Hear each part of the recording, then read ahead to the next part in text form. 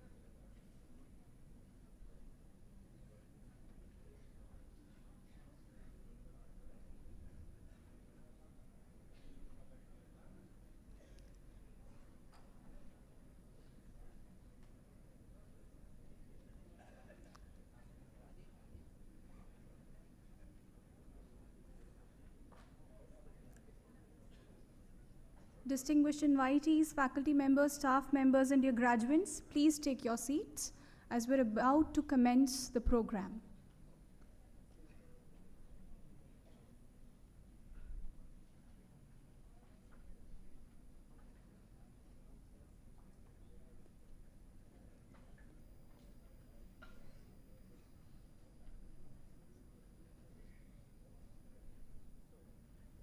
Distinguished invitees, faculty members, staff members, and dear graduates, the academic procession is now arriving. Please rise.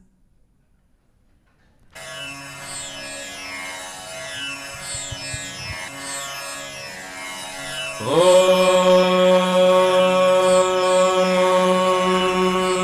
Shri Gurubhyo Namaha Harihi Om Om Channo Mitrashyam Varunaha Channo Bhavatvarjava Channa Indro Brihaspatihi Channo Vishnururukramah Namo Brahmane Namaste Vayo Tvameva Pratyaksham Brahmasi Tvameva Pratyaksham Brahma Vadishyami Ritam Vadishyami Satyam Vadishyami Tanma Bhavatu Tadvaktara Bhavatu Avatu Mam Avatu Bhaktaram Om Shanti Shanti Shanti Vedamanochyacharyon Devasina Manushasti Satyam Vada Dhammanjara Swadhyayaan Ma Pramadaha Acharyaya Priyandhanamahritya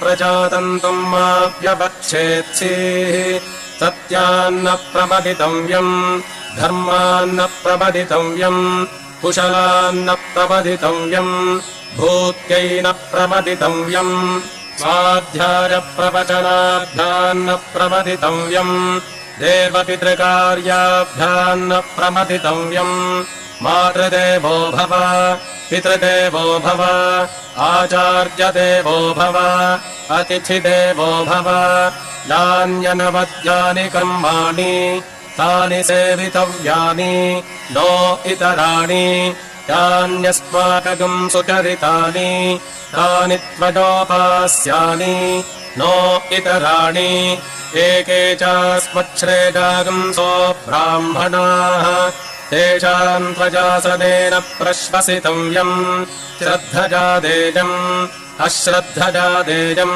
Shrijadejam Hrijadejam Bhijadejam Samvidadejam Athajadite Kamma Vichikitsava Vritta Vichikitsava Syat Yetatta Brahmana Samvarshinaha Yukta Ayuktaha Aloksha Dharmakamasyuh Yatha te tatra varteran Tatha tatra vartethaha Athabhyakhyateshu Yetatta Brahmana Samvarshinaha Yukta Ayuktaha Aloksha Dharmakamasyuh Yatha te teshu varteran Tatha teshu vartethaha Esha adeshaha Esha upadeshaha Esha vedopanishad Etadanuशासनम्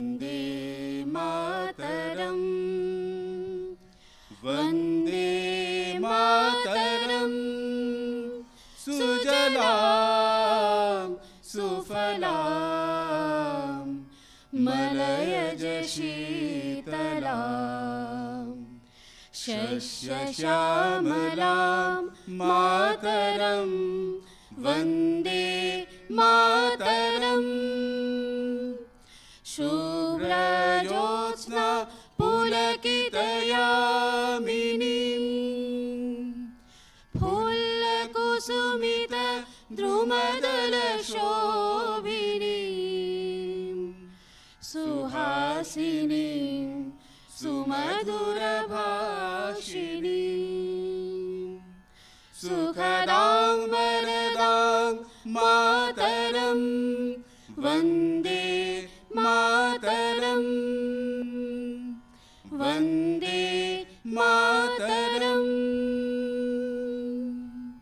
Distinguished invitees, faculty members, staff members, and dear graduates, please take your seats.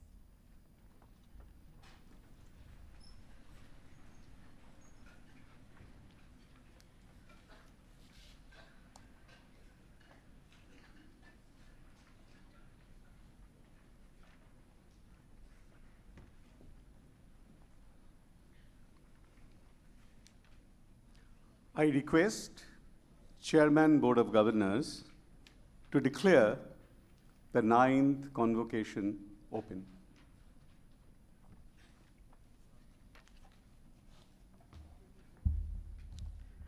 I declare the 9th convocation of the Indian Institute of Technology, Jodhpur, open.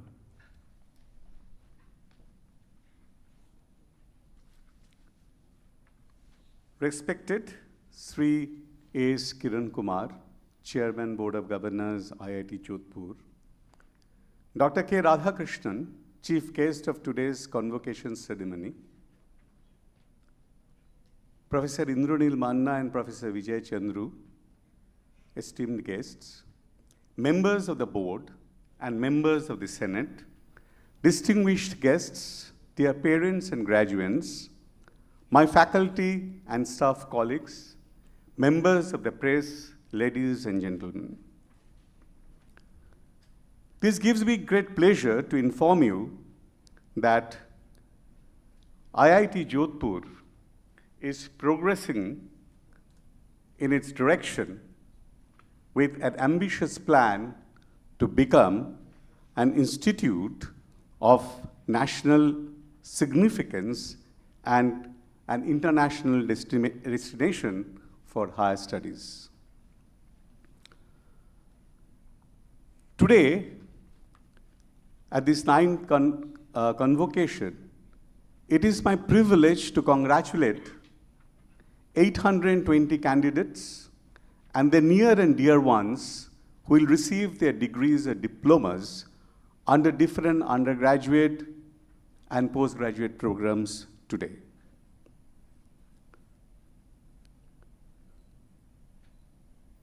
In the part 1 of the convocation today, there will be 316 students who have qualified for their B.Tech degrees will receive their degree, along with 92 students qualified for different M.Sc degrees. This is also an occasion where we need to also express, I think, our gratitude and recognize our parents, our guardians, and family members, and their contributions towards the life of the graduating students. I would now request all the graduating students to stand to honor your near and dear ones for your achievements today. Please stand. And by that, you're expressing your gratitude and you recognize the efforts of your near and dear ones have put in towards enabling you to reach this position. Please sit down.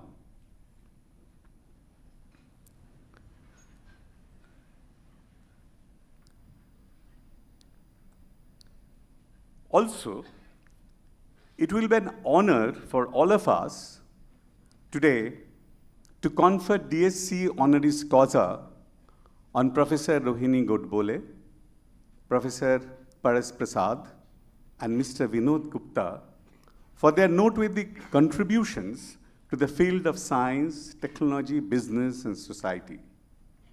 This is for the first time IIT Jodhpur is conferring D.Sc honoris causa degrees, and that way this is also a momentous occasion in the life of IIT Jodhpur. Established by an Act of Parliament in 2008, IIT Jodhpur has completed 15 years of its existence in 2023. It is now spread over an area of more than 850 acres. It has total built-up area of 2.78 thousand square meters, having 4,554 registered students, 261 faculty members, and 234 supporting staff. On the 5th of October 2023, this permanent campus of IIT Jodhpur was dedicated to the nation by the Honorable Prime Minister Shri Narendra Modi. It was a momentous occasion in the history of IIT Jodhpur. Prime Minister also remarked that IIT Jodhpur is becoming premier institution not only in Rajasthan but in the entire country. And this institute offers unique academic and research programs across multiple disciplines, including collaboration with AIIMS Jodhpur for transdisciplinary innovation-oriented joint degree programs in medical technologies. Honorable Prime Minister, in particular, lauded this collaboration between IIT Jodhpur and AIIMS Jodhpur in the area of medical technologies. Prime Minister Shri Narendra Modi ji said, IIT Jodhpur and AIIMS Jodhpur have collaboratively exploring new possibilities in the field of medical technology. And this has been inspirational for all of us. IIT has continued in its progress in different academic disciplines. This year, we are fortunate to create Rishabh Center for Research and Innovation in Clean Energy. This has been supported through a philanthropic donation by an ex-IITian and who is actually running the Rishabh Industries, which is a well-known name in the area of power electronics. We have also set up a COE on digital health in collaboration with Libra Foundation and Ayushman Bharat Digital Mission. IIT Jodhpur has also initiated a number of academic programs in this year 23-24. One is M.Tech in quantum technologies, M.Tech in data engineering, M.Sc in XR design, MBA in fintech and cybersecurity, and postgraduate diploma in next generation omics technologies and applications. If you look at the nature of the programs, IIT Jodhpur is responding with its faculty resources and assets to the demands and advances of technologies in different frontier areas. This has been our motivation and target, and we are moving in that direction. We have got a powerful PhD programs, and in some of the new PhD areas in which new PhD program has been initiated are educational technology and technology for education and technologies for sustainability. While traditional research-based academic programs emphasize on scholarly publications, today it is also important to recognize other forms of contributions, that is patents, technology or system development, entrepreneurship, etc., as outcomes of research and innovation. We have initiated new MSR program with this objective in variety of centers and discipline. To support research, we have from this year onwards decided to provide a grant of rupees 2 lakhs to research scholars to present their research paper in international conferences, in top-ranking international conferences globally, anywhere, at least once in their research period of PhD work. Institute is investing right now about 75 crores through HEFA loan for enhancing its scientific infrastructure by getting sophisticated instruments and increasing its computing facilities. With all these, IIT Jodhpur has been active in generating new know-how and technologies in different frontier areas like AI, Industry 4.0, sensors and IoT, computer vision, cyber security, space robotics, omni-mobility, clean energy, climate change, 2D materials, healthcare, quantum systems, and many more. Currently, total of 336 sponsored projects are ongoing with a financial outlay of rupees 179 crores. And we are also active in developing technologies needing and meeting societal needs. A significant example has been face recognition technology for social good, which is a robust face recognition technology and has been deployed during Balasore train accident to identify unclaimed bodies. And in fact, the technology is robust enough to be used in actual practical field.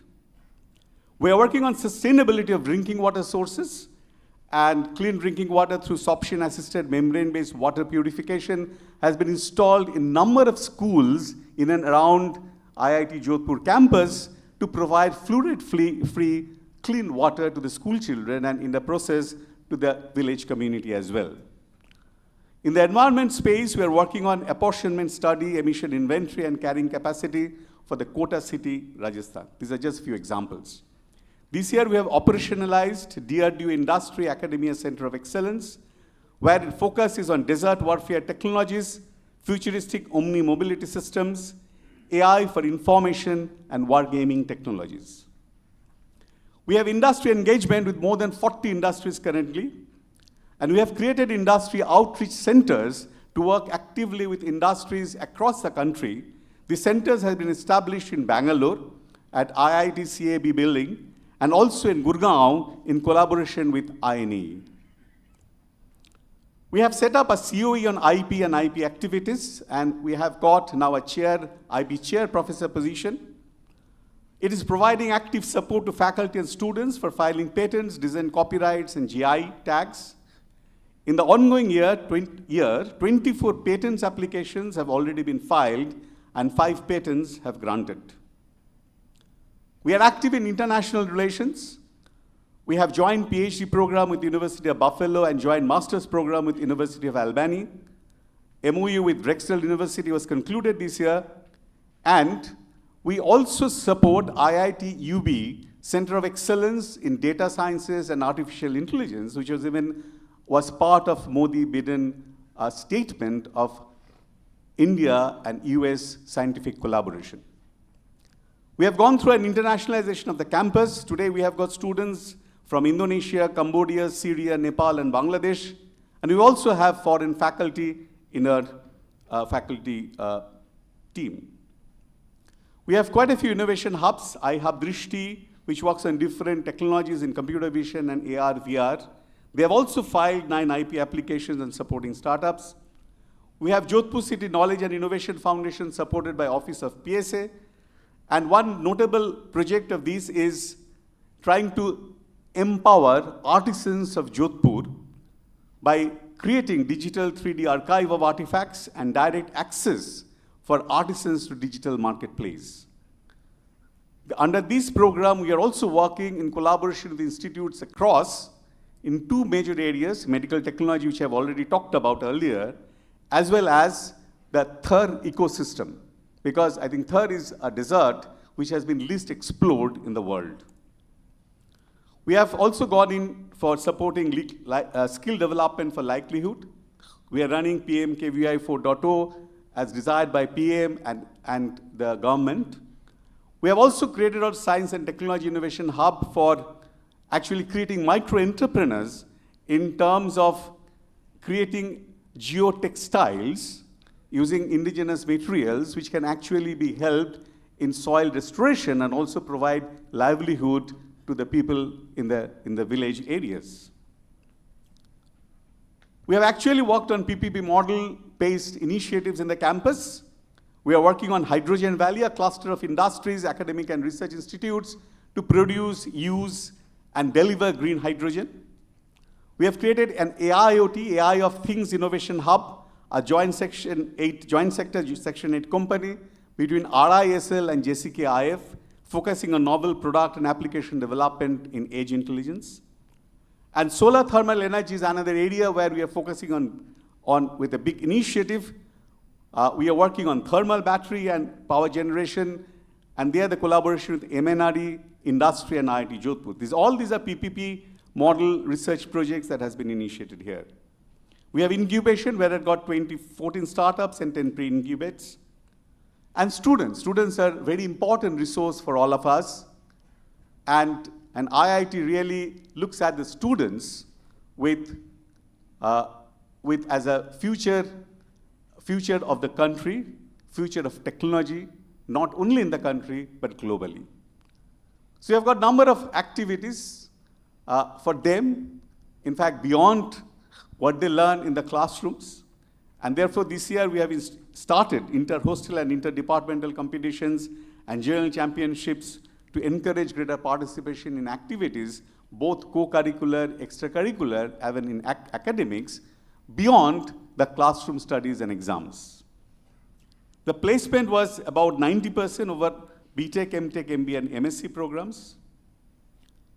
Our alumni relations office is active, and we just had an alumni meet in Bangalore in November, 20th, 26th November in 2022, and also a meeting in September in the IIT CAB, interacting with alumni, and we have also started recognizing the distinguished performance and achievements of young alumni today with Riva Award.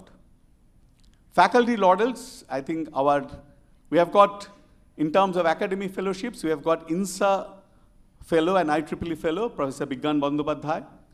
Dr. Dipanjan Roy has been elected Fellow of NASI. In terms of editorial board memberships, we have faculty member Bhupendra Singh Benual, Associate Editor of IEEE Transactions on Very Large Scale Integrated Circuits, Ram Prakash as Nature Scientific Report, and Jnan Tripathi as Associate Editor, IEEE Electromagnetic Compatibility Magazine. Mayank has got 2023 IEEE Meritorious Service Award, which is also a very distinct accomplishment of our faculty.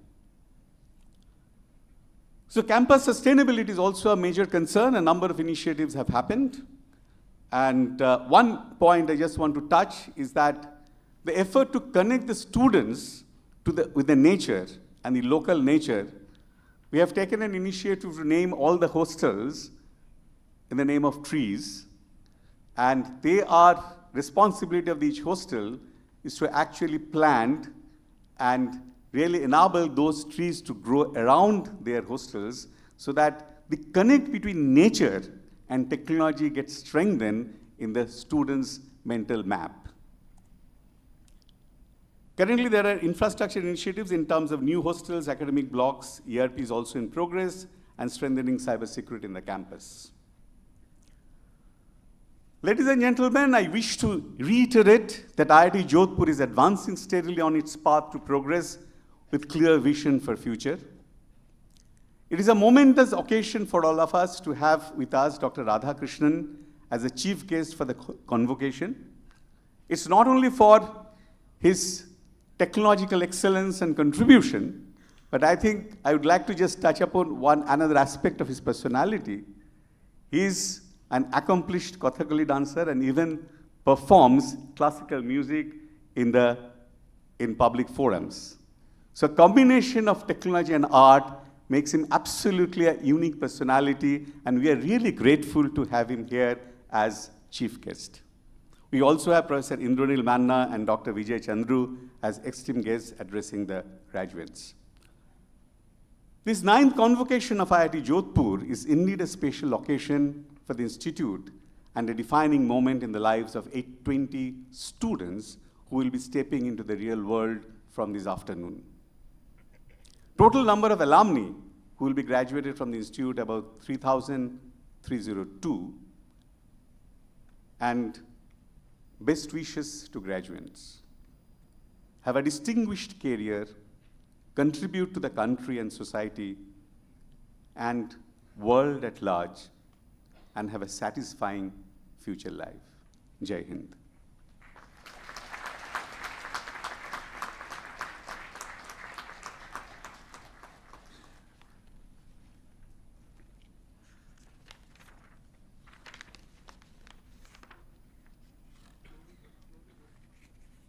Let the candidates be presented for the award of the degree of Bachelor of Technology in Bioengineering. I present 34 candidates in person and 10 in absentia who met the requirements for the award of degree of Bachelor of Technology in Bioengineering. I recommend that they be admitted to the said degree. Abir Roy,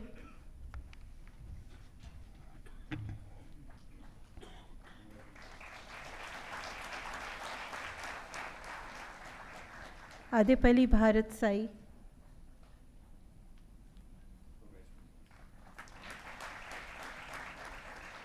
Aditya Kumar,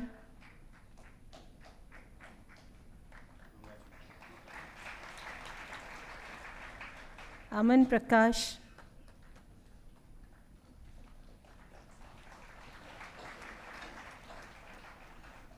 Anshul Chauhan,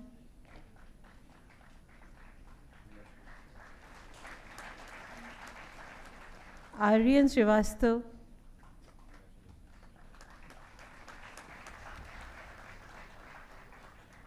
Ashutosh Singh,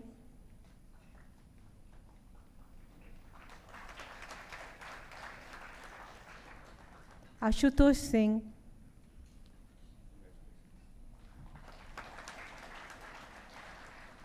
Chandu Nayak,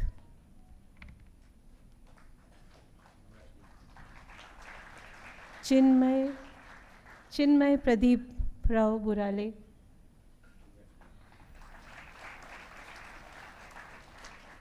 Divyanshi Jagetia,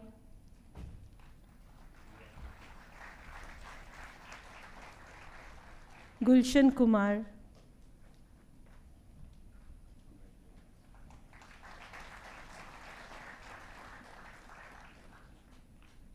Hardik Jain,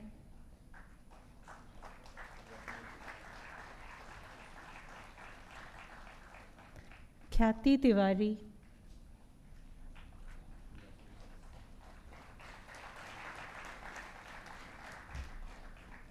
Krishna Jaju,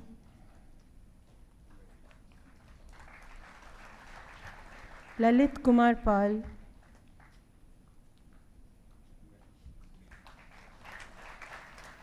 Mantati Krantivir,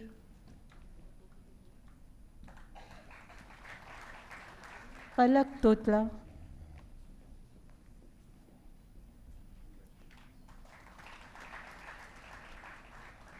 Pedimoni Dhanush Yadav,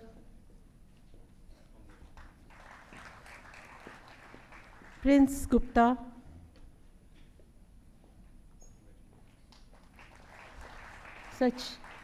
Sachin Moore,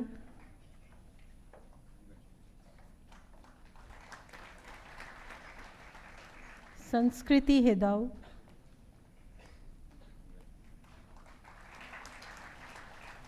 Sarthak Vasan,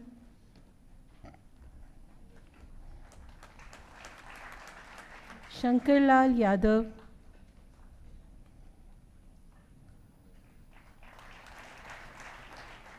Shashank Saraswat, Shivam Pankajzade,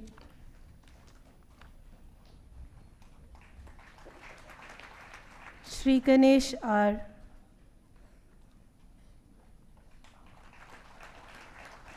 Tarun Kumar,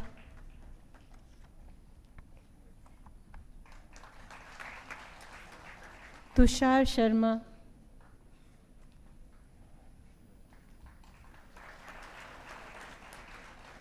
Pendela Hemant,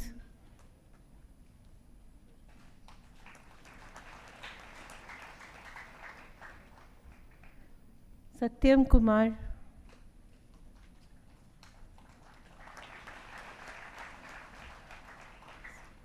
Sai Krishna,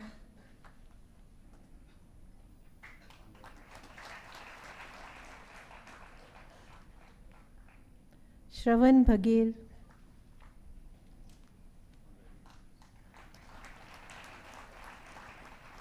Vishnu Kumar,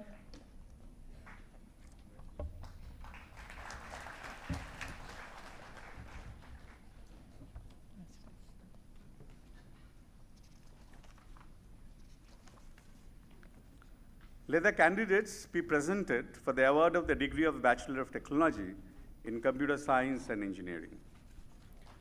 I present 82 candidates in person and 26 in absentia who met the requirements for the award of the degree of Bachelor of Technology in Computer Science and Engineering.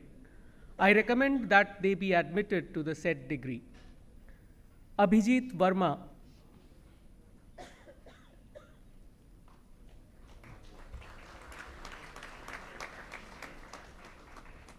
Abhishek Jamhoria,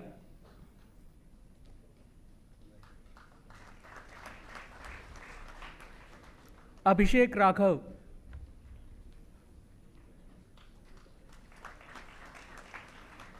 Adityaraje Ashok Devde,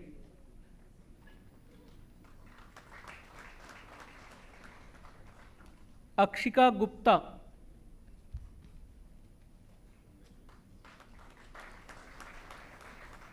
Ankit,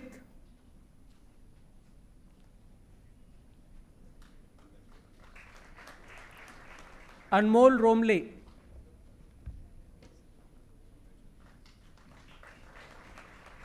Anshul Goyal,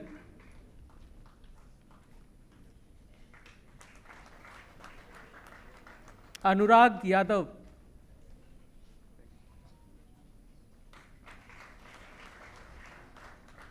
Anush Devkar,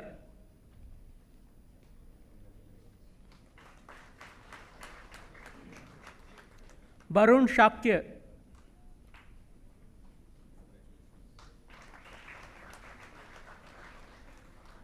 Bhagirath Singh Sarvaiya,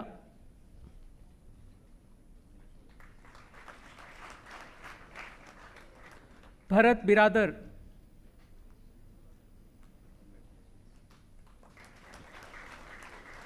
Borkar अंकुर मोतीराम,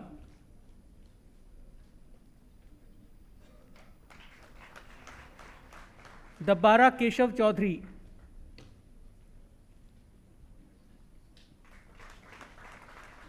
दीप अशोक भाई Patel,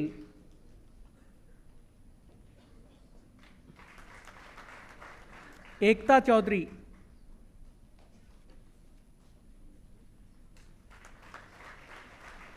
Gajjar Hemani Himanshu,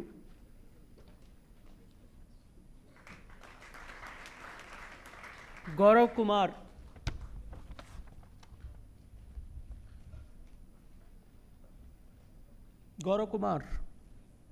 Gautam Jain,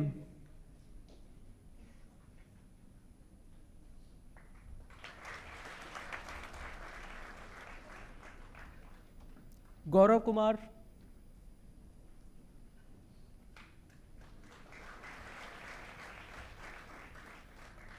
Harish Kumar,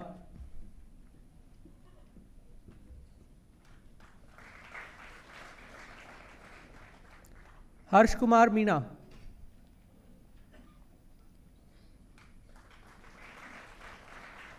Harshal Singh Bhatia,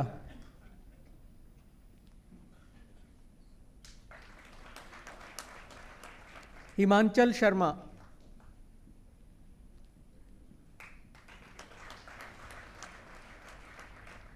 Kalyani M Sawai,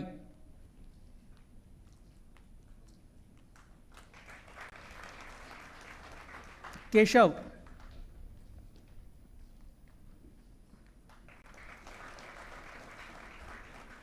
M के लक्षत अदितान,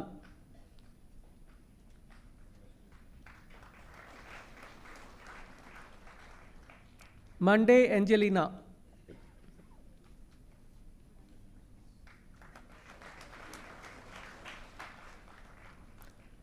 मानेपल्ली हरि,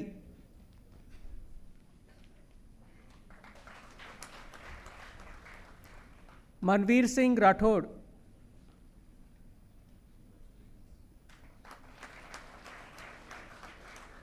मान्या गुप्ता,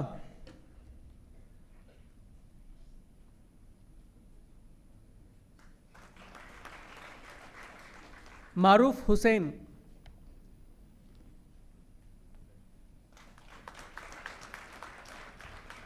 मयंक राज,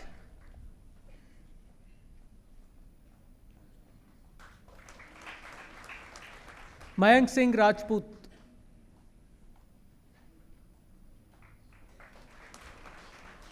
नेहा सोनी,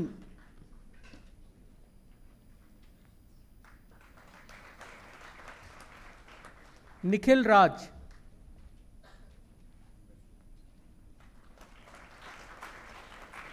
नुन्ना राधाश्याम,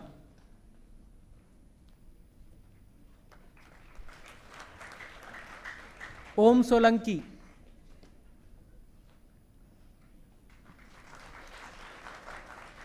परमार देवांशी कन्हैया लाल,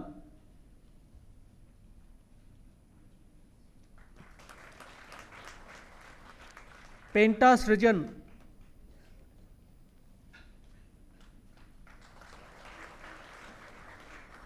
पीयूष,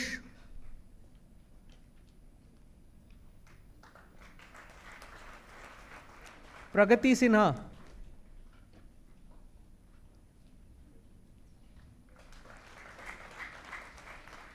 प्रणीत ठाकुर,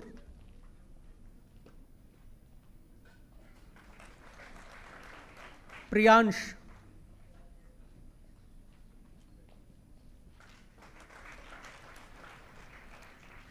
रिपका षणमुखा, श्रीकर संतोष,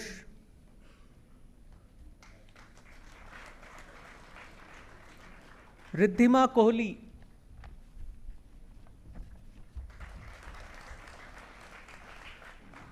रौनक सिंघवी,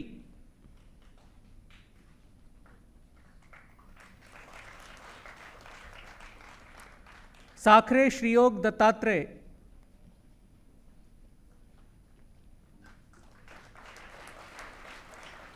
संदीप कुमार बर्णवाल,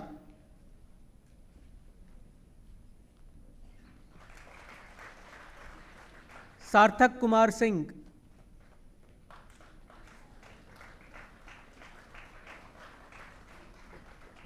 सौरव मजोका,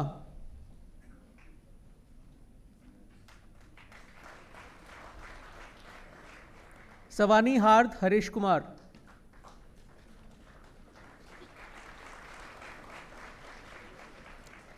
सेंतु वंशी कृष्णा,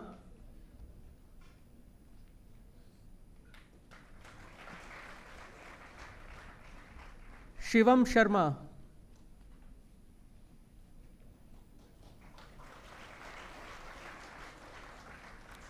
श्री रामोजू श्रीजा,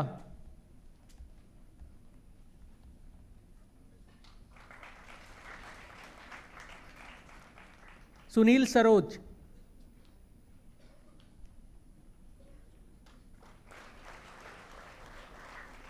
सुरभि दुआ,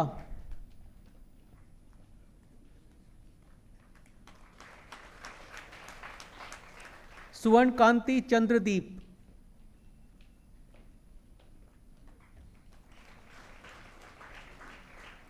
तोशांत नरूला,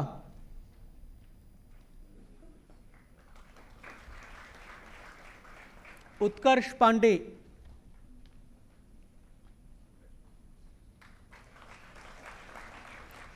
वामसी कृष्णा कोडावली,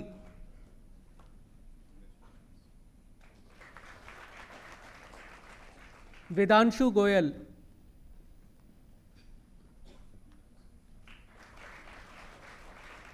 विकास सिंह,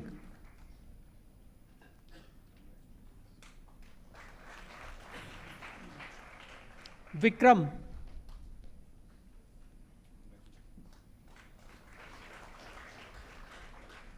विपुल शर्मा,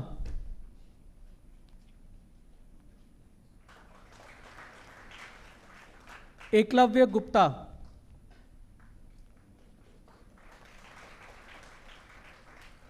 अपूर्व पाल,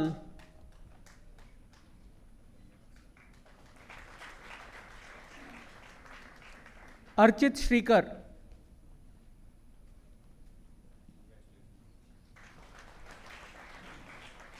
भावना चोपड़ा,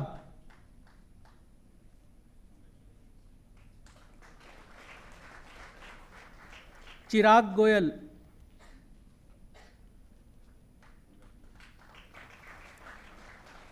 दुल्ला सात्विक,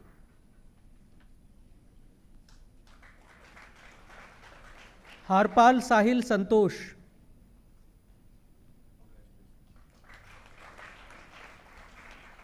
हर्षित गुप्ता,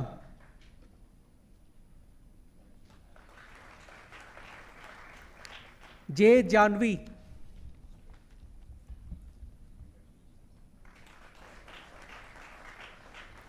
क्षितिज,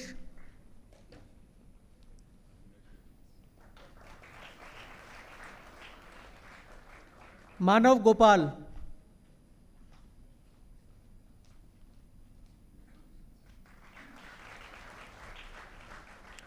नीरज,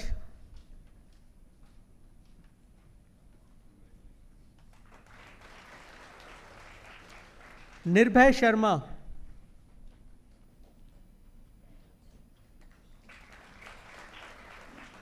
पटेल दर्श बाबू भाई,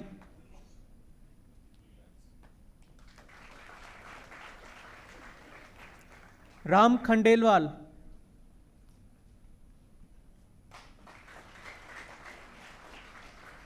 रौनक गांधी,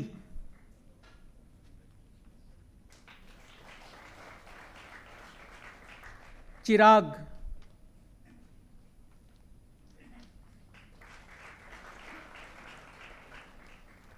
लोकेश संदीप बम,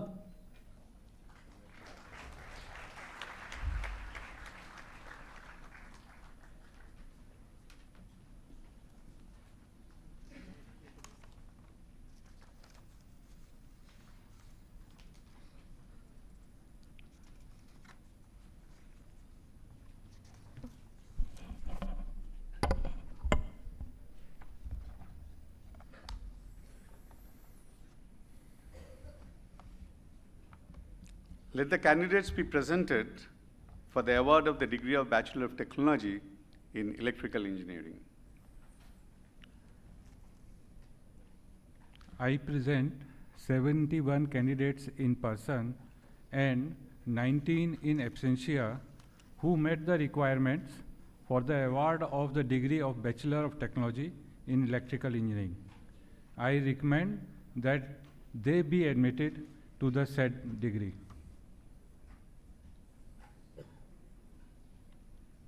Aanchal.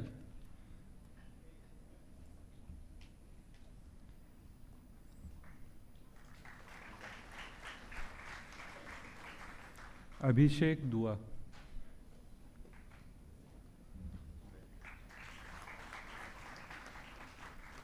Aditi Goyal.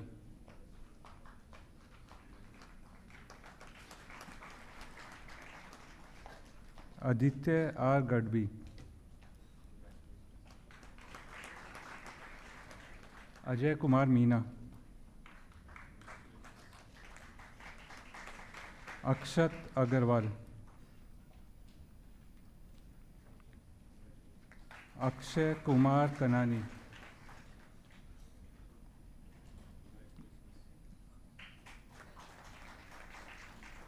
Aniket Wani.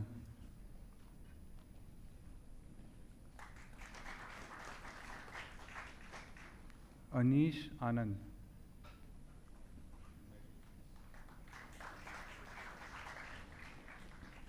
Aniket Chaudhary. Arjun Porwal. Aryan Garg. Buruka Nikita.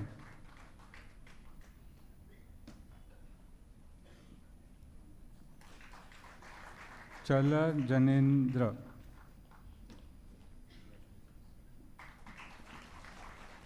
Chirag Bhavani.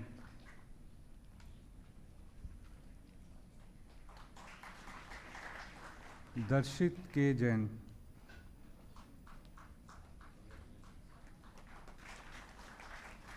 Dinesh Dhunjaria.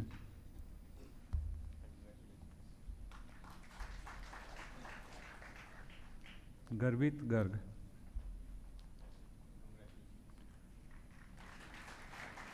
Gattu Hemantha.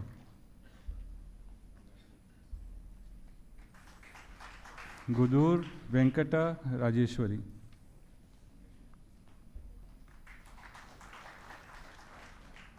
Gugul Sujita.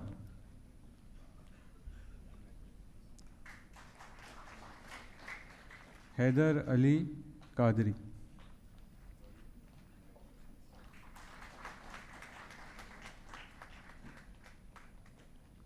Harsh Rajiv Agarwal.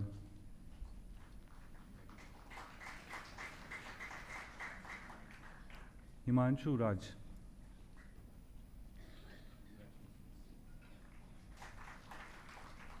Hitesh Singh.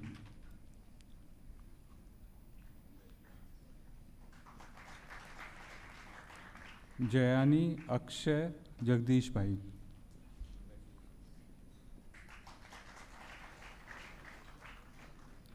Kaustubh Sharma.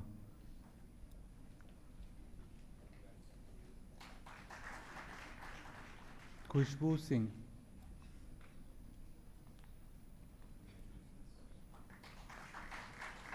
Kota Parinidhi Reddy.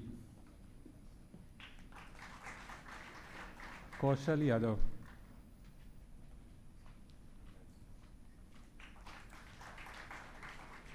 Kwanit Gupta.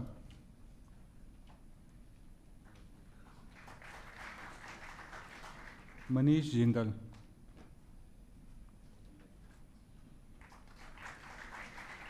Manish Meena.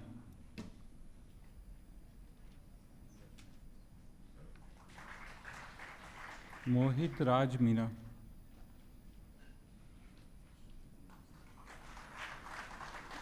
Murugo Moni Ratna.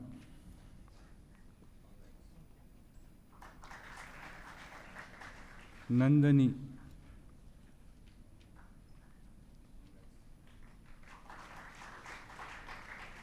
Neil Alvarez.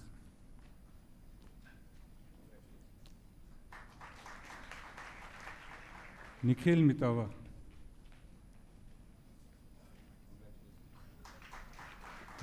Nimit Khanna.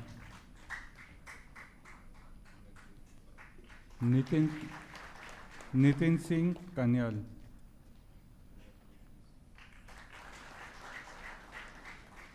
Ojaswit Gautam.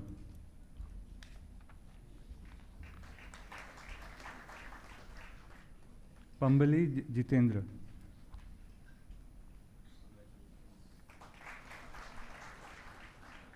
Pavandeep Suryavanshi.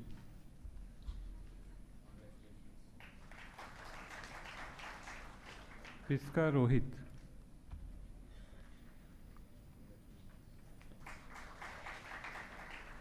Podar Samarth Vijay.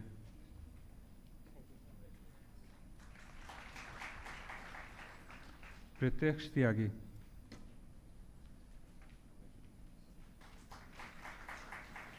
Puru Raj.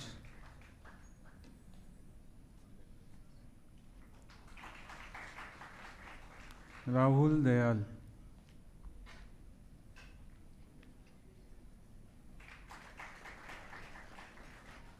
Rohan Singh.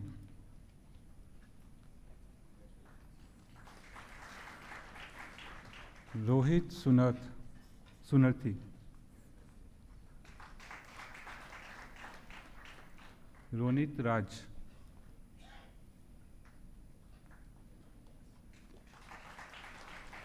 Sachin Kumar.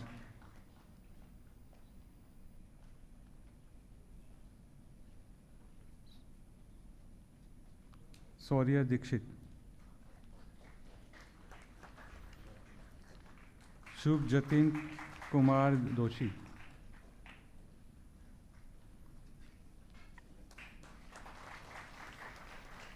Soumya Vaish.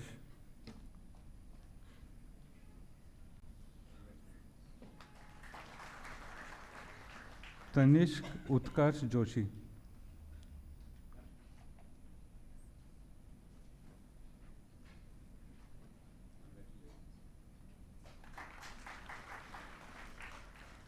Thoria Krishna Bhupendra Bhai. Upadhyay आकाश भोलेंदु कुमार. वैभव मेहरा.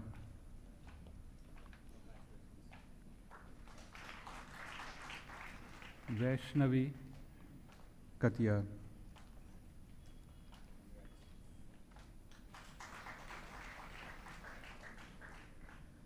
वंश खंडेलवाल.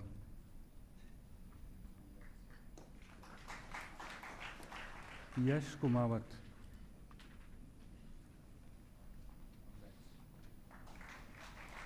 योगेश नीमा.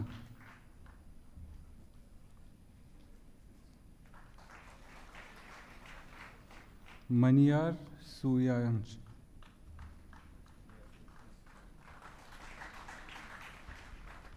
मोहन छबारिया.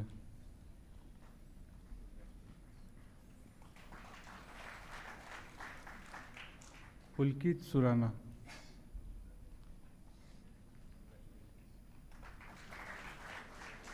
रोहित.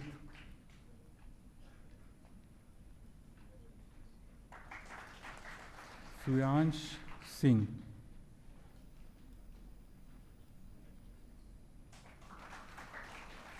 तनुज.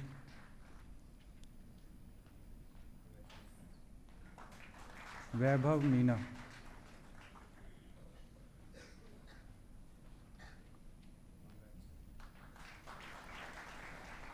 मानव Kapoor.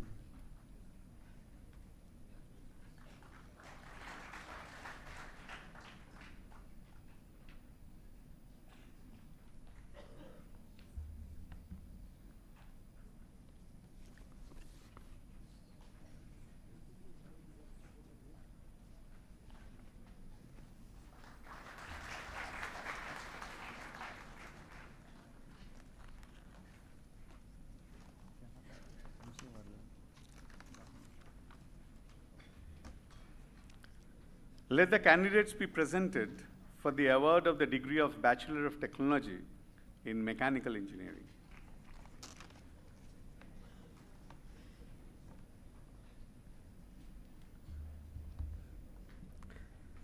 I present 56 candidates in person and 18 in absentia who met the requirements for the award of the degree of Bachelor of Technology in Mechanical Engineering.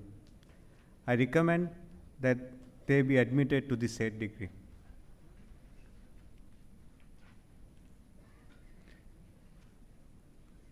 Mayank Rathore.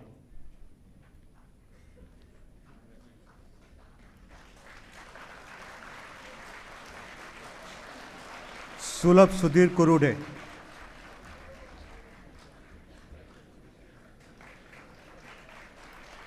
Aditi Bhuteja.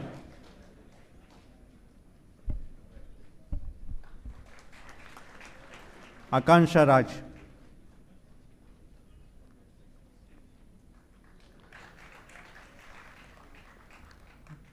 Akarshit Kumar Verma.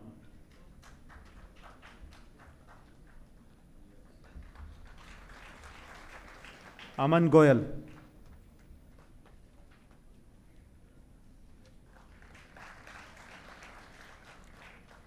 Aman Kajavdara.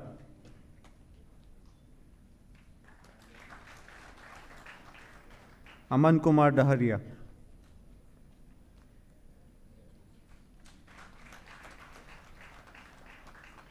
Animeli Akshay.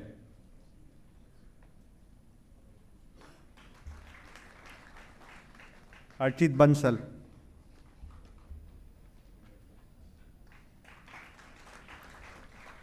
Arjun Hurkat.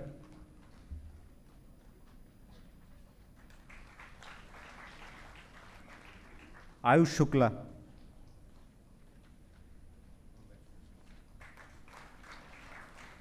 Banshul Kumar Mahajan.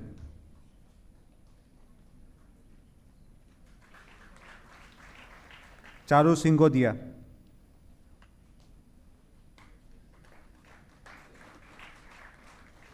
Chundur Sai Vamsi Krishna.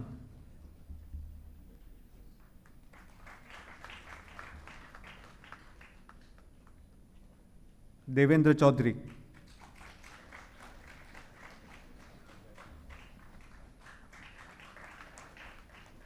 Isha Mangal.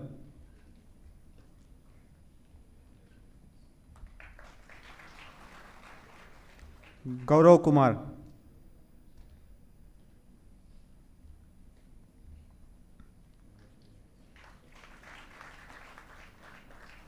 Gaurav Yadav.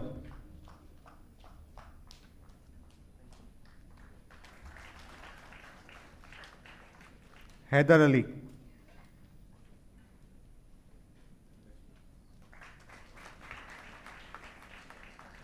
Jatin Singhal.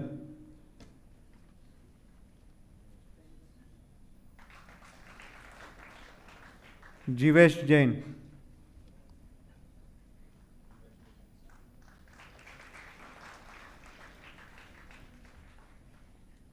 Jiao Rajabhav Vadne.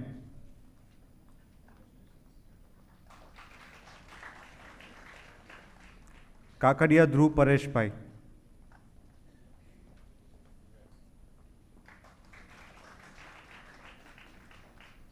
Karthik Agrawal.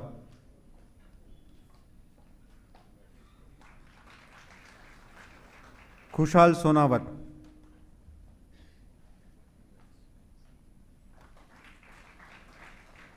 Manoj Meena.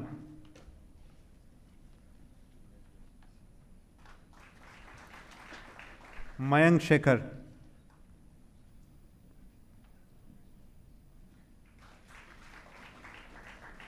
Mihir Lakhotia.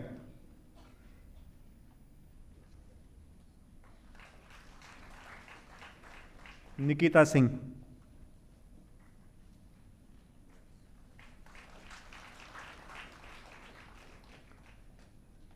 Prajwal Verma.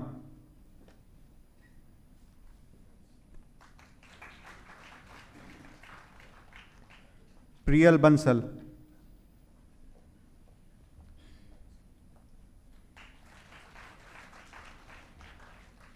Priyanka Nehra.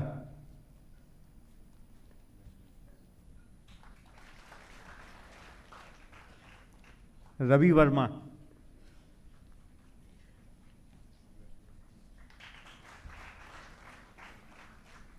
Riddhima Pandey.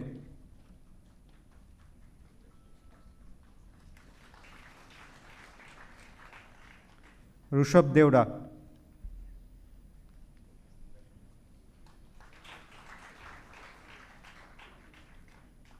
Rishav Kumar.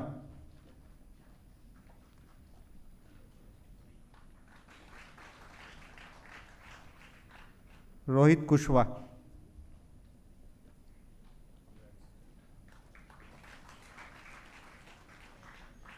Rohit Nagar.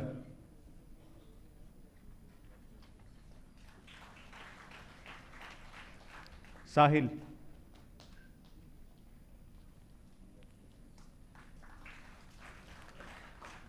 Saksam Shoni.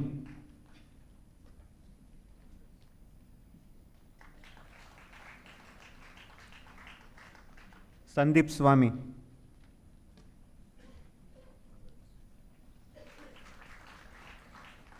Sandesh Singh.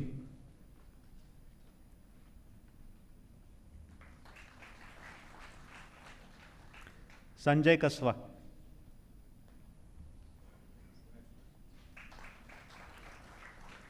Satyam Kumar.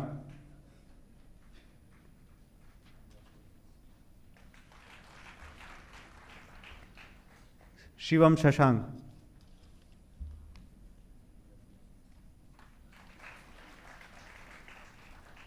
Shrija Sharyan.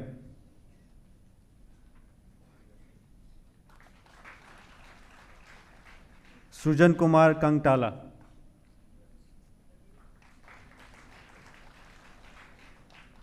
Suresh Kumar Meena.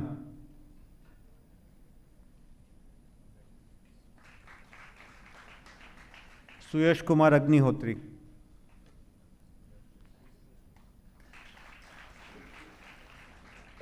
Trishan Gopal Pamnani.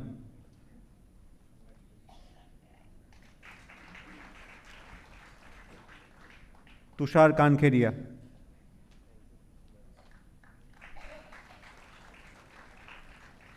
Wasawa Arjit Kumar Dilam Singh.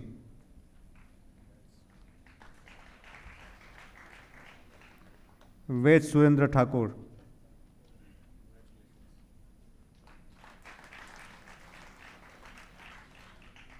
Venkatesh Patnala.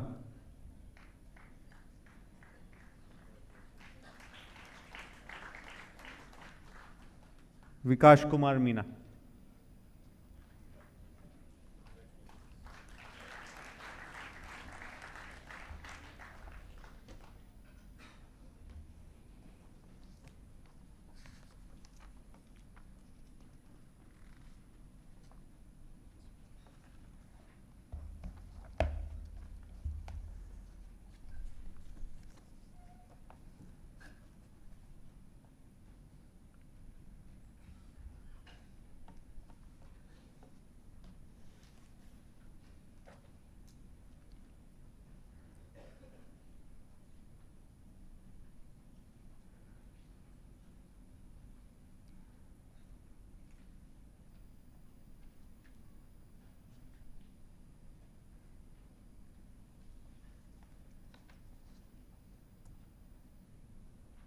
All recipients of the degrees of Bachelor of Technology, please rise.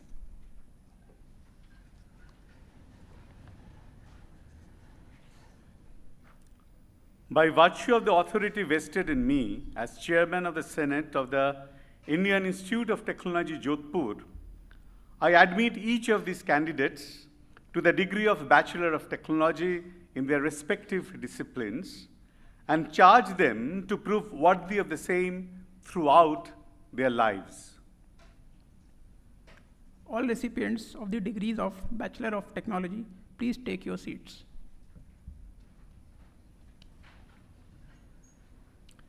Let the candidates be presented for the award of the degree of Master of Science in Chemistry.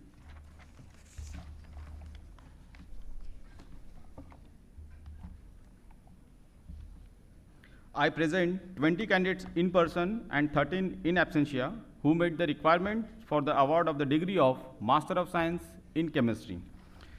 I recommend that they be admitted to the said degree.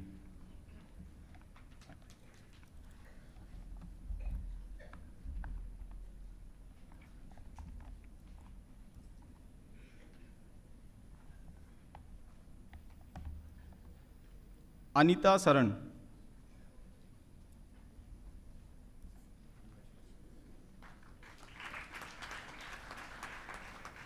Arpit Sharma.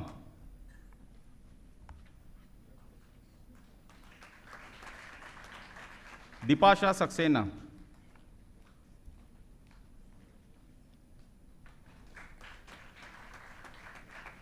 Garima.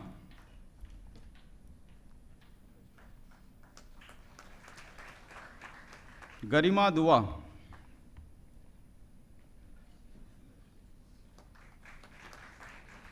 Kalpana Meena.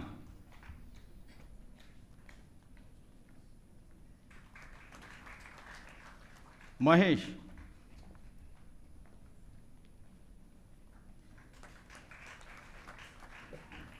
Neha Sharma.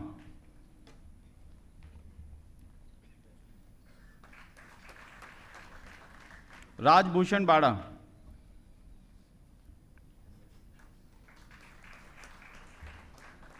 Rishikesh Gulabrao Misal.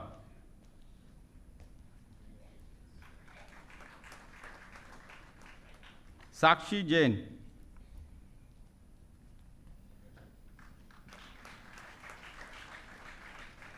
Sanjeev Das.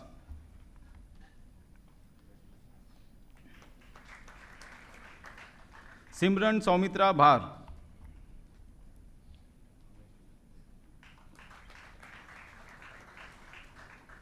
Sri Prada Shekhar.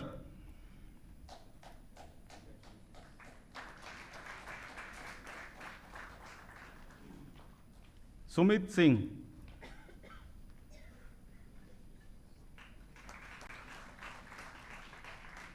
Vaibhav Mishra.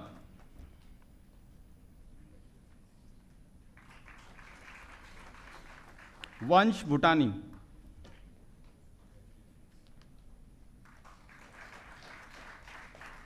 Vinti.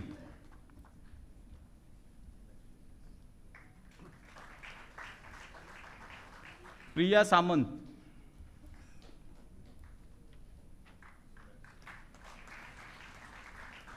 Nikhil Singh.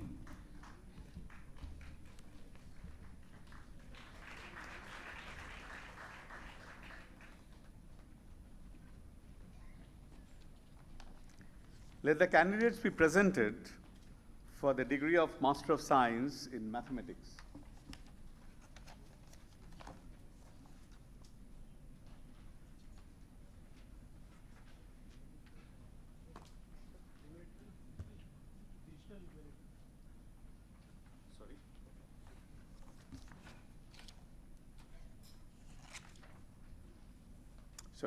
Let the candidates be presented for the award of the degree of Master of Science in Digital Humanities.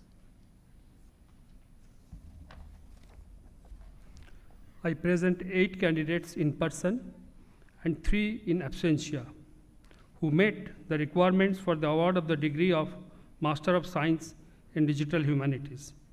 I recommend that they be admitted to the said degree. Nikita Sharma.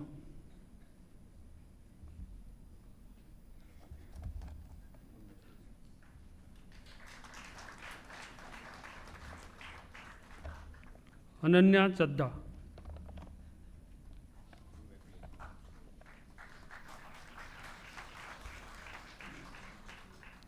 Anjana R. Nair.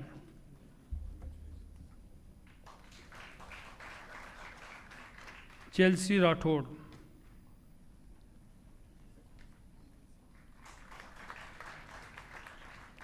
Kusum Rabi Das.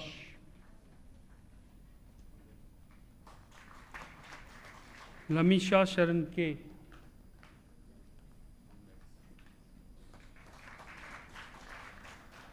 Lavanya Daya.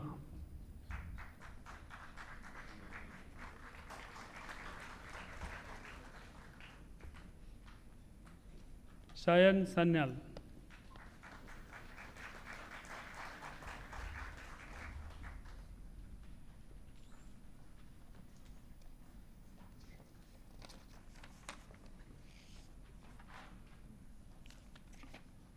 Let the candidates be presented for the award of the degree of Master of Science in Mathematics.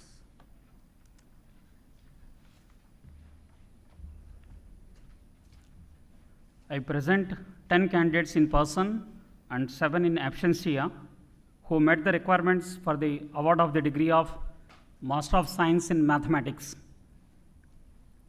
I recommend that they be admitted to the said degree.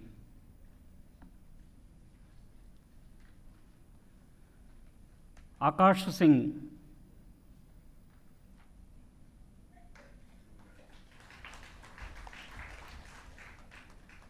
Anjali Punia,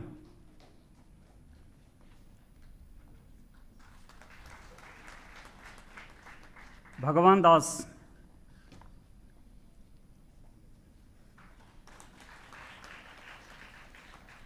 Deepak Bijarnia,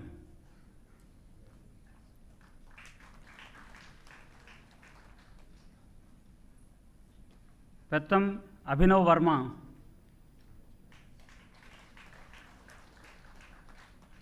Ravi Kumar,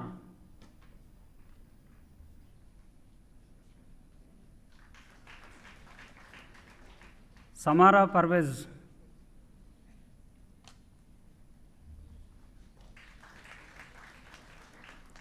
Shalini Mundra,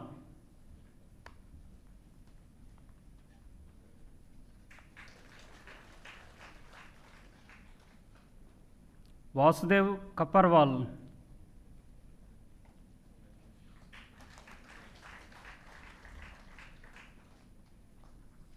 Vineet Bharadwaj,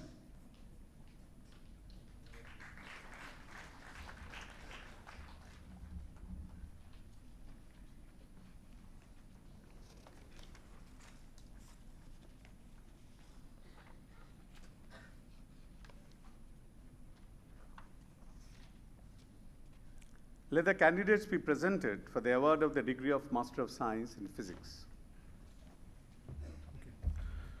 I present 15 candidates in person and 16 in absentia who met the requirements for the award of the degree of Master of Science in Physics. I recommend that they be admitted to the said degree.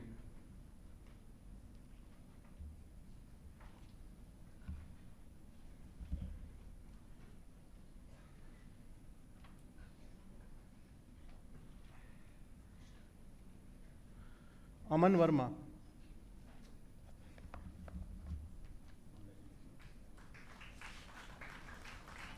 Gaurav Bhanja,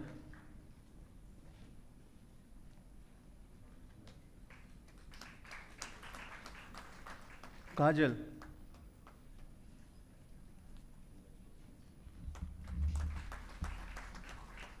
Mahendra Sahu,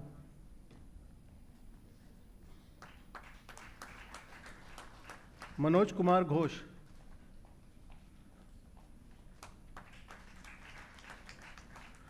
Monu Meena,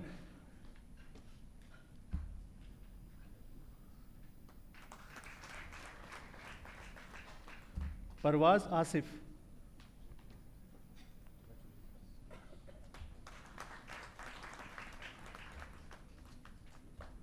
Pooja Yadav,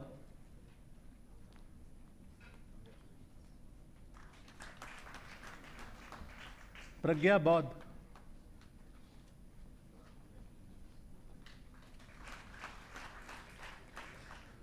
Pratik Thakur,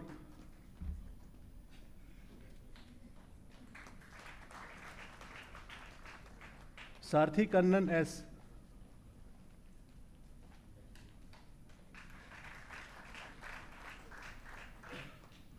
Sonu Meena,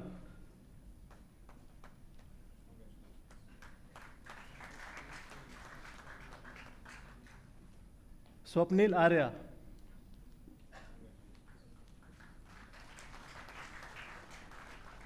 Trambak Jyoti Chal,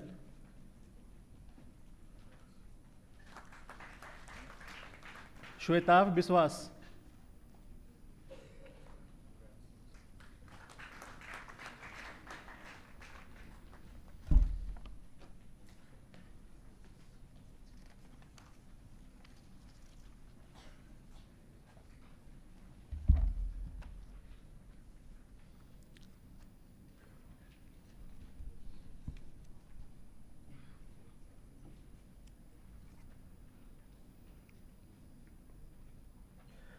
All recipients of the degrees of Master of Science, please rise.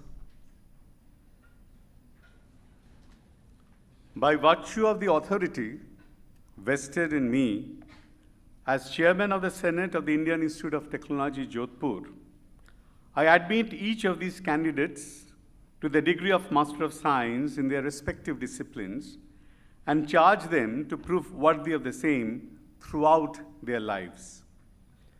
All recipients of the degrees of Master of Science, please take your seats.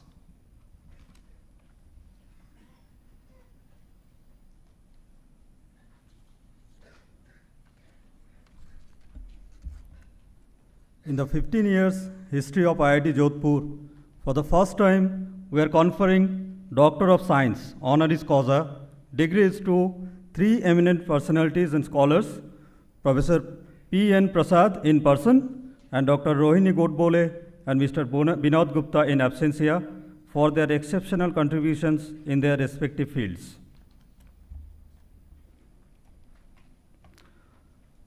We are conferring Doctor of Science degree to Padma Shri awardee Professor Rohini Godbole, a renowned physicist who has made outstanding contribution to the theory of elementary particle physics. She is an INSA senior scientist at the Center of High Energy Physics, Indian Institute of Science, Bangalore.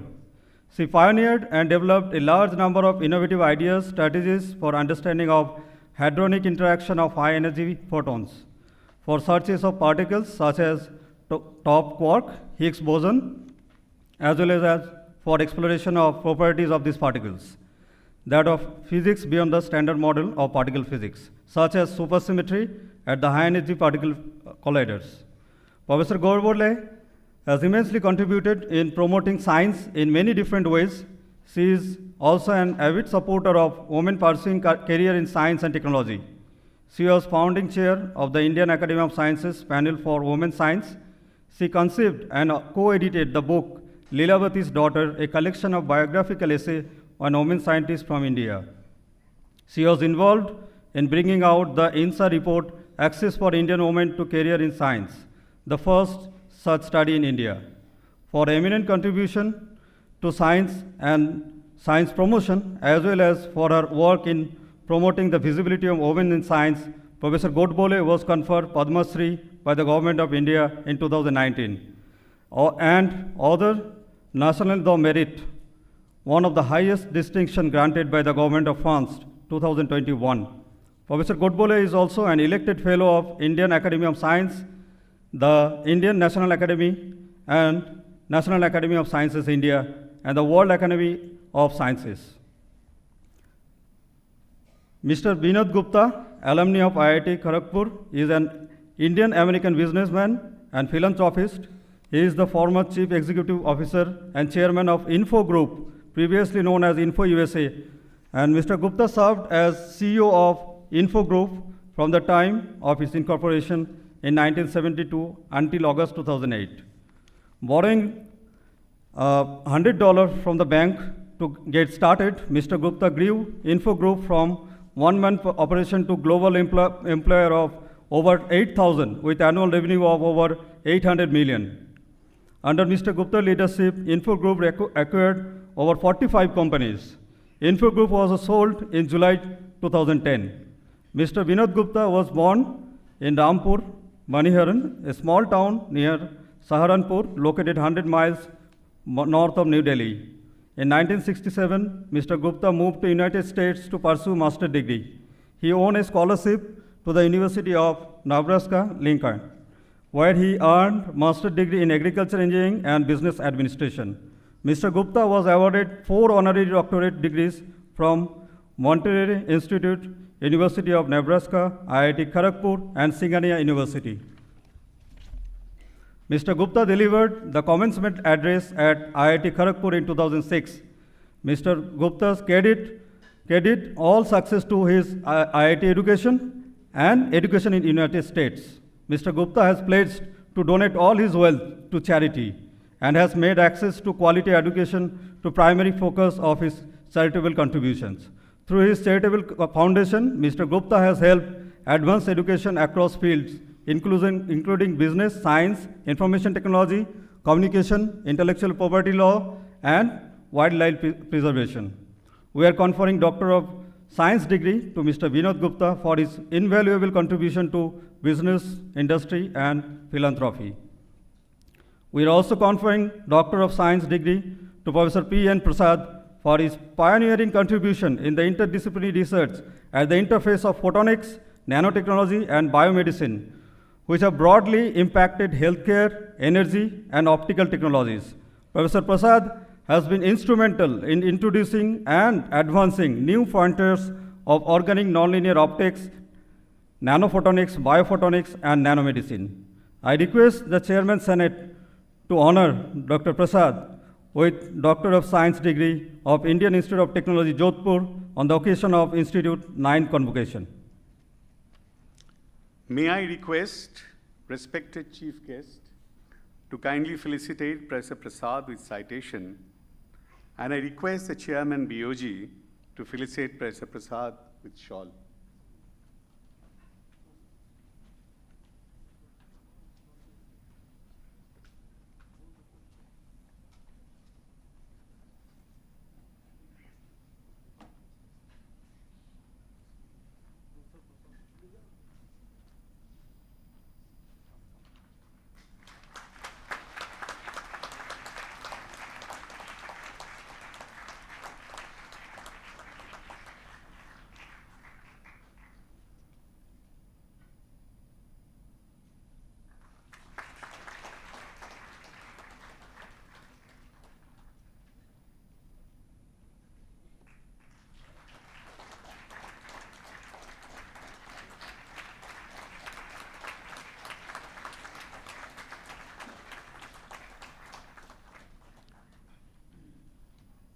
Professor Prasad, please stand. Let me just read out your citation. On the occasion of the 9th Convocation ceremony of the Indian Institute of Technology, Jodhpur, the Senate of the Institute, under the power vested by the statute of the Institute and with the consent of the Board of Governors and confirmation by the visitor of the Institute, Honorable President of India, Professor Parasnath Prasad, Sani Distinguished Professor of Chemistry, Physics, Electrical Engineering, and Medicine, is conferred the Doctor of Science of this institute. It is an honor to our institute and to the current and future graduates that he has kindly accepted this honorary degree.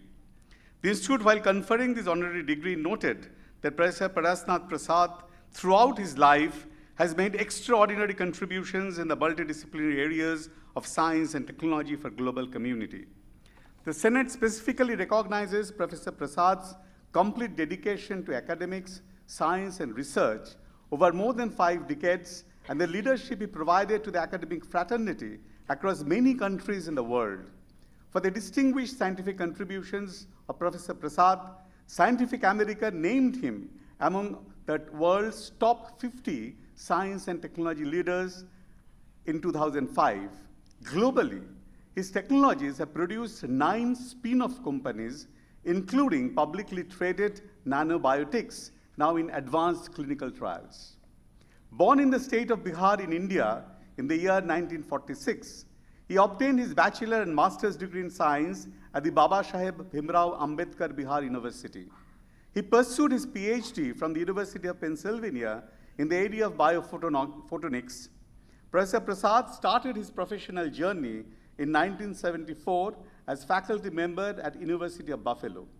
He has done pioneering research in the area of two-photon technology. At SUNY, as distinguished professor, he took a lead to create an ecosystem of multidisciplinarity by bringing together disciplines of chemistry, physics, electrical engineering, medicine at the interface of photonics, nanotechnology, and biomedicine, which has greatly impacted healthcare, energy, and optical technologies.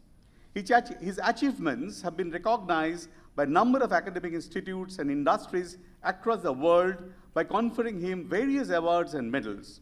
During his illustrious professional journey over 5 decades, a number of academies and scientific societies all over the world have conferred on him fellowships and honorary doctoral degrees.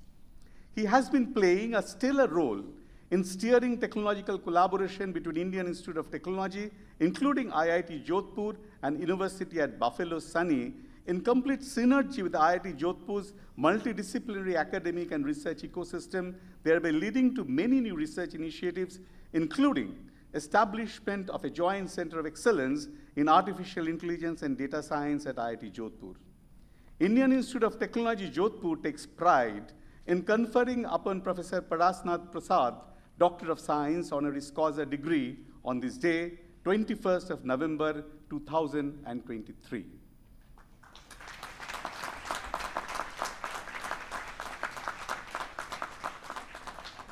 I request Professor Prasad to address the audience.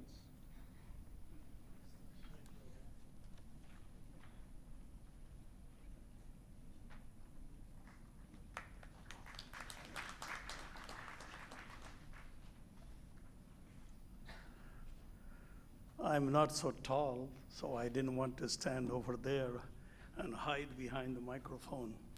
Thank you, Professor Shantanu Chaudhary, for very kind words. The chief guest, Professor Radhakrishnan, and the chairman of the board, Professor Kumar, the distinguished guests, faculty, and graduate class over here, of course, with the gracious presence of the director, Shantanu Chaudhary. Namaskar. Good afternoon. I can not find enough words to express my gratitude for this great honor that's given to me by the IIT Jodhpur, and I'm very grateful to the chair of the board of directors and Professor Shantanu Chaudhary. As I have received 4 different honorary doctorates from 4 different countries, but none of these means so much to me as having honorary doctorate from IIT Jodhpur.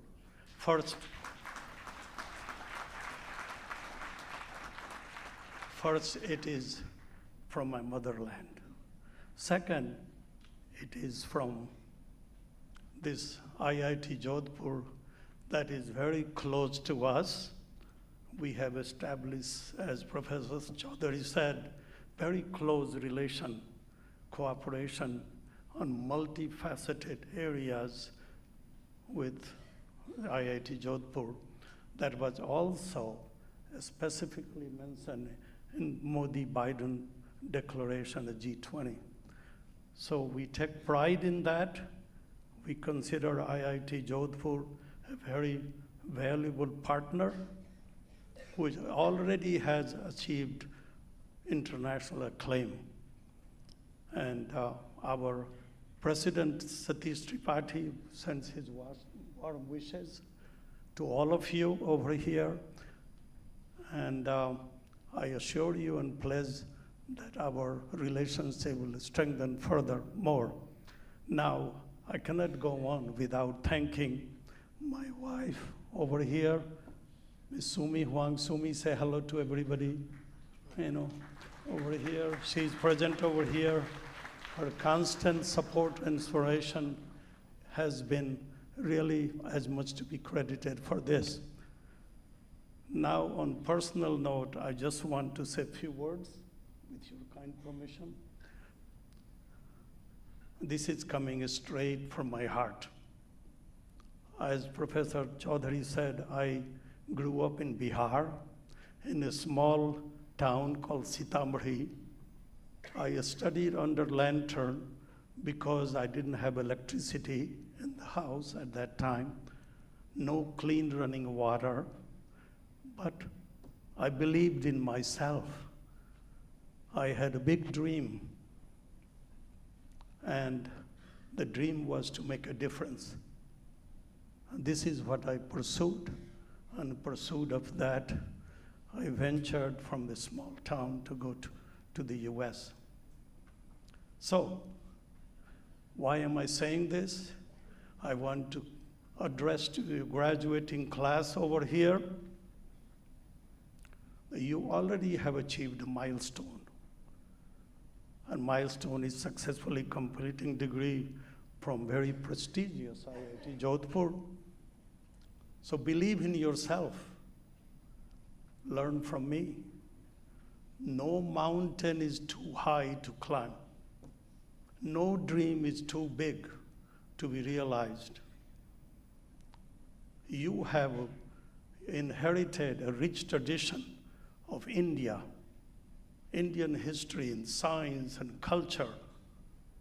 You can make a difference. And this is what you should strive for. Today is the day of celebration, festivity. Tomorrow is the day of action.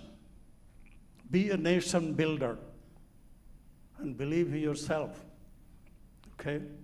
And that is the one you should pursue. And I wish you all the best of luck. Thank you. Dhanyavad.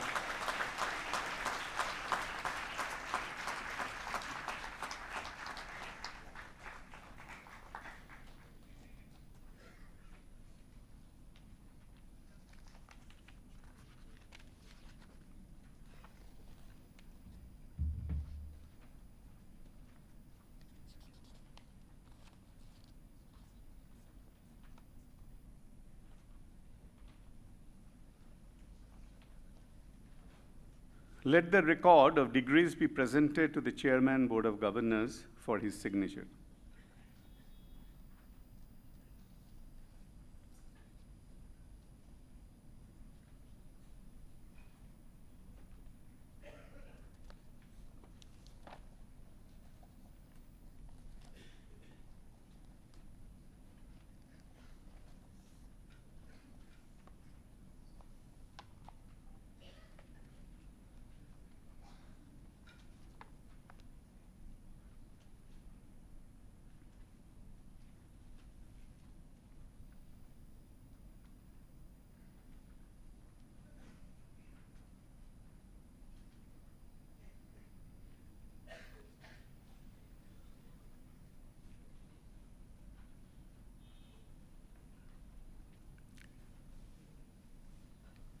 It is my pleasure to introduce the Chairman, Board of Governors, Shri A.S. Kiran Kumar. Shri A.S. Kiran Kumar is Chairman, Physical Research Laboratory Management Council and Member, Space Commission, Government of India. He has also served as Secretary, Department of Space, and Chairman, Indian Space Research Organization during 2015 and 2018. Shri Kiran Kumar, born on October 22, 1952 in Hassan, Karnataka, holds M.Sc degree in physics from Bangalore University and M.Tech degree in physical engineering from Indian Institute of Science, Bangalore. He has steered the implementation of the application-oriented Indian space program, which has facilitated rapid development of the country in many important spheres of Earth observation, communication, navigation, meteorology, and space science, as well as development of indigenous launch vehicles and related technologies for providing assured access to space. He has led design and development of more than 50 electro-optical imaging sensors flown on various space-borne platforms, starting from Vashkara in 1979. Further, his role in the success of Chandrayaan-1 mission and Mars Orbiter mission has been significant. Shri Kiran Kumar has been the chair of the Committee on Earth Observation Satellites in 2012. He has made valuable contributions to Coordination Group of Meteorological Satellites, Expert Team on Satellite Systems, World Meteorological Organization, and Indo-US Joint Working Group on Civil Space Cooperation. Shri Kiran Kumar has been the President, Aeronautical Society of India. He is a Fellow of the National Academy of Engineering, National Academy of Sciences, India, Indian Society of Remote Sensing, Institute of Electronics and Telecommunication Engineers, Indian Society of Systems for Science and Engineering, Indian Meteorological Society, Indian Society of Geomatics, Gujarat Science Academy, Andhra Pradesh Academy of Sciences, and an elected member of International Academy of Astronautics. He has been conferred with honoris causa and D.Sc by 18 academic institutions. He has co-authored 85 publications in various national and international scientific journals, conferences, and symposium. Because of his contributions, Lifetime Achievement Award by Andhra Pradesh Academy of Science was conferred on him in 2016.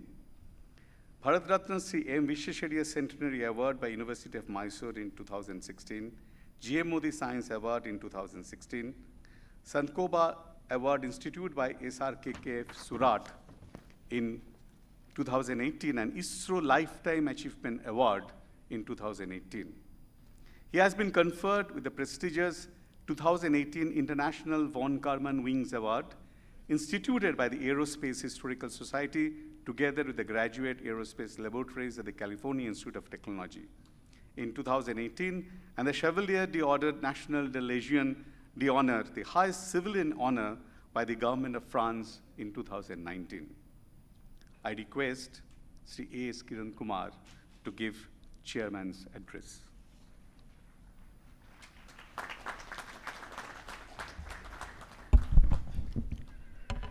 Good afternoon to all of you.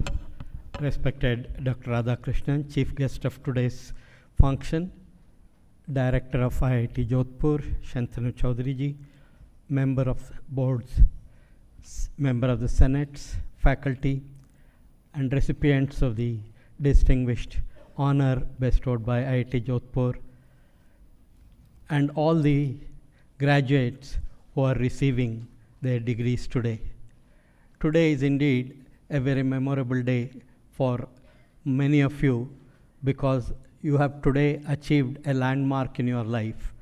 On this occasion, it would be appropriate if you remember the people behind your success, both your parents and all the teachers and professors who have guided you to this day. Today you are also entering a stage in life which is very different from what you have been experiencing.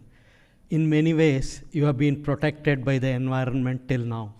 But now you are entering the real world, the world which knows no real boundaries in all aspects.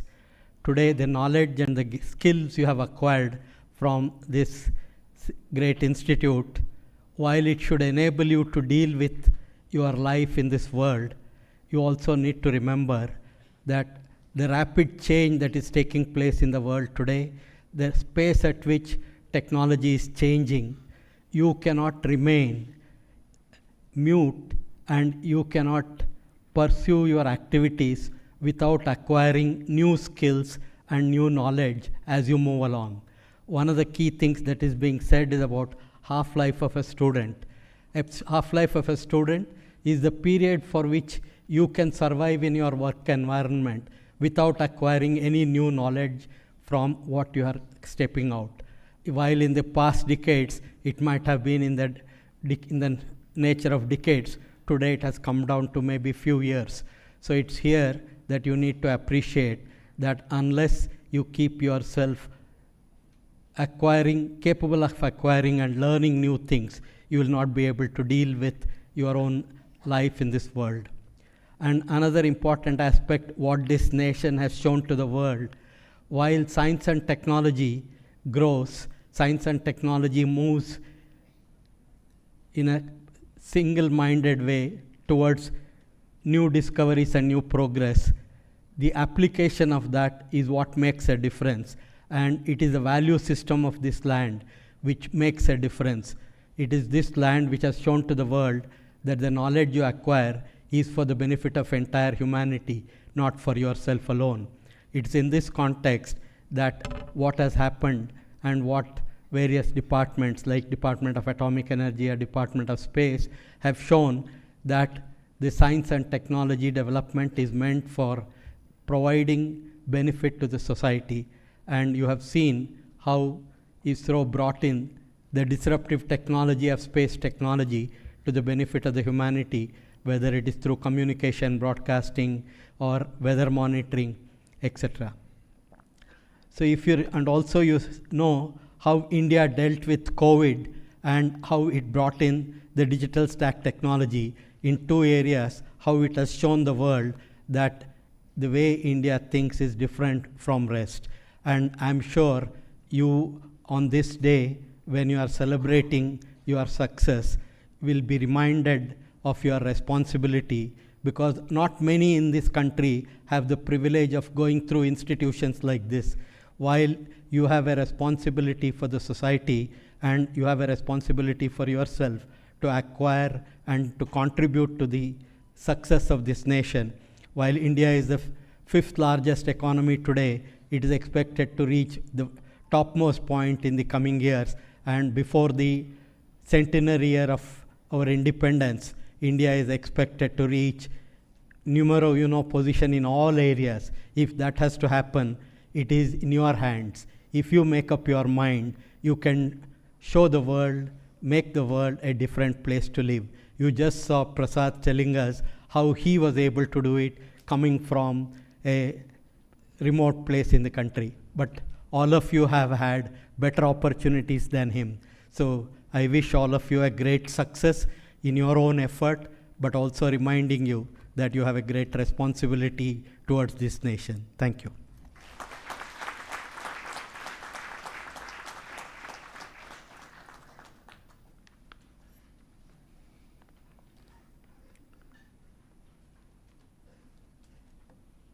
It's my pleasure to now introduce our chief guest, respected Dr. K.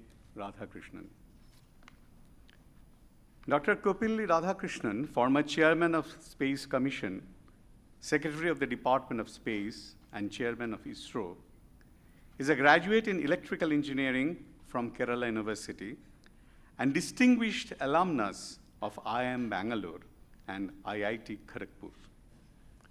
Dr. Radhakrishnan is an elected Fellow of Indian National Academy of Engineering, Fellow of National Academy of Sciences, India, Honorary Life Fellow of Institution of Engineers, India, Honorary Fellow of IIT, India, Distinguished Fellow, Astronautical Society of India, and member of the International Academy of Astronautics.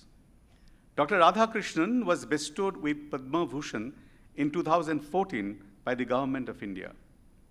The Nature International Weekly Journal of Science chose him as one of the 10 people who mattered in the year 2014. He received 12 honorary doctorates and 40 awards, including Lifetime Achievement Awards from ISRO and Ernst & Young and L&D Memorial Award of International Astronautical Federation. Starting his career as an avionics engineer in ISRO at Thumba in 1971, Radhakrishnan has had an illustrious career of over 5 decades, with defining and varied roles of progressively from 1987, such as project director and director of a chain of regional remote sensing service centers, and concurrently the director of budget and economic analysis for the entire space program, mission director for integrated mission for sustainable development, founder director of Indian National Center for Ocean Information Services, and first project director of Indian National Tsunami Warning System in Ministry of Earth Sciences. Then director of National Remote Sensing Agencies from 2005 to 2008, director of Vikram Sarabhai Space Center 2007 to 2009, and member of Space Commission from November 2008 to October 2009. Aside, Dr. Radhakrishnan had held key responsibilities at United Nations entities in oceanic realm and outer space, particularly as Vice Chairman of Intergovernmental Oceanographic Commission of UNESCO during 2001 to 2005. He was a regional coordinator, Indian Ocean, for the International Argo Project, founder chairman of the Regional Alliance and Indian Ocean for Global Ocean Observing System, and chairman of the working group of the whole of the UN Copious S&T subcommittee in 2008 and 2009. Dr. Radhakrishnan headed India's space program from November 2009 to December 2014 with a triad of roles, like chairman of Space Commission, secretary of the Department of Space, and chairman of ISRO, providing 15 November 2023 strong and successful stewardship to the team ISRO for India's first planetary exploratory mission to Mars, from concept to fruition, besides 35 more space missions, notably the induction of Indian cryogenic engine for GSLV, experimental flight test of advanced launcher LVM-3, and re-entry experiment of unmanned crew module, as well as for new space capabilities for satellite navigation, strategic communication, and microwave remote sensing. Radhakrishnan continues to contribute through several national roles concerning space, science, and technology, national security, and governance of higher education. Currently, he is Honorary Distinguished Advisor in the Department of Space, or ISRO, member of Space Commission, member of National Security Advisory Board, chairperson of Board of Governors of IIT Kanpur, chairman of Standing Committee of the IIT Council, chairman of High-Powered Committee on Indian Knowledge Systems, and chairman of the Expert Committee of the DST Sathi Scheme. Also, he chairs the overarching committee of the Union Ministry of Education for transformational reforms in the assessment, accreditation, and ranking system for higher educational institutions. Dr. Radhakrishnan has drawn into the world of performing arts at the age of 7, beginning with Kerala Natanam and Kathakali dance, and his pursuit of Carnatic vocal music continues. Dr. Radhakrishnan's biography, My Odyssey, Memoirs of the Man Behind the Mangalan Mission, co-authored with Nilanjan Raut, was published by Penguin India Random House in 2016. Based on this book, a science documentary film, Yanam, was produced in Sanskrit in 2022. I think all of us have known about it and might have seen as well, where he played the lead role. It's really our great fortune to have Dr. Radhakrishnan as the chief guest of our convocation. I request Dr. Radhakrishnan to address the gathering.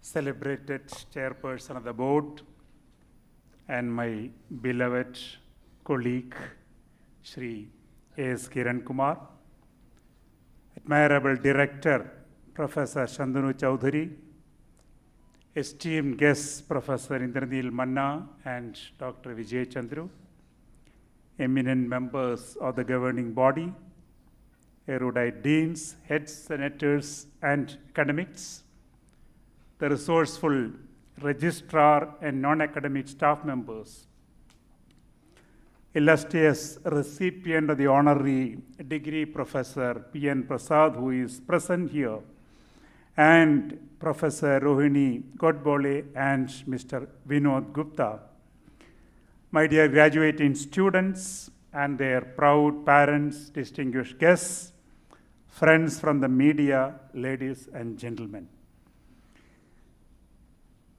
A very warm good afternoon to all of you. I'm profoundly privileged to stand before this promising audience today on this momentous occasion of the 9th Convocation of IIT Jodhpur.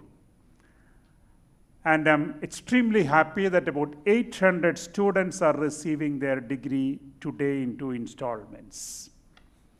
First of all, let me greet all of them, congratulate all of them for this coveted academic distinction that you have earned, and wish every one of you a very bright and prosperous tomorrow, as you have been blessed with the words of Professor Shantanu and your chairman, Mr. Kiran Kumar, and Professor Prasad. These are role models for you to look at. You have earned this degree with your hard work and your intrinsic learning skills. But as Professor Shantanu mentioned at the start of this convocation, it's a culmination of what your parents, what your family members, what your spouses and your teachers have contributed to bring you to this level. I was extremely happy as we entered this hall. We heard Madhrudevo Bhava, Pidrudevo Bhava, Acharya Devo Bhava, Atithi Devo Bhava. These are the symbols and spirits of this nation. And you had the opportunity to live in this part of India, which has the great legacy of the Indus Valley civilization. Civilizations all through have been trying to find answers to the questions of our place in this universe. Where do we come from? Where are we going? Are we alone here in this universe? And if you look at Jantar Mandir, which is in this region, it's again a symbol of that knowledge that India possesses in that area of cosmology and astronomy. And nearby in Udaipur, there is a solar observatory that shows India's ability, the modern India's ability in science and technology. And it's an icon of what India has earned in space science and technology. Not only looking at Earth, not only helping the people as Mr. Kiran Kumar was mentioning, getting on the surface of Moon, orbiting Mars, and moving towards that complex, tricky orbit around Sun. So this is the place where you have been, and I'm sure you will imbibe this spirit, and the way you all stood up to thank your parents was really touching. Keep it up. In this audience today, I have my trusted lieutenant of 3 decades, Dr. J.R. Sharma. I was extremely happy when Professor Shantanu, let me call him Shantanu, invited me for this convocation a couple of months ago.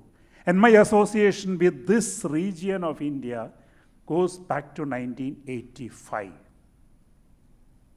As a young project director, I was tasked with the charge of making use of Indian remote sensing satellite data for the development of land and water resources in various areas. And we had this young scientist, Dr. Sharma, with strong roots in this region, to head an vibrant institution of ISRO in Jodhpur. There are several things that we did, but let me also share with you, I have traceable memories of my visit to several parts of this region, including Baran, Kota, Jaipur, Udaipur, Bharatpur, Nagaur. We have sat in the watersheds with the people who are actually at the grassroots level. And that is where the satellites in the orbit meet the people and help the humanity. That translation of technology and science to find solutions to the problems of common man and society. This is what we have done. And let me also share with you, in Kota, I still remember that young doctor who was owning a private clinic who helped me to treat my hurt finger.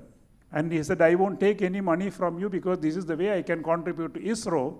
And you at ISRO are doing great contributions to this country. And that was in 1995. Then and now, we at ISRO, we get that regard and affection from the people of this country. That is because this technology is useful for the people. When we were doing this Mangalyaan, there was a question whether it is roti or rockets that you want. But India proved to the world that rockets are required and rockets will be helping people to have more rotis. And that is Indian space science and technology and application. And let me also share with you, there was a young engineer in those days in Ahmedabad who was making those cameras put on the Indian remote sensing satellite. None other than your current chairman, Mr. Kiran Kumar.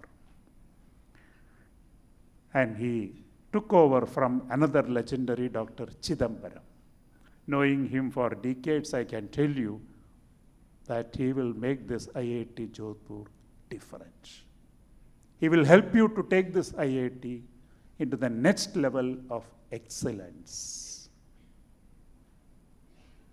And let me also share with you, he was not only an admirable colleague of me for a long time, he was an illustrious successor, mainstay of the Mangalyaan mission. And as one of our predecessors told, if you are a successful chairman, that will be proved by your successor. And certainly I can claim today that I have been a successful chairman because he did wonderful job. And he continues to do that. You would have seen him during this Chandrayaan lander mission in the Mission Operations Center, guiding the new gen scientists there for a precise landing, safe landing of the lander, with the highest level of professionalism and humility. And he did that as a selfless service. You can see that happening. So that's why these are the icons for you, the role models for you to look at. And what drives all of us at ISRO to do this kind of selfless service and continue to contribute, learn,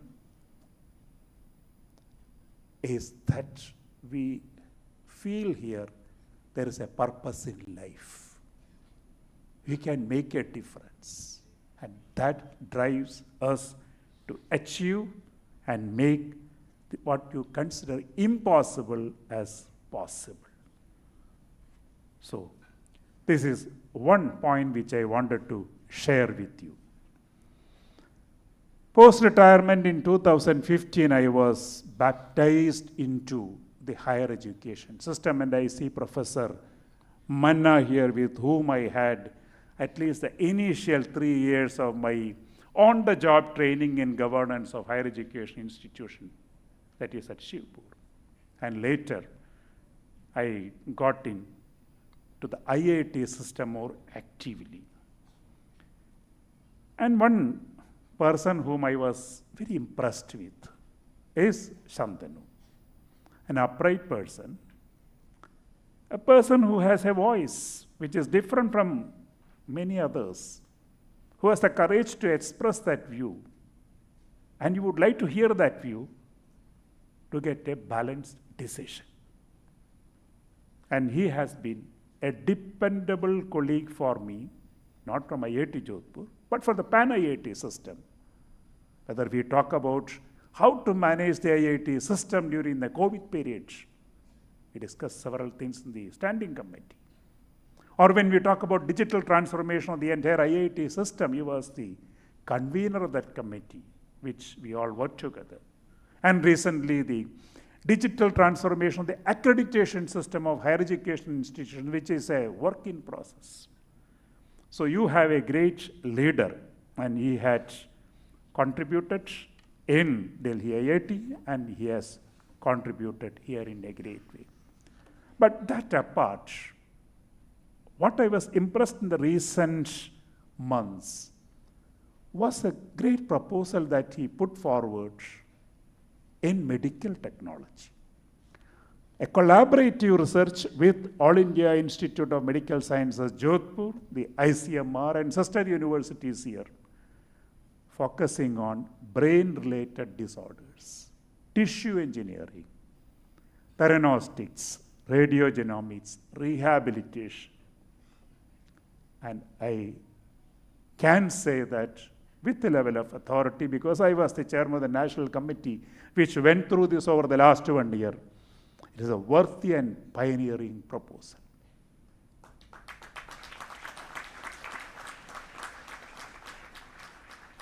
And this is the need of the hour for this country, this confluence of engineering, technology, and medical science coming together to solve the problems of the people. And we are in a country where 80% of the medical equipment get imported.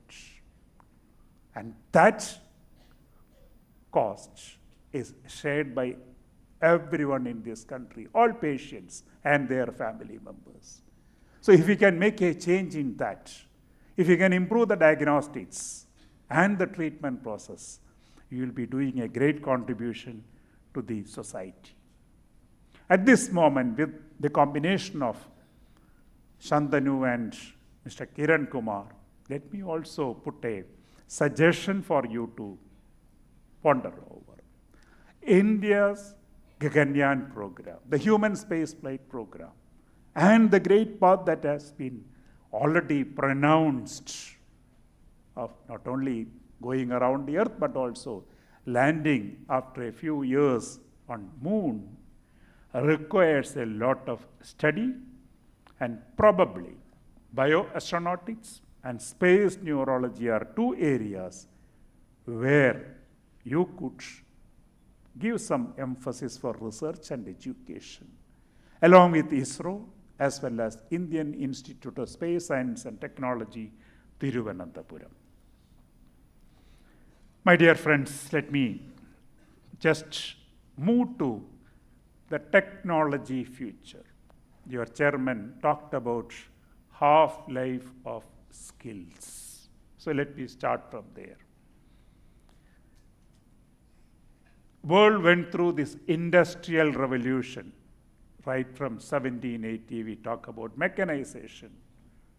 1870, we talked about electrification. 1970 again came automation. And many of us present on this side of the auditorium belong to that industrial revolution period. And you as students, you saw the digitization coming up in a major way in 2011, and the word disruptive technologies came to stay by 2013. That was the fourth industrial revolution. IR 4.0, that was coined at that time. And today, we have got into the fifth industrial revolution with emphasis on personalization, humanization. These are the determinants of the current industrial revolution. But the World Economic Forum survey says, while in the past the half-life of skills, that was 50 years, today it is less than 5 years. And for many skills, that is 2 to 2.5 years. That is the challenge for you in the future. And if you look at the future, what is that going to emerge?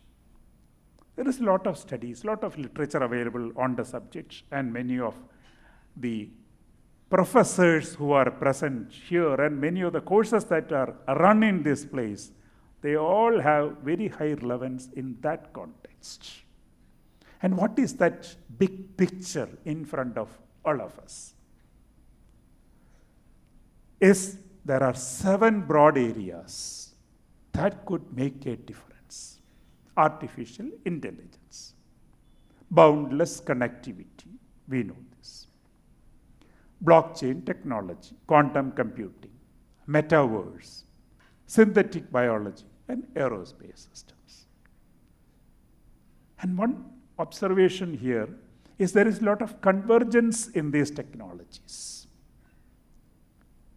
And the advancements are already happening exponentially.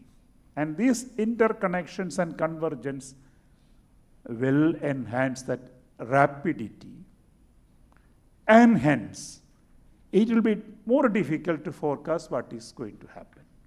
While the 4 to 5 transition took place in 10 years, maybe in the next 10 years, your first 10 years of your career, you might see the 6th industrial revolution and 7th industrial revolution. Seeing that is one. Getting adjusted to that is another part of it. But as youngsters, can you be also part of that revolution?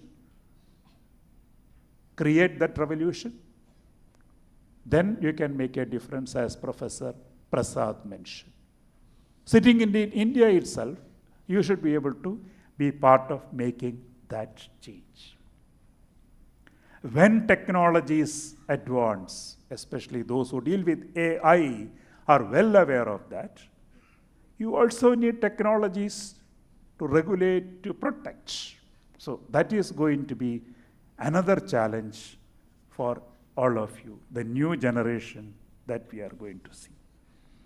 Let me just recapitulate some small areas which I tried to gather.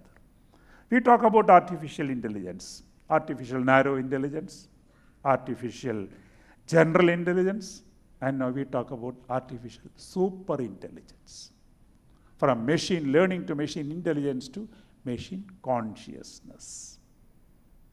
What is happening in Amazon in the last 1 week? Alexa team is being laid off, and they are going to focus more on generative AI. So this is another major transition taking place, and also you need to have the concurrent technology advances to protect users' data, to counter growing inequality, strengthen software standards, ensure fair and equitable expansion of AI throughout the society. What you create should not be a monster that will harm the humanity. So this is a major responsibility. We talk about ethical aspects of AI these days. Once upon a time, it was ethical aspects of science. Boundless connectivity, 5G is already coming. We are talking now about 5G advanced. And it's also important for us to learn your sister IITs contributed to make 5G I standards, which are relevant for countries like India with low density of population. And they got a place in that international group 5G PPP, 3G PPP, who set the standards for the future. So we have today a place in that body. Now 6G is envisioned, and that is going to have seamless fusion of digital, physical, and the human world, aside looking at energy sustainability. And that gives you also multi-sensory experience. And with the World Wide Web, 3.0 is emerging. And the principles are decentralization, trustlessness, semantic, and high degree of interoperability. And this will help. This will be again a disruption for the e-commerce that we talk about. And then IoT with AI is going to be another major area which you will see in the future. Blockchain technology was associated with cryptocurrency. Now that is becoming an enabler of the future digital economy and also the Web 3.0, tamper-proof systems, decentralized systems. In fact, at IIT Kanpur, the degrees are awarded through the blockchain technology. It has been happening for the last 3 years.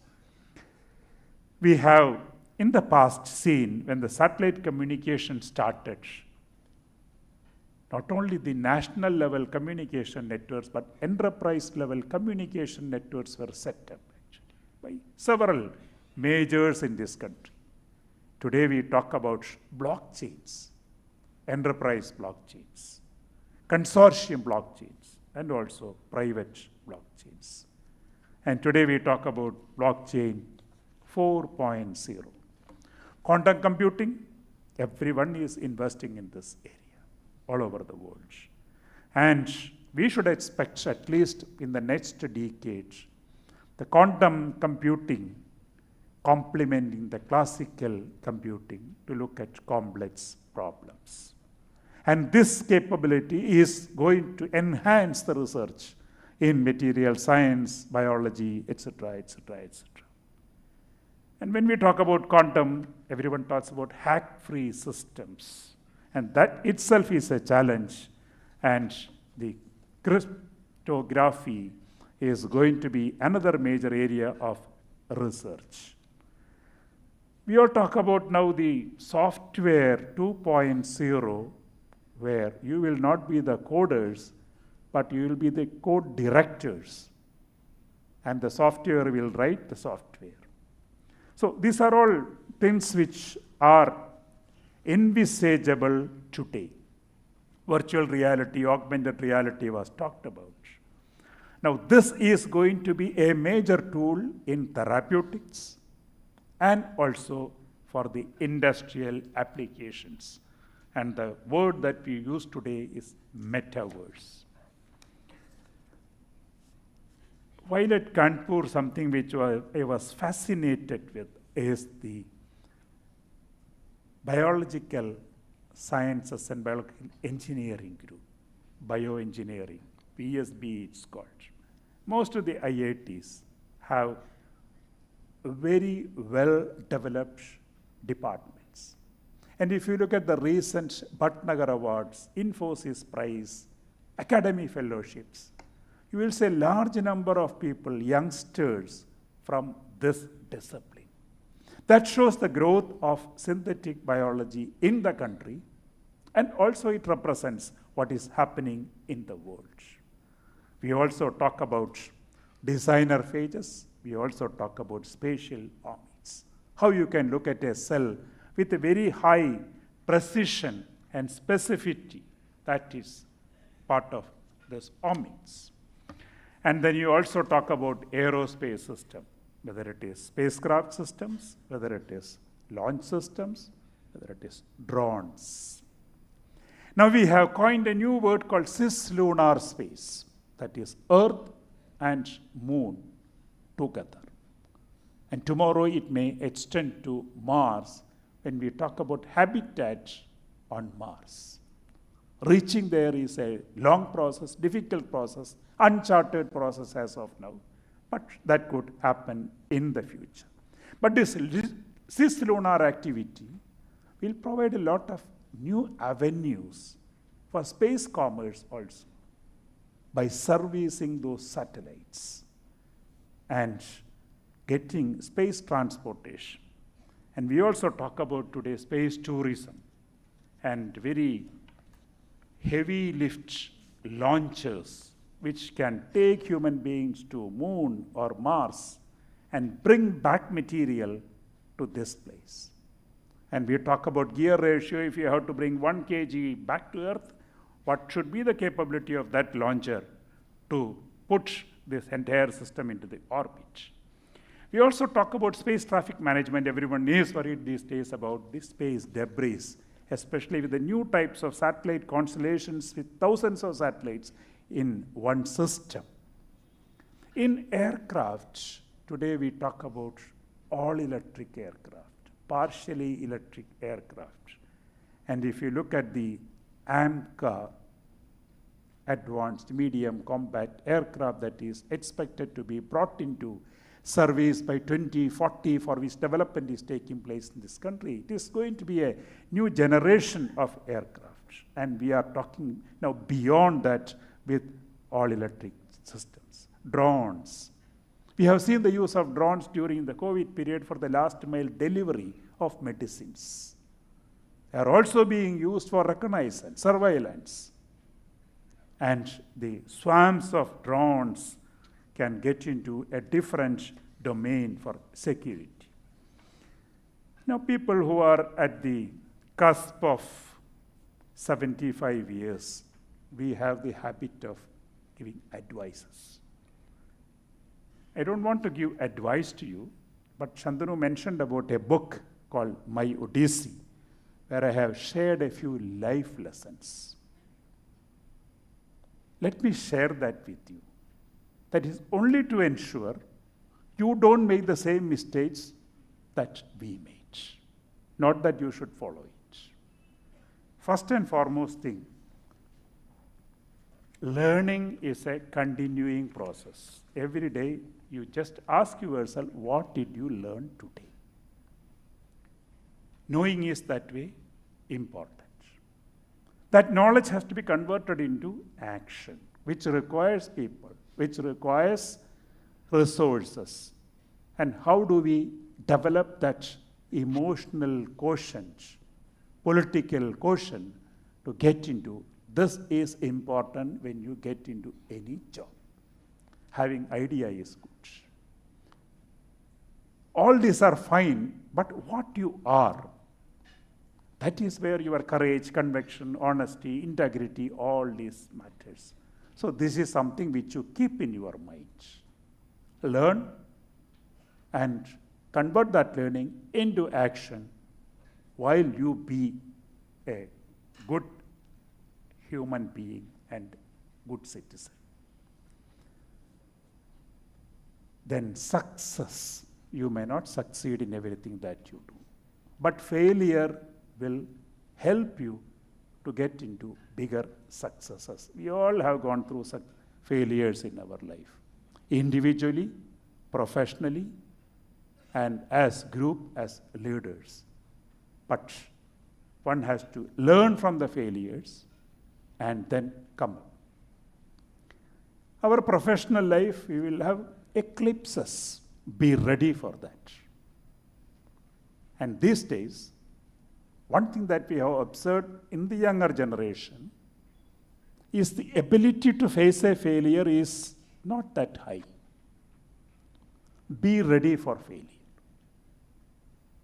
From tomorrow onwards, in your profession, from your colleagues, from your seniors, from your competitors, you will have a lot of pressure, and you have to overcome that and come up in your life. So don't be afraid of that. Don't get into a depression. When you fail, there are 3 routes possible. One is to get into depression. One is to just float. The next one is to learn, gain inner strength, and overcome that. At that time, you will thank that failure. This is what we have seen in our life. And of course, when things are all happening well, there will be so many people to be around you, and they will praise you. But look at that friend, quote unquote, who will tell you what is wrong with you. Look for those people around you and create your future and try to leave a legacy when you leave this world. And with these words, let me wish every one of you a very bright future, a successful future, be a good citizen, and balance your life and your work. Thank you.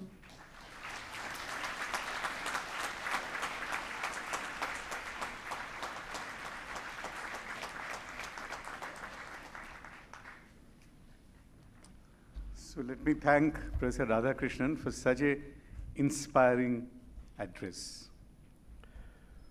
All recipients of all the degrees, please rise for the oath. I request Savani Hard Haresh Kumar, a student of class of 2023, to come on the dais to administer the oath.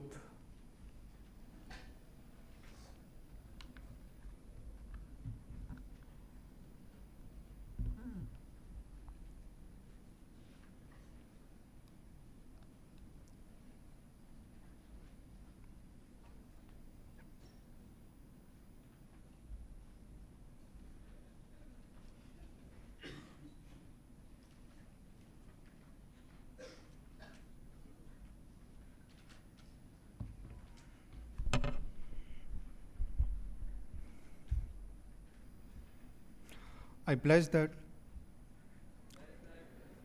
I shall be scrupulously honest with every thought, word, and deed, and in the discharge of my duties. I shall honor always the knowledge, wisdom, and values inculcated in me by this institute. I pledge to devote my knowledge and skills only towards the well-being of the citizens of the country and humanity at large. I shall uphold always the dignity and integrity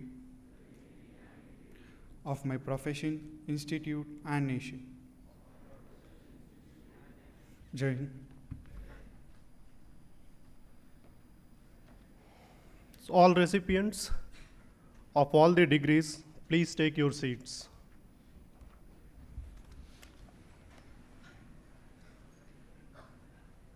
May I request Chairman Board of Governors to give away the gold medals to meritorious students. Please announce the gold medal prizes for the meritorious students of 2023 B.Tech programs. 2023 President's Gold Medal for the graduating student with best academic performance among students of all B.Tech programs of the class of 2023 goes to Shavani Herd Harish Kumar.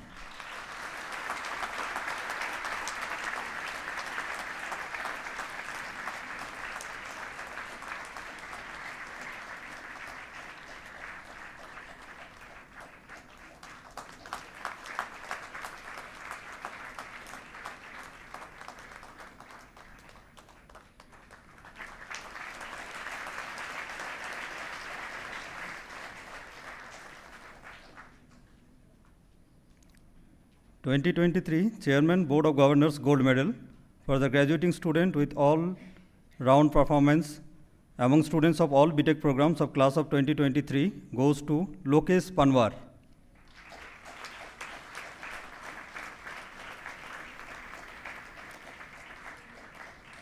I request his parents to collect the medal.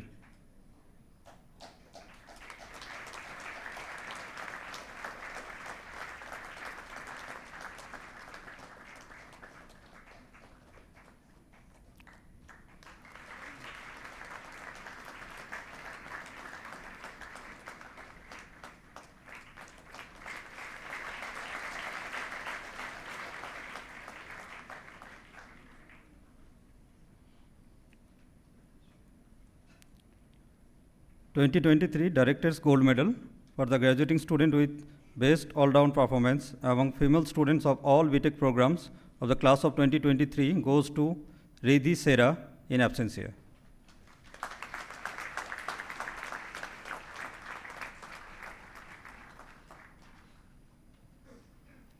May I request the chief guest to give away the prizes to all meritorious B.Tech and M.Sc students with receiving medals or certificates.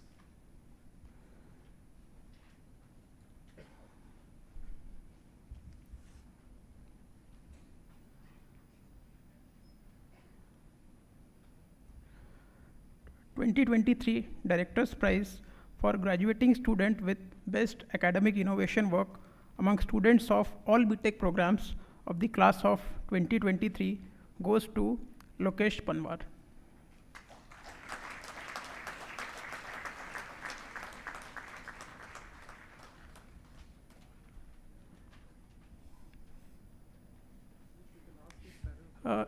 I request his parents to please collect the award.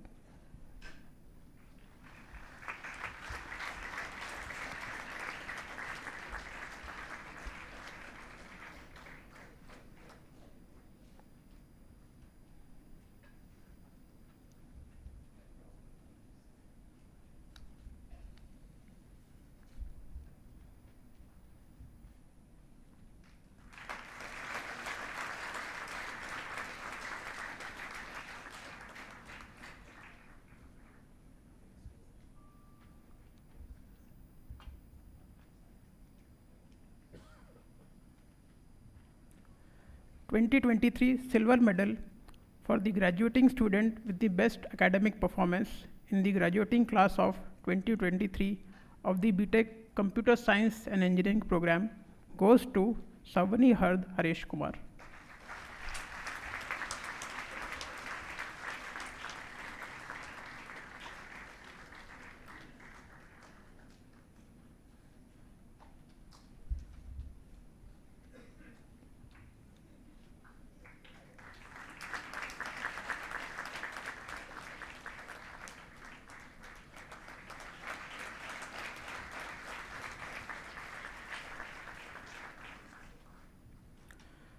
(2023) Silver Medal for the graduating student with the best academic performance for the graduating class of 2023 of the B.Tech Electrical Engineering program goes to Darshit K. Jain.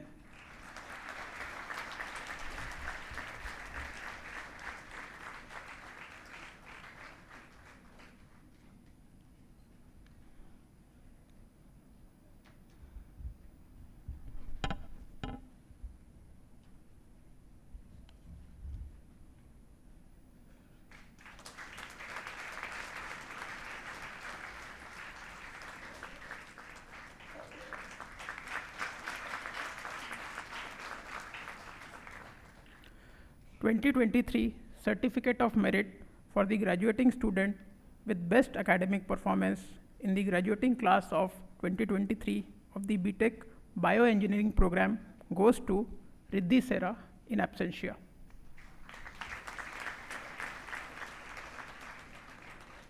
(2023) Certificate of Merit for the best graduating student with best academic performance in the graduating class of 2023 of the B.Tech Mechanical Engineering program goes to Ridhima Pandey.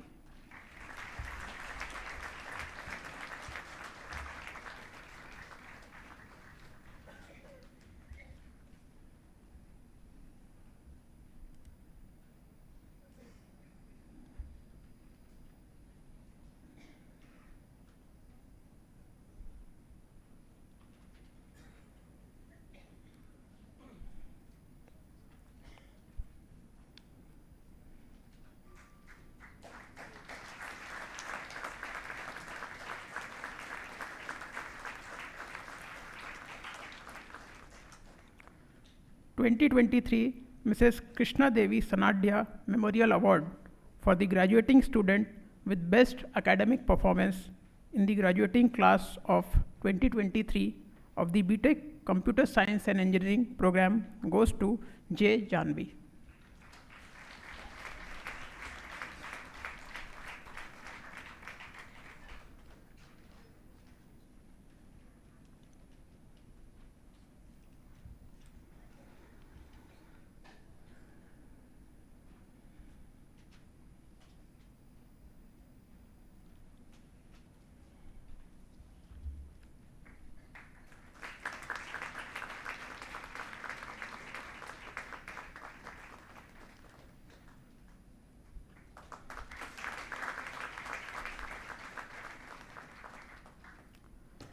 (2023) Silver Medal for the graduating student with the best academic performance in the graduating class of 2023 of the M.Sc Digital Humanities program goes to Anya Chadda.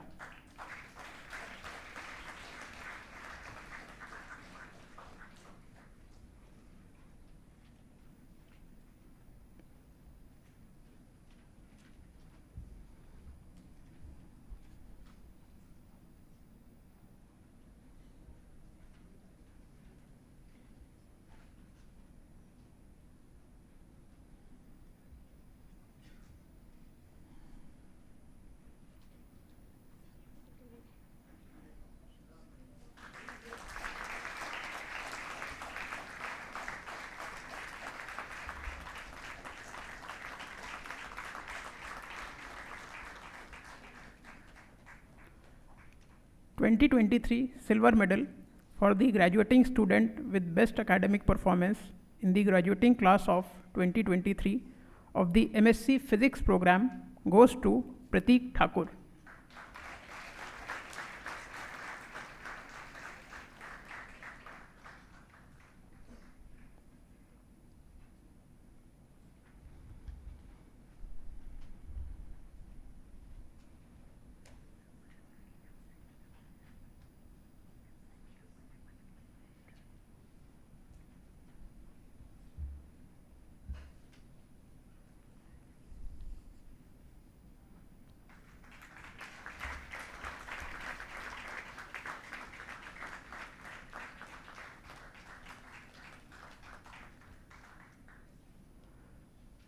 2023 Silver Medal for the graduating student with the best academic performance in the graduating class of 2023 of the M.Sc Mathematics program goes to Palak in absentia.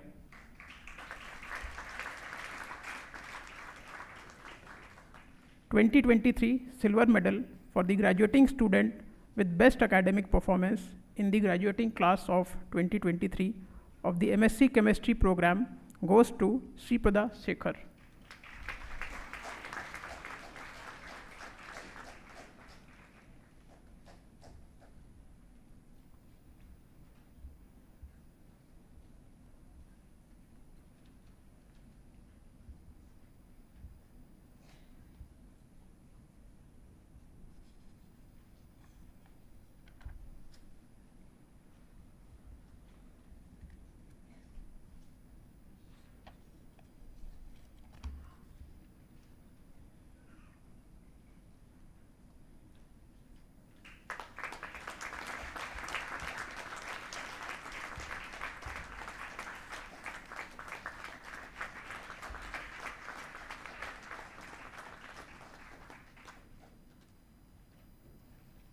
Thank you, sir. Now I request Chairman Senate and the Chairman Board of Governors to kindly felicitate our Chief Guest, Dr. K. Radhakrishnan, with a memento and a shawl as a token of our gratitude.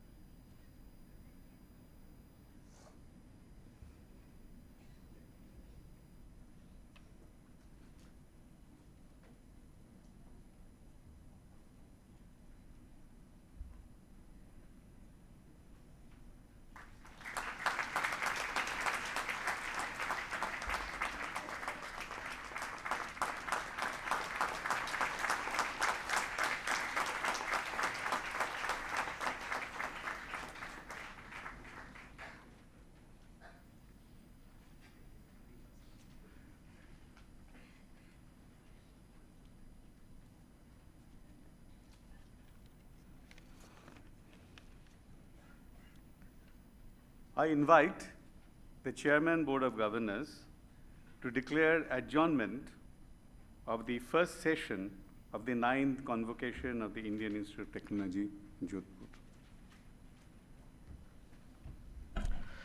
I declare the adjournment of the 9th Convocation of the Indian Institute of Technology, Jodhpur.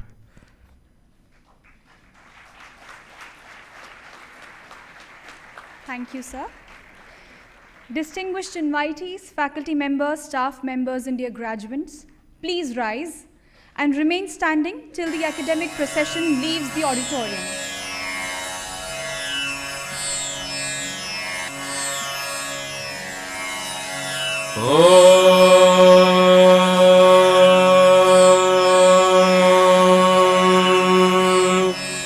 शन्नो मित्रस्य वरुणः शन्नो भवत्वर्यमा शन्न इन्द्रो बृहस्पतिः शन्नो विष्णुरुक्रमः नमो ब्रह्मणे नमस्ते वायो त्वमेव प्रत्यक्षं ब्रह्मासि त्वामेव प्रत्यक्षं ब्रह्मावादिशं ऋतमवादिशं सत्यमवादिशं तन्मामावीत् तद्वक्तारमावीत् आवीन्माम् आवीद्वक्तारम् ॐ शान्तिः शान्तिः शान्तिः शन्नो मित्रस्य वरुणः शन्नो भवत्वर्यमा शन्न इन्द्रो बृहस्पतिः शन्नो विष्णुरुक्रमः नमो ब्रह्मणे नमस्ते वायो त्वमेव प्रत्यक्षं ब्रह्मासि त्वामेव प्रत्यक्षं ब्रह्मावादिशं ऋतमवादिशम् सत्यमवादिशम् तन्मामावि. Joining us for the first session of the 9th Convocation ceremony of IIT Jodhpur, I request all the B.Tech and M.Sc students who have just received their degrees to enjoy the refreshments for them outside. Once again, heartiest congratulations. And thank you, distinguished invitees and faculties. We'll see you shortly for the second session.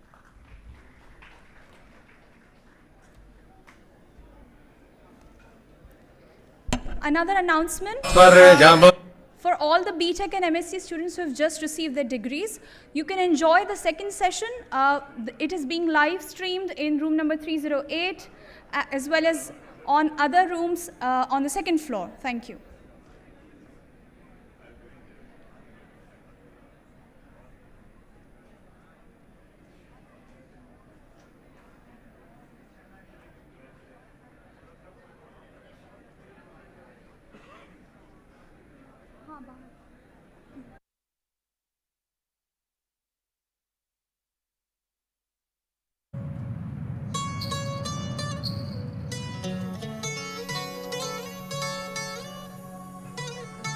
अपनी गौरवशाली अतीत और रंग बिरंगी संस्कृति से लोगों को सम्मोहित करता भारत का सबसे जीवंत राज्य राजस्थान शिक्षा के क्षेत्र में भर रहा है ऊंची उड़ान। यहां स्थित IIT जोधपुर देश में स्थित best planned technical institute campus में से एक है। ये देश विदेश के लिए sustainability with net zero strategies for energy, water and waste का है बेहतरीन एग्जाम्पल।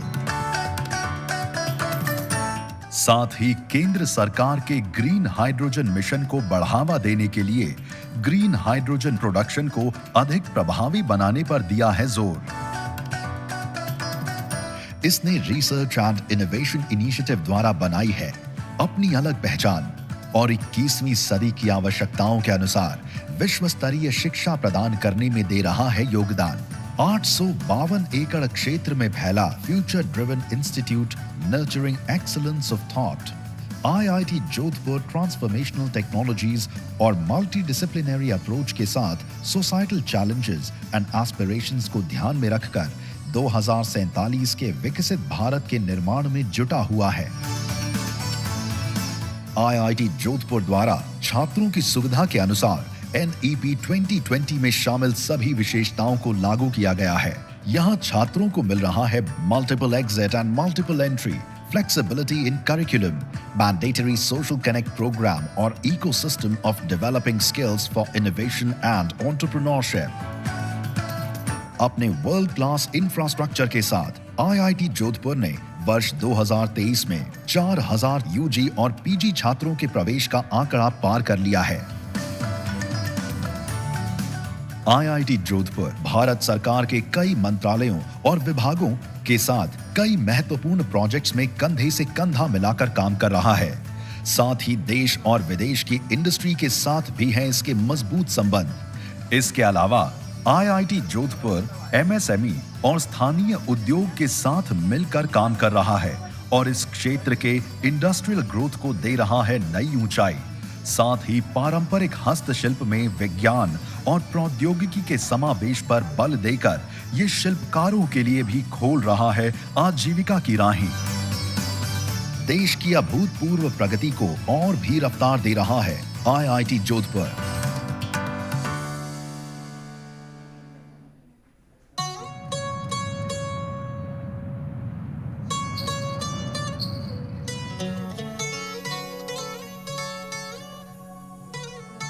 अपनी गौरवशाली अतीत और रंग बिरंगी संस्कृति से लोगों को सम्मोहित करता भारत का सबसे जीवंत राज्य राजस्थान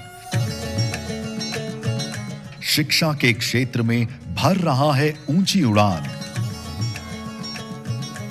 यहां स्थित IIT जोधपुर देश में स्थित best planned technical institute campus में से एक है। ये देश विदेश के लिए sustainability with net zero strategies for energy, water and waste का है बेहतरीन एग्जाम्पल। साथ ही केंद्र सरकार के ग्रीन हाइड्रोजन मिशन को बढ़ावा देने के लिए ग्रीन हाइड्रोजन प्रोडक्शन को अधिक प्रभावी बनाने पर दिया है जोर। इसने रिसर्च एंड इनोवेशन इनिशिएटिव द्वारा बनाई है अपनी अलग पहचान और 21वीं सदी की आवश्यकताओं के अनुसार विश्व स्तरीय शिक्षा प्रदान करने में दे रहा है योगदान। 852 एकड़ क्षेत्र में फैला future driven institute nurturing excellence of thought IIT Jodhpur transformational technologies और मल्टी डिसिप्लिनरी अप्रोच के साथ सोसाइटल चैलेंजेस एंड एस्पिरेशंस को ध्यान में रखकर 2047 के विकसित भारत के निर्माण में जुटा हुआ है। IIT जोधपुर द्वारा छात्रों की सुविधा के अनुसार NEP 2020 में शामिल सभी विशेषताओं को लागू किया गया है। यहाँ छात्रों को मिल रहा है multiple exit and multiple entry, flexibility in curriculum, mandatory social connect program और ecosystem of developing skills for innovation and entrepreneurship। अपने वर्ल्ड क्लास इंफ्रास्ट्रक्चर के साथ IIT जोधपुर ने वर्ष 2023 में 4000 UG और PG छात्रों के प्रवेश का आंकड़ा पार कर लिया है। IIT जोधपुर भारत सरकार के कई मंत्रालयों और विभागों के साथ कई महत्वपूर्ण प्रोजेक्ट्स में कंधे से कंधा मिलाकर काम कर रहा है। साथ ही देश और विदेश की इंडस्ट्री के साथ भी हैं इसके मजबूत संबंध। इसके अलावा IIT जोधपुर MSME और स्थानीय उद्योग के साथ मिलकर काम कर रहा है और इस क्षेत्र के इंडस्ट्रियल ग्रोथ को दे रहा है नई ऊंचाई। साथ ही पारंपरिक हस्तशिल्प में विज्ञान और प्रौद्योगिकी के समावेश पर बल देकर ये शिल्पकारों के लिए भी खोल रहा है आजीविका की राहें। देश की अभूतपूर्व प्रगति को और भी रफ्तार दे रहा है IIT जोधपुर।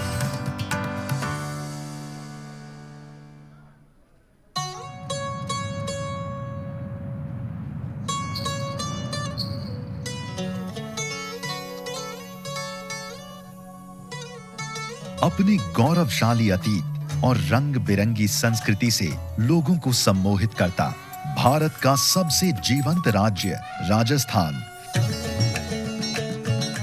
शिक्षा के क्षेत्र में भर रहा है ऊंची उड़ान। यहां स्थित IIT जोधपुर देश में स्थित best planned technical institute campus में से एक है। ये देश विदेश के लिए sustainability with net zero strategies for energy, water and waste का है बेहतरीन एग्जाम्पल। साथ ही केंद्र सरकार के ग्रीन हाइड्रोजन मिशन को बढ़ावा देने के लिए ग्रीन हाइड्रोजन प्रोडक्शन को अधिक प्रभावी बनाने पर दिया है जोर। इसने रिसर्च एंड इनोवेशन इनिशिएटिव द्वारा बनाई है अपनी अलग पहचान और 21वीं सदी की आवश्यकताओं के अनुसार विश्व स्तरीय शिक्षा प्रदान करने में दे रहा है योगदान। 852 एकड़ क्षेत्र में फैला future driven institute nurturing excellence of thought IIT Jodhpur transformational technologies और मल्टी डिसिप्लिनरी अप्रोच के साथ सोसाइटल चैलेंजेस एंड एस्पिरेशंस को ध्यान में रखकर 2047 के विकसित भारत के निर्माण में जुटा हुआ है। IIT जोधपुर द्वारा छात्रों की सुविधा के अनुसार NEP 2020 में शामिल सभी विशेषताओं को लागू किया गया है। यहाँ छात्रों को मिल रहा है multiple exit and multiple entry, flexibility in curriculum, mandatory social connect program और ecosystem of developing skills for innovation and entrepreneurship। अपने वर्ल्ड क्लास इंफ्रास्ट्रक्चर के साथ IIT जोधपुर ने वर्ष 2023 में 4000 UG और PG छात्रों के प्रवेश का आंकड़ा पार कर लिया है। IIT जोधपुर भारत सरकार के कई मंत्रालयों और विभागों के साथ कई महत्वपूर्ण प्रोजेक्ट्स में कंधे से कंधा मिलाकर काम कर रहा है। साथ ही देश और विदेश की इंडस्ट्री के साथ भी हैं इसके मजबूत संबंध। इसके अलावा IIT जोधपुर MSME और स्थानीय उद्योग के साथ मिलकर काम कर रहा है और इस क्षेत्र के इंडस्ट्रियल ग्रोथ को दे रहा है नई ऊंचाई। साथ ही पारंपरिक हस्तशिल्प में विज्ञान और प्रौद्योगिकी के समावेश पर बल देकर ये शिल्पकारों के लिए भी खोल रहा है आजीविका की राहें। देश की अभूतपूर्व प्रगति को और भी रफ्तार दे रहा है IIT जोधपुर।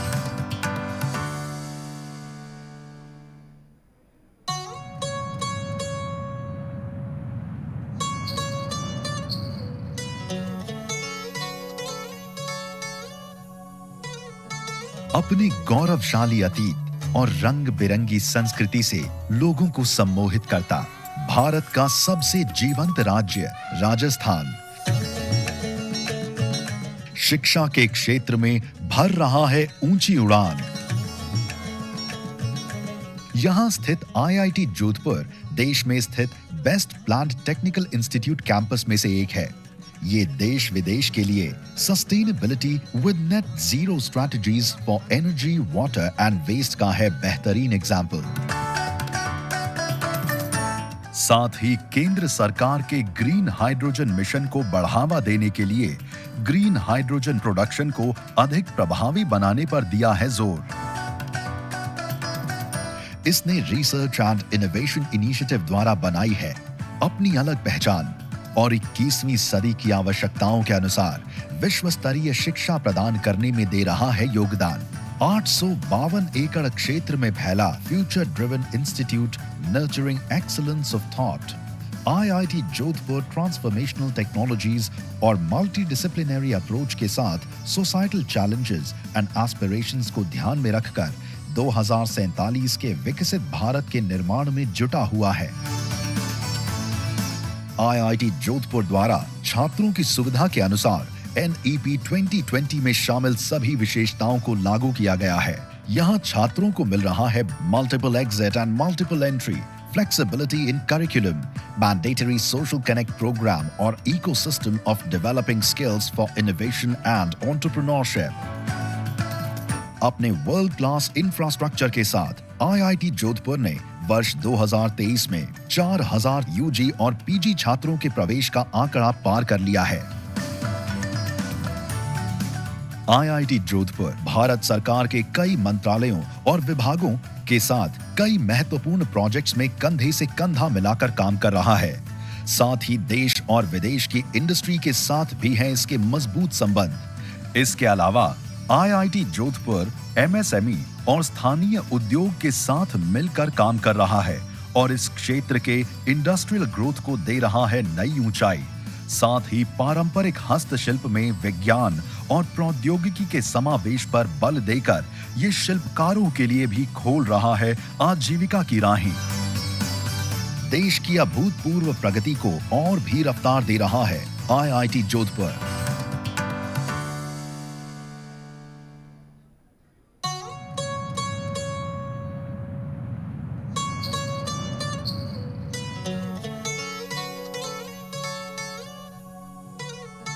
अपने गौरवशाली अतीत और रंग बिरंगी संस्कृति से लोगों को सम्मोहित करता भारत का सबसे जीवंत राज्य राजस्थान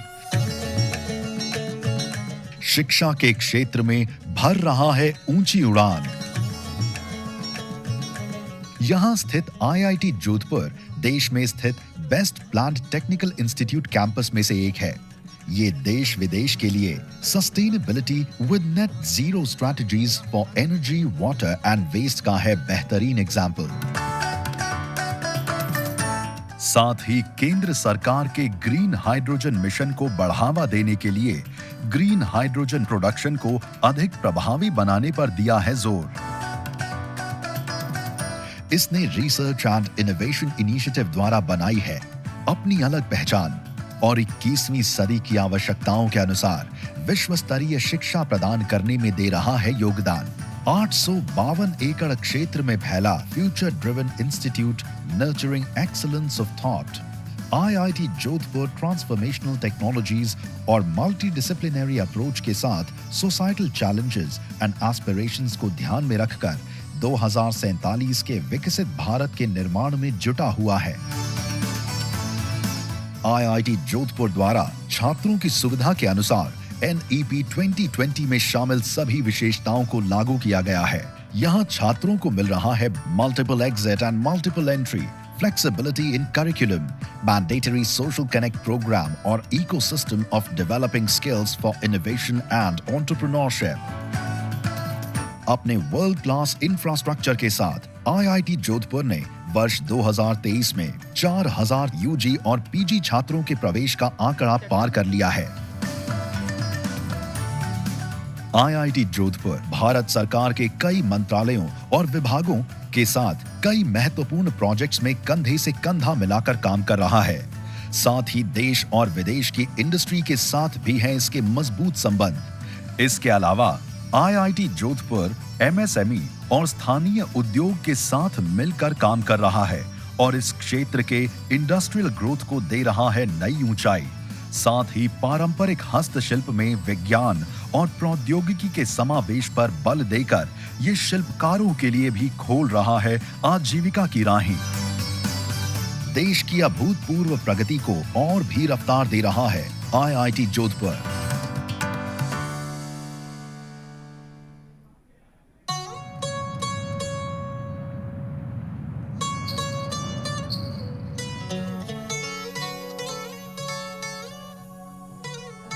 अपनी गौरवशाली अतीत और रंग बिरंगी संस्कृति से लोगों को सम्मोहित करता भारत का सबसे जीवंत राज्य राजस्थान शिक्षा के क्षेत्र में भर रहा है ऊंची उड़ान। यहां स्थित IIT जोधपुर देश में स्थित best planned technical institute campus में से एक है। ये देश विदेश के लिए sustainability with net zero strategies for energy, water and waste का है बेहतरीन एग्जाम्पल। साथ ही केंद्र सरकार के ग्रीन हाइड्रोजन मिशन को बढ़ावा देने के लिए ग्रीन हाइड्रोजन प्रोडक्शन को अधिक प्रभावी बनाने पर दिया है जोर। इसने रिसर्च एंड इनोवेशन इनिशिएटिव द्वारा बनाई है अपनी अलग पहचान और 21वीं सदी की आवश्यकताओं के अनुसार विश्व स्तरीय शिक्षा प्रदान करने में दे रहा है योगदान। 852 एकड़ क्षेत्र में फैला future driven institute nurturing excellence of thought IIT Jodhpur transformational technologies और मल्टी डिसिप्लिनरी अप्रोच के साथ सोसाइटल चैलेंजेस एंड एस्पिरेशंस को ध्यान में रखकर 2047 के विकसित भारत के निर्माण में जुटा हुआ है। IIT जोधपुर द्वारा छात्रों की सुविधा के अनुसार NEP 2020 में शामिल सभी विशेषताओं को लागू किया गया है। यहाँ छात्रों को मिल रहा है multiple exit and multiple entry, flexibility in curriculum, mandatory social connect program और ecosystem of developing skills for innovation and entrepreneurship। अपने वर्ल्ड क्लास इंफ्रास्ट्रक्चर के साथ IIT जोधपुर ने वर्ष 2023 में 4000 UG और PG छात्रों के प्रवेश का आंकड़ा पार कर लिया है। IIT जोधपुर भारत सरकार के कई मंत्रालयों और विभागों के साथ कई महत्वपूर्ण प्रोजेक्ट्स में कंधे से कंधा मिलाकर काम कर रहा है। साथ ही देश और विदेश की इंडस्ट्री के साथ भी हैं इसके मजबूत संबंध। इसके अलावा IIT जोधपुर MSME और स्थानीय उद्योग के साथ मिलकर काम कर रहा है और इस क्षेत्र के इंडस्ट्रियल ग्रोथ को दे रहा है नई ऊंचाई। साथ ही पारंपरिक हस्तशिल्प में विज्ञान और प्रौद्योगिकी के समावेश पर बल देकर ये शिल्पकारों के लिए भी खोल रहा है आजीविका की राहें। देश की अभूतपूर्व प्रगति को और भी रफ्तार दे रहा है IIT जोधपुर।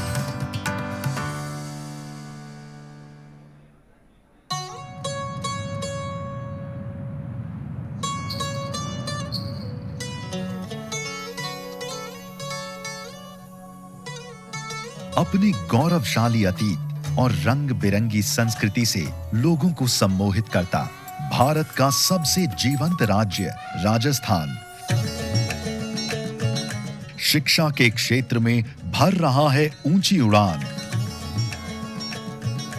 यहां स्थित IIT जोधपुर देश में स्थित best planned technical institute campus में से एक है। ये देश विदेश के लिए sustainability with net zero strategies for energy, water and waste का है बेहतरीन एग्जाम्पल। साथ ही केंद्र सरकार के ग्रीन हाइड्रोजन मिशन को बढ़ावा देने के लिए ग्रीन हाइड्रोजन प्रोडक्शन को अधिक प्रभावी बनाने पर दिया है जोर।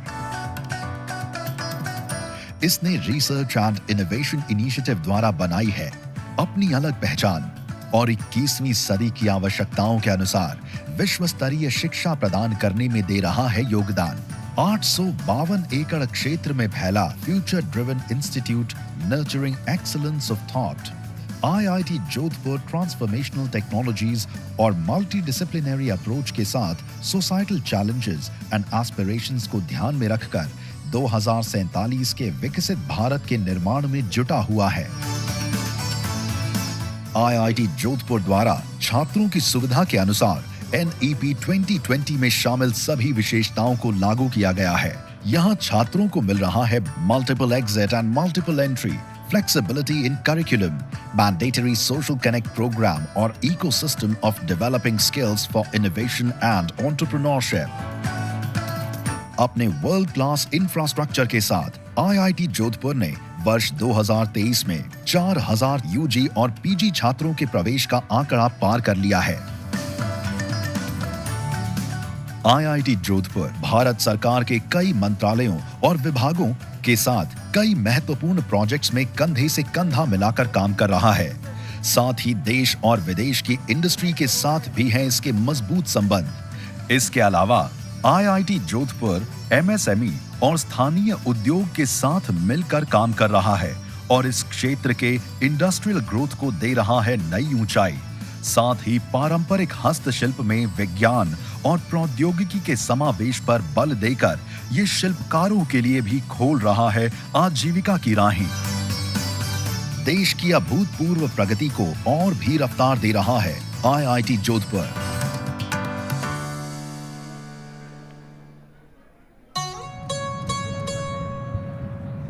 Good evening.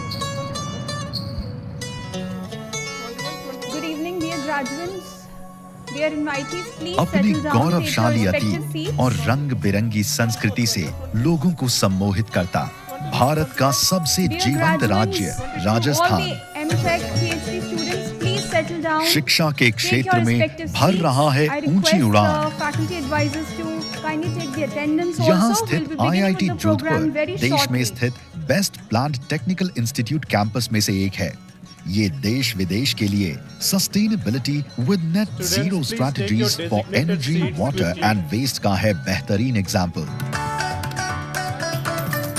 साथ ही केंद्र सरकार के ग्रीन हाइड्रोजन मिशन को बढ़ावा देने के लिए ग्रीन हाइड्रोजन प्रोडक्शन को अधिक प्रभावी बनाने पर दिया है जोर। इसने रिसर्च एंड इनोवेशन इनिशिएटिव द्वारा बनाई है अपनी अलग पहचान और 21वीं सदी की आवश्यकताओं के अनुसार विश्व स्तरीय शिक्षा प्रदान करने में दे रहा है योगदान। 852 एकड़ क्षेत्र में फैला future driven institute nurturing excellence of thought IIT Jodhpur transformational technologies और मल्टीडिसिप्लिनरी अप्रोच के साथ सोसाइटल चैलेंजेस एंड एस्पिरेशंस को ध्यान में रखकर 2047 के विकसित भारत के निर्माण में जुटा हुआ है। IIT जोधपुर द्वारा छात्रों की सुविधा के अनुसार NEP 2020 में शामिल सभी विशेषताओं को लागू किया गया है। यहाँ छात्रों को मिल रहा है multiple exit and multiple entry, flexibility in curriculum, mandatory social connect program और ecosystem of developing skills for innovation and entrepreneurship। अपने वर्ल्ड क्लास इंफ्रास्ट्रक्चर के साथ IIT जोधपुर ने वर्ष 2023 में 4000 UG और PG छात्रों के प्रवेश का आंकड़ा पार कर लिया है। Hello, M.Tech DCS till IIT Jodhpur Bharat सरकार के कई मंत्रालयों और विभागों के साथ कई महत्वपूर्ण प्रोजेक्ट्स में कंधे से कंधा मिलाकर काम कर रहा है। साथ ही देश और विदेश की इंडस्ट्री के साथ भी हैं इसके मजबूत संबंध। इसके अलावा IIT जोधपुर MSME और स्थानीय उद्योग के साथ मिलकर काम कर रहा है और इस क्षेत्र के इंडस्ट्रियल ग्रोथ को दे रहा है नई ऊंचाई। साथ ही पारंपरिक हस्तशिल्प में विज्ञान और प्रौद्योगिकी के समावेश पर बल देकर ये शिल्पकारों के लिए भी खोल रहा है आजीविका की राहें। देश की अभूतपूर्व प्रगति को और भी रफ्तार दे रहा है IIT जोधपुर।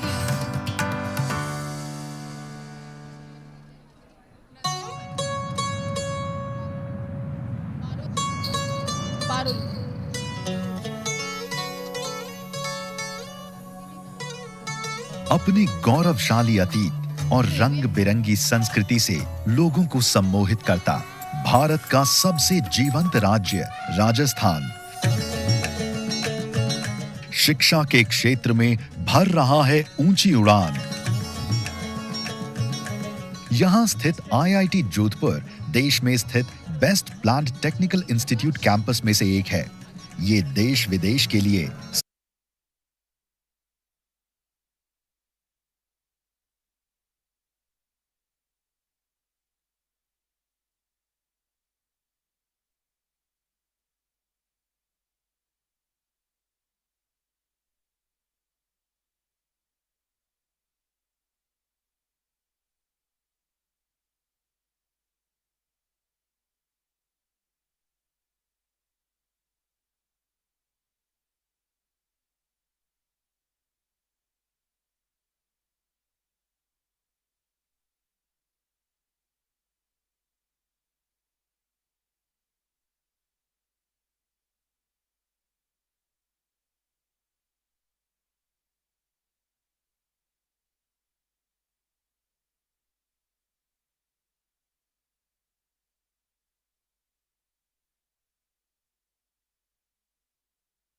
NEP 2020 में शामिल सभी विशेषताओं को लागू किया गया है। यहाँ छात्रों को मिल रहा है multiple exit and multiple entry, flexibility in curriculum, mandatory social connect programme और ecosystem of developing skills for innovation and entrepreneurship.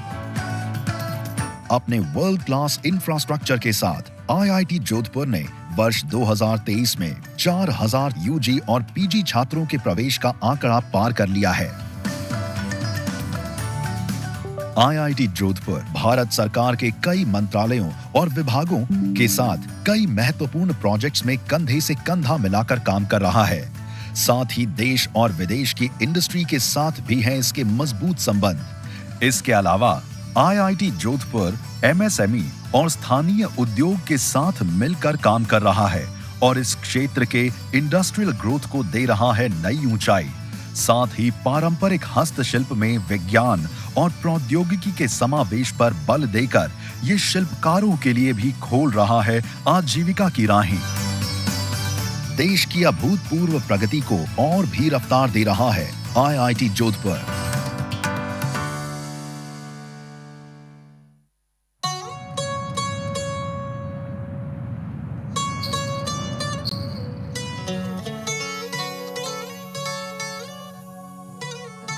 अपनी गौरवशाली अतीत और रंग बिरंगी संस्कृति से लोगों को सम्मोहित करता भारत का सबसे जीवंत राज्य राजस्थान शिक्षा के क्षेत्र में भर रहा है ऊंची उड़ान। यहां स्थित IIT जोधपुर देश में स्थित best planned technical institute campus में से एक है। ये देश विदेश के लिए sustainability with net zero strategies for energy, water and waste का है बेहतरीन एग्जाम्पल। साथ ही केंद्र सरकार के ग्रीन हाइड्रोजन मिशन को बढ़ावा देने के लिए ग्रीन हाइड्रोजन प्रोडक्शन को अधिक प्रभावी बनाने पर दिया है जोर। इसने रिसर्च एंड इनोवेशन इनिशिएटिव द्वारा बनाई है अपनी अलग पहचान और 21वीं सदी की आवश्यकताओं के अनुसार विश्व स्तरीय शिक्षा प्रदान करने में दे रहा है योगदान। 852 एकड़ क्षेत्र में फैला future driven institute nurturing excellence of thought IIT Jodhpur transformational technologies और मल्टी डिसिप्लिनरी अप्रोच के साथ सोसाइटल चैलेंजेस एंड एस्पिरेशंस को ध्यान में रखकर 2047 के विकसित भारत के निर्माण में जुटा हुआ है। IIT जोधपुर द्वारा छात्रों की सुविधा के अनुसार NEP 2020 में शामिल सभी विशेषताओं को लागू किया गया है। यहाँ छात्रों को मिल रहा है multiple exit and multiple entry, flexibility in curriculum, mandatory social connect programme और ecosystem of developing skills for innovation and entrepreneurship. अपने वर्ल्ड क्लास इंफ्रास्ट्रक्चर के साथ IIT जोधपुर ने वर्ष 2023 में 4000 UG और PG छात्रों के प्रवेश का आंकड़ा पार कर लिया है। IIT जोधपुर भारत सरकार के कई मंत्रालयों और विभागों के साथ कई महत्वपूर्ण प्रोजेक्ट्स में कंधे से कंधा मिलाकर काम कर रहा है। साथ ही देश और विदेश की इंडस्ट्री के साथ भी हैं इसके मजबूत संबंध। इसके अलावा IIT जोधपुर MSME और स्थानीय उद्योग के साथ मिलकर काम कर रहा है और इस क्षेत्र के इंडस्ट्रियल ग्रोथ को दे रहा है नई ऊंचाई। साथ ही पारंपरिक हस्तशिल्प में विज्ञान और प्रौद्योगिकी के समावेश पर बल देकर ये शिल्पकारों के लिए भी खोल रहा है आजीविका की राहें। देश की अभूतपूर्व प्रगति को और भी रफ्तार दे रहा है IIT जोधपुर।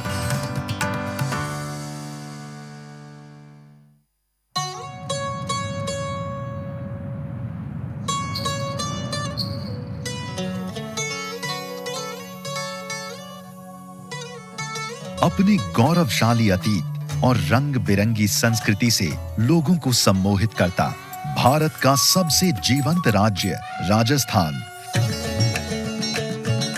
शिक्षा के क्षेत्र में भर रहा है ऊंची उड़ान। यहां स्थित IIT जोधपुर देश में स्थित best planned technical institute campus में से एक है। ये देश विदेश के लिए sustainability with net zero strategies for energy, water and waste का है बेहतरीन एग्जाम्पल। साथ ही केंद्र सरकार के ग्रीन हाइड्रोजन मिशन को बढ़ावा देने के लिए ग्रीन हाइड्रोजन प्रोडक्शन को अधिक प्रभावी बनाने पर दिया है जोर। इसने रिसर्च एंड इनोवेशन इनिशिएटिव द्वारा बनाई है अपनी अलग पहचान और 21वीं सदी की आवश्यकताओं के अनुसार विश्व स्तरीय शिक्षा प्रदान करने में दे रहा है योगदान। 852 एकड़ क्षेत्र में फैला future driven institute nurturing excellence of thought IIT Jodhpur transformational technologies और मल्टीडिसिप्लिनरी अप्रोच के साथ सोसाइटल चैलेंजेस एंड एस्पिरेशंस को ध्यान में रखकर 2000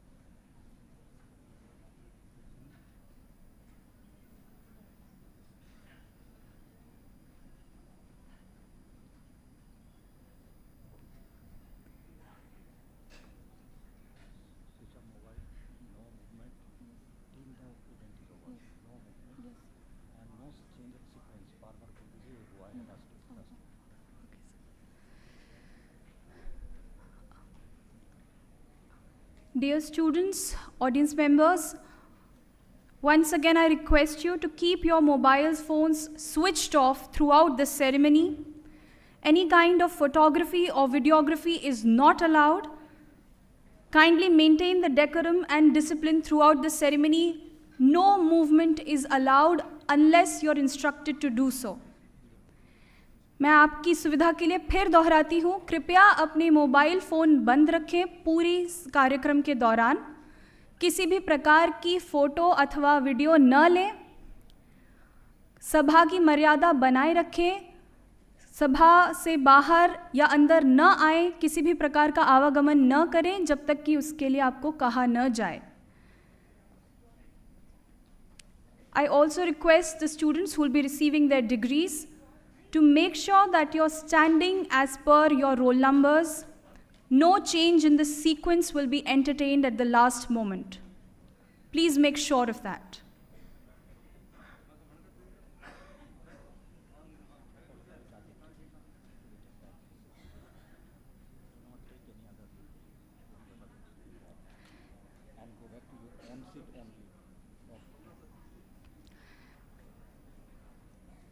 Dear students, please make sure that you follow the designated trajectory, the designated route of going back to your seats. Please do not take any other path, and please be seated in your respective seats. After receiving your degrees, please go back to your designated seats. You're not supposed to go anywhere else.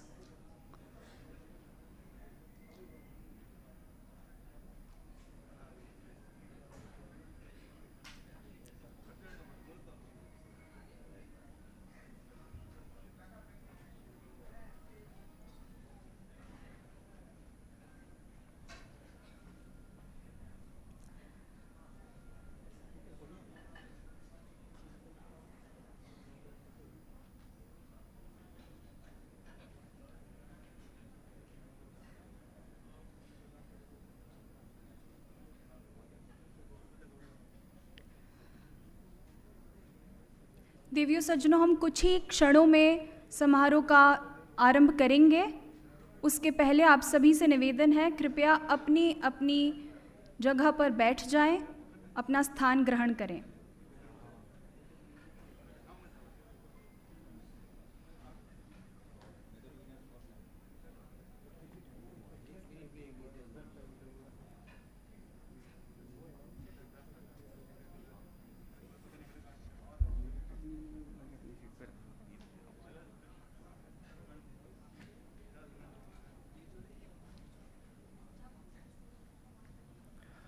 All the faculty advisors, I think I have discussed with you, but just to ensure that there is no time lag when the prizes are being announced and awarded to the students, please ensure that once a student is on the ramp, please activate the awardee in your particular department or school and ask them to start walking so that there is no time lag between them coming to the stage.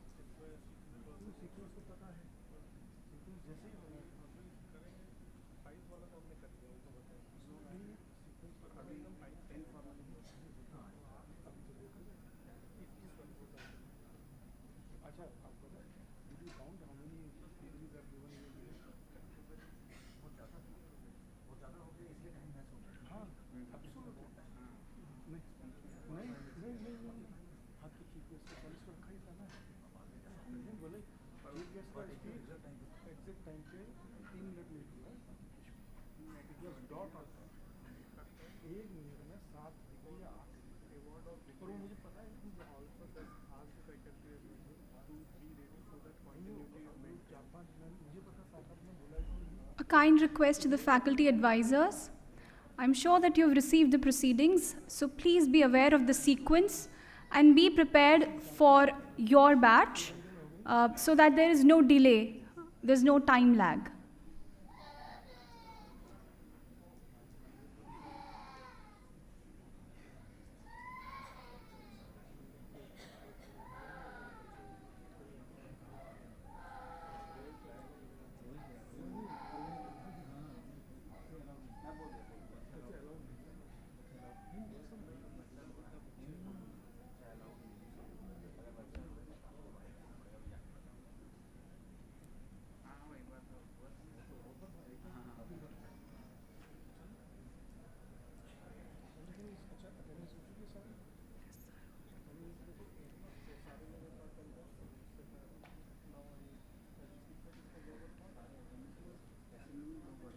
Good evening, ladies and gentlemen. Welcome to the second session of the 9th Convocation Ceremony of Indian Institute of Technology, Jodhpur.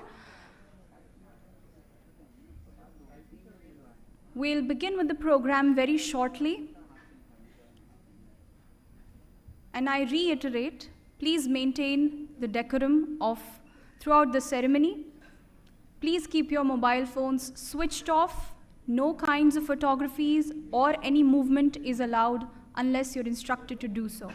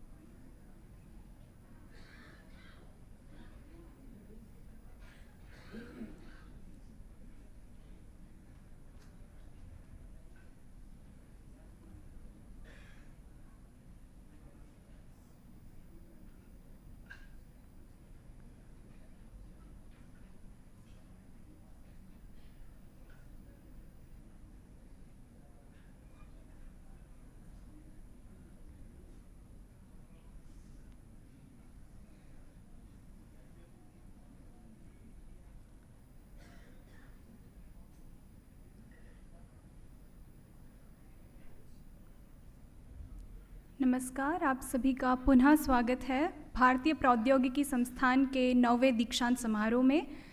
हम कुछ ही समय में समारोह का आरंभ करेंगे। उसके पहले मैं पुनः दोहराती हूँ, कृपया अपने मोबाइल फ़ोन्स बंद रखें, किसी भी प्रकार की फ़ोटोज़ या वीडियोज़ न लें। जैसे ही एकेडमिक प्रोसेशन यानी कि शैक्षणिक शोभा यात्रा आएगी, उस समय आप सभी खड़े हो जाएंगे और तब तक उसी मुद्रा में रहेंगे जब तक कि वह अपना स्थान ग्रहण नहीं कर लेते। कृपया सभा की मर्यादा बनाए रखें। समारोह के दौरान किसी भी प्रकार का आवागमन न करें जब तक कि उसके लिए आपको कहा न जाए।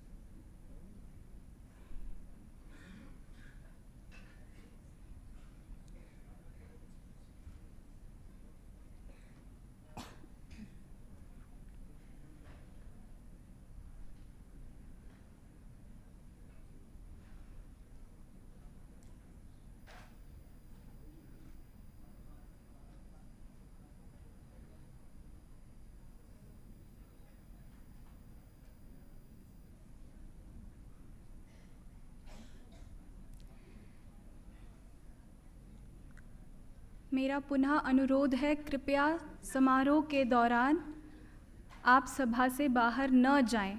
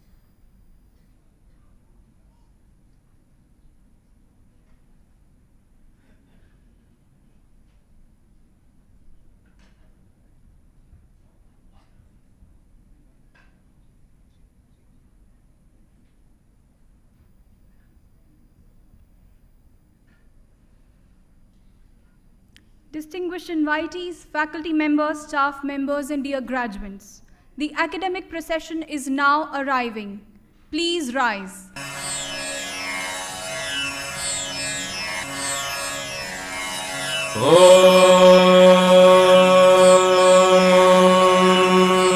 Shri Gurubhyo Namaha Harihi Om. Om Channo Mitrashyam Varunaha Channo Bhavatvarjava Channa Indro Brihaspatihi Channo Vishnururukramaha Namo Brahmane Namaste Vayo Tvameva Pratyaksham Brahmasi Tvameva Pratyaksham Brahma Vadishyami Ritam Vadishyami Satyam Vadishyami Tanma Bhavatu Tadbhaktaram Avatu Avatu Mam Avatu Bhaktaram. Om Shanti Shanti Shanti. Vedamanochyacharyon devasina manushasti. Satyam vada dharman jara svadhyaya anma pramadaha. Acharyaya priyandhanamahritya prajatantum ma vyavachetsi. Satyanna pramaditanyam dharmanna pramaditanyam kushalanna pramaditanyam भूत्यै न प्रमदितव्यम् स्वाध्यायप्रवचनाभ्यान्न प्रमदितव्यम् देवपितृकार्याभ्यान्न प्रमदितव्यम् मातृदेवो भव पितृदेवो भव आचार्यदेवो भव अतिथिदेवो भव यान्यनवद्यानि कर्माणि तानि सेवितव्यानि no इतराणि यान्यस्माकं सुचरितानि तानि त्वयोपास्यानि no इतराणि एके चास्मच्छ्रेदागंसो ब्राह्मणाः तेषाम् त्वजासनेन प्रश्वसितव्यम् श्रद्धजादेयम् अश्रद्धजादेयम् श्रिजादेयम् ह्रिजादेयम् भिजादेयम् संविदादेयम् अथ यदि ते कर्मविचिकित्सा वा वृत्तविचिकित्सा वा स्यात् एतत्र ब्राह्मणाः सम्मर्षिणः युक्ता आयुक्ताः अलोक्षा धर्मकामा स्युः यथा ते तत्र वर्तेरन् तथा तत्र वर्तेथाः अथाभ्याख्यातेषु ये तत्र ब्राह्मणाः सम्मर्षिणः युक्ता आयुक्ताः अलोक्षा धर्मकामा स्युः यथा ते तेषु वर्तेरन् तथा तेषु. And dear graduates, please take your seats.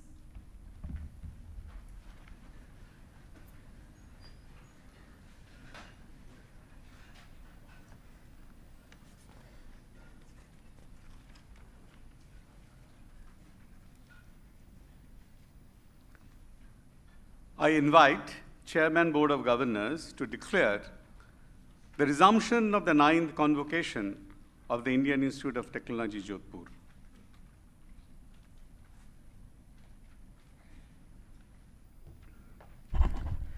I declare the resumption of 9th Convocation of Indian Institute of Technology, Jodhpur open.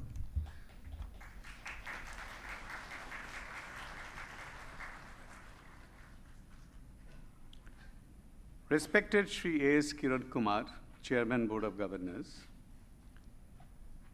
the esteemed guests for this part of the convocation, Professor Indranil Manna and Professor Vijay Chandru, members of the board and members of the Senate, distinguished guests, dear parents and graduates, my faculty and staff colleagues, members of the press, ladies and gentlemen. I am glad to report that IIT Jodhpur, with a future-driven vision for nurturing excellence of thought, imparting and generating knowledge with a multidisciplinary approach for responding to societal challenges and aspirations, is one of the fastest growing new generation technological institutes in the country.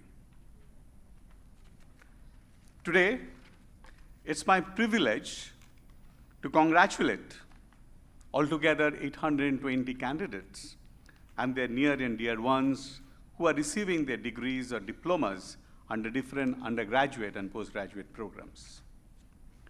In the part 2 of the convocation now, we shall be having 283 students receiving M.Tech degrees, 77 students qualified for MBA programs, 6 students qualified for Masters in Medical Technology program, 22 students qualified for Ph.D. degree. First time, we have graduates of our executive education program. In addition, 20 students have qualified for the PG diploma and certificate. This is also an occasion to recognize and honor parents, guardians, and family members of the graduating students. I would request all graduating students to stand to honor your near and dear ones for your achievements today. I think you should be really proud of the support that you have got. Please take your seat. So it is also an honor for us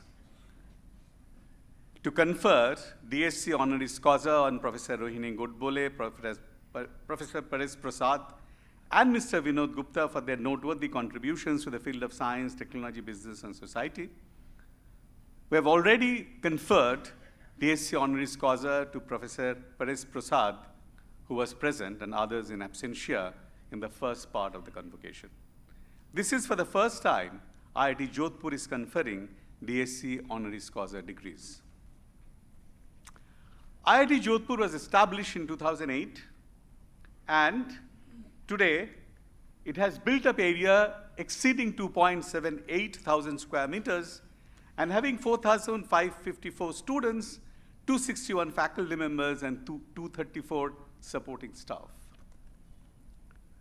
And it's very important to state that on the 5th of October 2023, this permanent campus of IIT Jodhpur was dedicated to the nation by the Honorable Prime Minister, Shri Narendra Modi. And it's a momentous occasion in the history of IIT Jodhpur. And Prime Minister also remarked that IIT Jodhpur is becoming a premier institution, not only in Rajasthan, but in the entire country. And particularly for these graduating group, in which we have the students who have graduated in our medical technology program, which is a joint degree program between IIT Jodhpur and AIIMS Jodhpur. Honorable Prime Minister really appreciated this kind of joint initiative. He lauded this collaboration and stated that IIT Jodhpur and AIIMS Jodhpur have collaboratively exploiting new possibilities in the field of medical technology.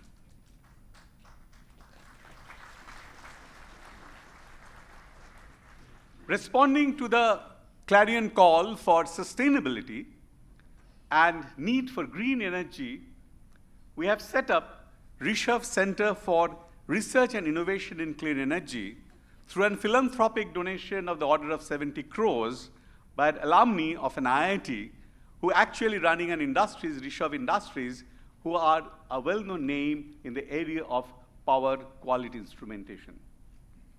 We are setting up that center, and in fact, we have started the academic program in that center already, and our focus is on various aspects of research and development in the clean energy, and this center is focused not just on pure research, but more in terms of innovation and having the technology translation of the research output happening in that center. We have started M.Tech in quantum technologies, where we have focus on quantum computing, quantum communication, quantum sensing, as well as quantum materials.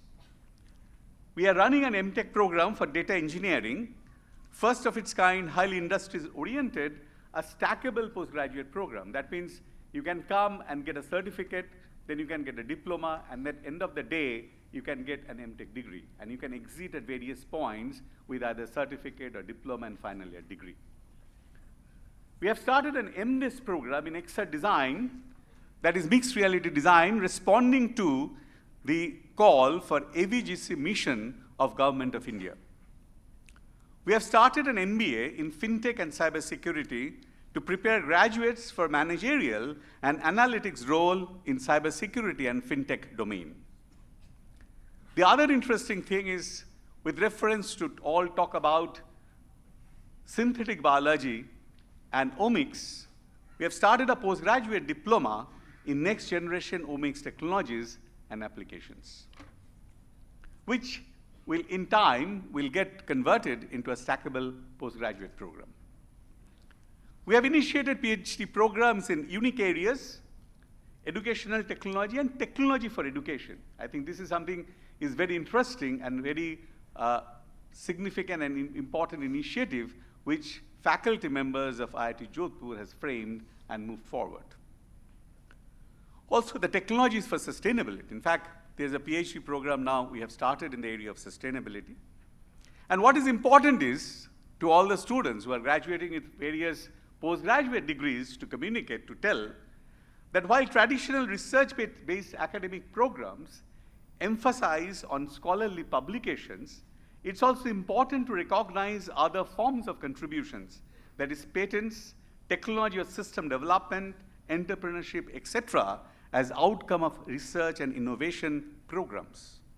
In fact, M.Tech program actually talks about recognizing patents and technologies which has come up as a tangible output and requirement for PhD program. Taking these initiatives forward, we have initiated MS programs across centers and few departments to actually support these kind of innovation-oriented academic program in the IIT system. Institute from its own resources today is supporting PhD candidates attending and presenting papers in top international conferences up to rupees 2 lakhs once during their program. And recognizing need for research infrastructure, Institute is investing 75 crores through HEFA loan for enhancing scientific infrastructure in terms of sophisticated instrumentation and computing facilities. And in fact, in the first part of the convocation, I think you have heard Professor Radhakrishnan talking about a proposal that we created for a unique center of excellence in medical technologies focusing on some of the frontier areas of medical sciences where engineering and medicine can work together. IIT Jodhpur therefore has been active in generating new know-how and technologies in different frontier areas: AI, Industry 4.0, sensors and IoT, computer vision, cyber security, space robotics, omni-mobility, clean energy, climate change, 2D materials, healthcare, quantum systems, and many more. And in fact, some of these are also part of joint collaboration with industry and universities globally located. In fact, just to give an illustration, in terms of creating an experimental approach in quantum technologies, here the faculty have been successful in generation of 2 and 4 qubit entangled states, single photon source, and experimental demonstration of quantum transportation between 2 locations using single photon source, and experimental demonstration of effectively quantum teleportation between 2 locations. And in fact, this is at the experimental level, the kind of technologies which are being developed in IIT Jodhpur. Similarly, there has been a project on telepresence and teleaction system for robo-assisted dentistry, and which actually is part of a DST NSF initiative. Currently, there are 336 research projects which are running with a sanctioned budget of rupees 179 crores. And in that process, it also includes technologies for social good. In fact, quite a few of them are AI applications. One is face recognition for social good, where a robust face recognition system can recognize face despite distortions and deformations which may happen in the face.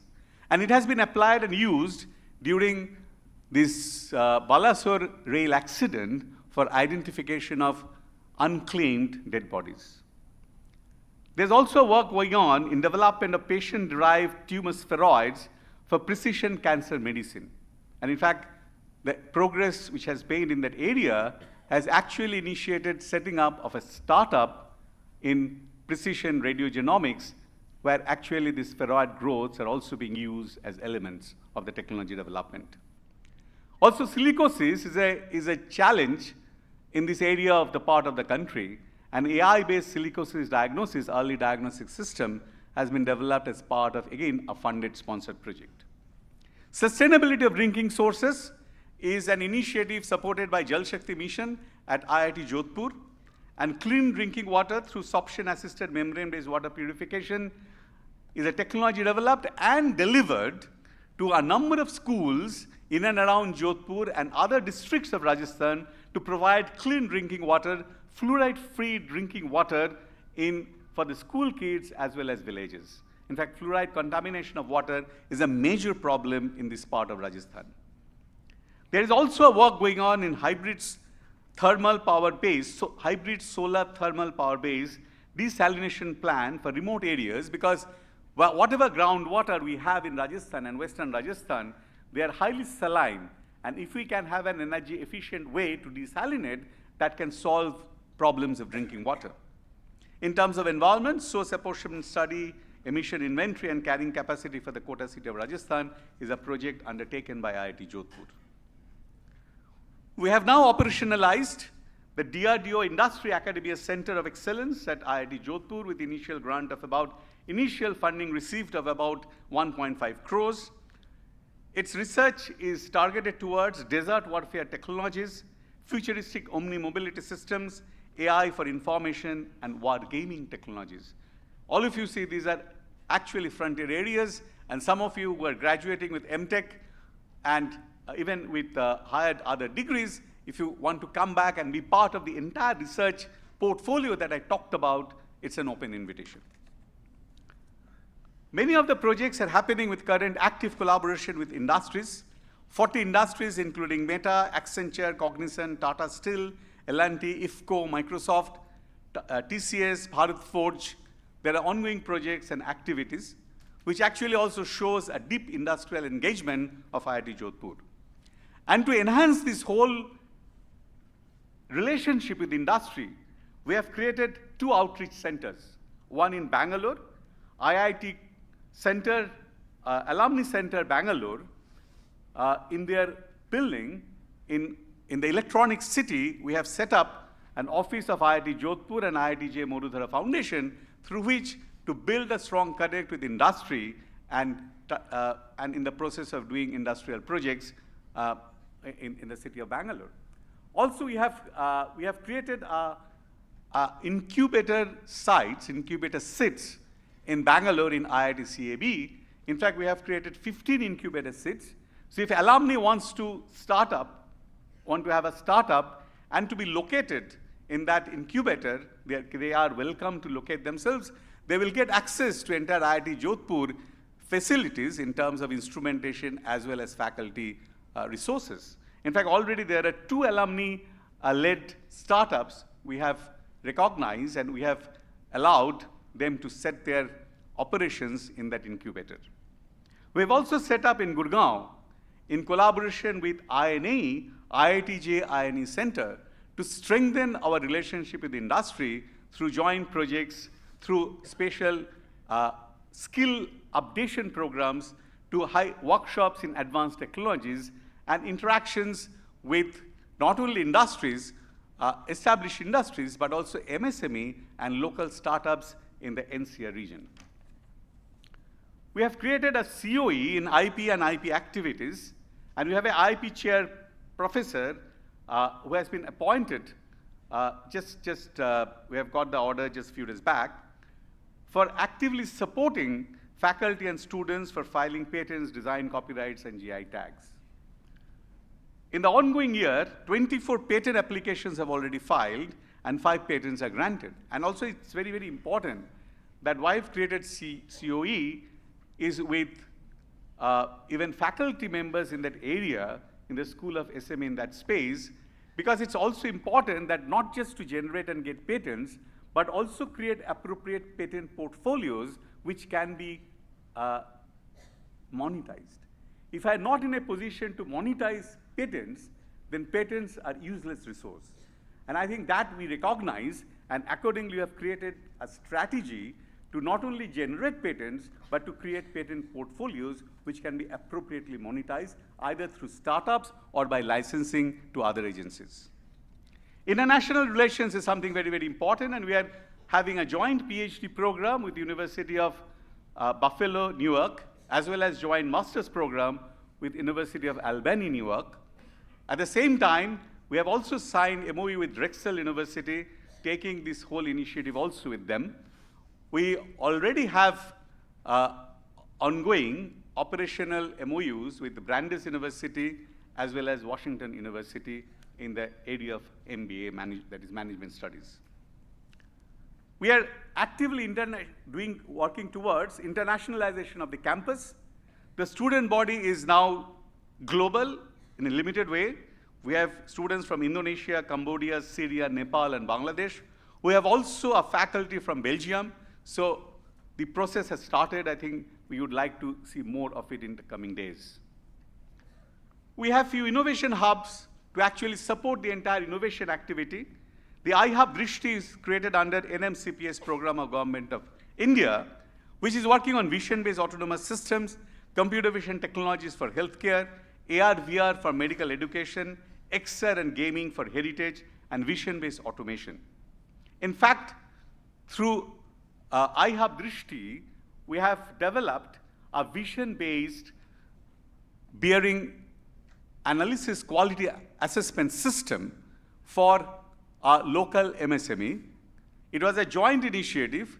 We developed the technology based on the need which came from MSME, and we have actually transferred the technology to the MSME to see how it works out. And then we can further refine and take it to the market. The whole intent is that IITs did not just work for so-called multinationals and well-established industry, but also its reach should go to MSMEs, and local MSMEs are one of the key component in the city ecosystem of Jodhpur. And we are working for them, and this is also an indication in that direction. And there is also 9 IP applications, and they're supporting startups with the Innovation Hub. Jodhpur City and Knowledge and Innovation Foundation, which is a program of Principal Scientific Advisor, Government of India, under which we are working on M.Tech, which you already stated, because it has brought IIT Jodhpur and AIIMS Jodhpur together in the cluster. But also at the same time, we are working with local artisans, creating digital archive of artifacts, and providing direct access for artisan to digital marketplace. And the whole model is working with faculty from electrical, computer science, and as well as management school being engaged into it, really to promote micro-entrepreneurship of the artisans in the space of what we call creative economy. I think this is a kind of technology and social need coming together, and IIT Jodhpur is supporting it. We're also looking at development initiative for livelihood in terms of Science, Technology and Innovation Hub at IIT Jodhpur, where we are training people to make geotextiles, which can be used for reclamation of the soil in terms of salinity problems and other difficulties. We're also running PMKVY 4.0, which is a skilling program. So skilling program at the low end of the pyramid. And so what is important is that we also respond to the needs beyond a formal academic education for improving the quality of life and livelihood opportunities in the city of Jodhpur. In area of innovation, what in fact was suggested by the committee that we appointed for new financial models to operate for IIT Jodhpur, given the difficulties and challenges of grants and the economic support for IITs, we have really worked on PPP model for research initiatives. So we have actually created a cluster of academic research institution and industry for generation and delivery and use of green hydrogen. AI of things, which actually our chief guest stated in his speech. In fact, with a joint Section 8 company with RISL and JCKIF, is being set up in the campus to really support technology development in this space, where the startups and even faculty can work together to develop different products in the space of edge intelligence, which has become very, very critical and important given the 5G coming in, and it's being followed by 5G Advanced and 6G technologies. Solar thermal energy generation and thermal batteries are another area where you're looking at. TISC has supported, which is our incubator. Today it has supported 14 startups and 10 pre-incubates. And they've also got a co-working space in Bangalore. 2 startups to be mentioned, Divya Plasma Solutions Private Limited, which got the first prize in National MSME Conclave 2023, and Selvas Private Limited, who has already got a commitment of more than 1.5 crores in terms of technology that they're working on. The student activities and achievements, I think that's also important to know. We have number of inter-hostel and interdepartmental competitions, and we have created this time the concept of general championship so that participation increases, more students, UG and PG participate, not just in the hostel, but as a departmental team as well. Because it's very, very important for the students to come out of their rooms and participate in activities for all-round growth of their personalities.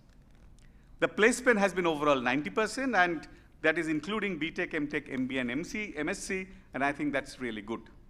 Our alumni has distinguished themselves in various areas, various fields, including even startups and other roles, even in administrative services. Faculty laurels, we have Professor Bigyan Bandyopadhyay becoming Fellow of INSA and IEEE Life Fellow, Dr. Dipanjan Roy, Fellow as NASI. We also have some of the awards. Mayank Vatsa's 2023 IEEE Meritorious Service Award, Nirmal Lavachar for MRSI Prize, and Pradeep Damala for APJ Abdul Kalam Fellowship.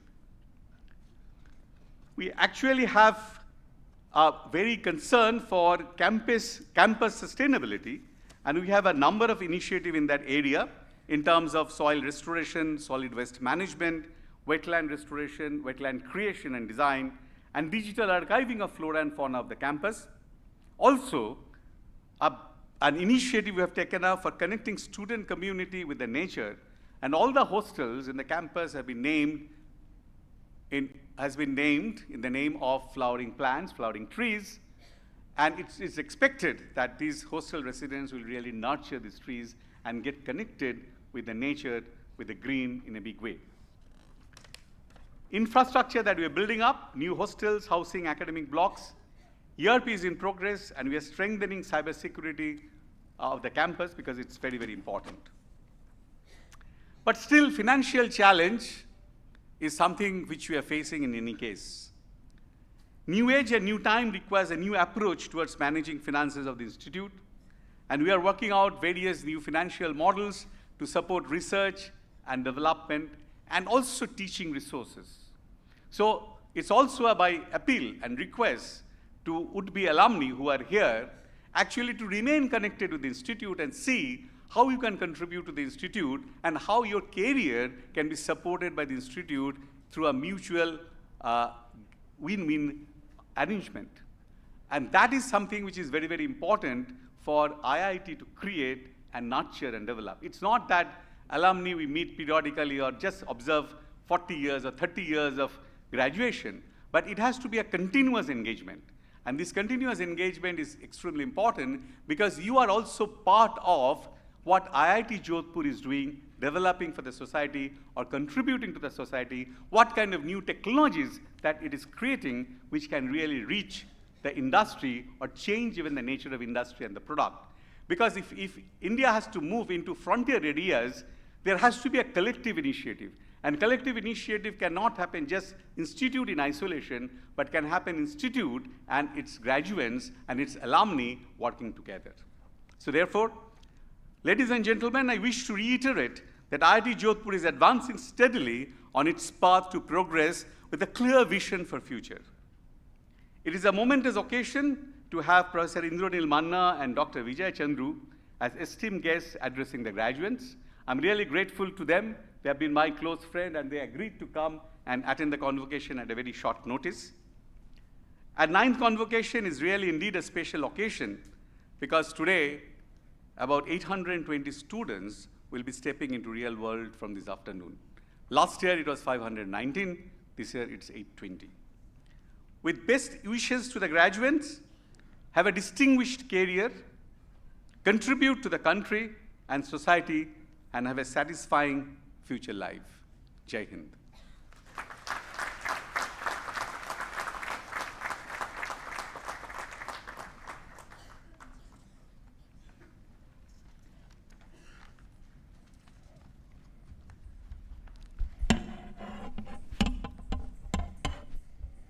Let the candidates be presented for the award of the degree of Master of Technology in Bioscience and Bioengineering. I present 8 candidates in person and 4 in absentia who met the requirements for the award of degree of Master of Technology in Bioscience and Bioengineering. I recommend that they be admitted to the said degree. Himanesh Ray,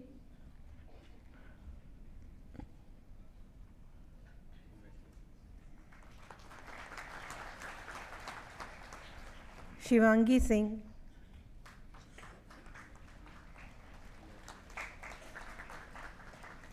Yumnam Prince,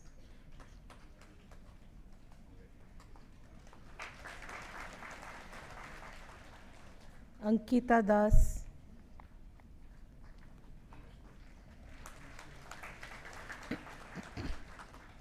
Arjun Pathak,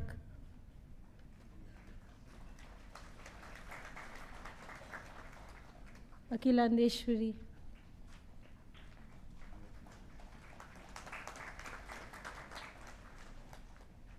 Khushi Maheshwari,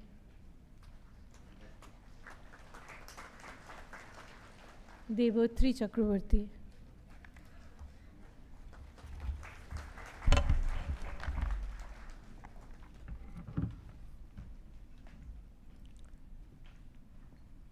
Let the candidates be presented for the award of the degree of Master of Technology in Chemical Engineering.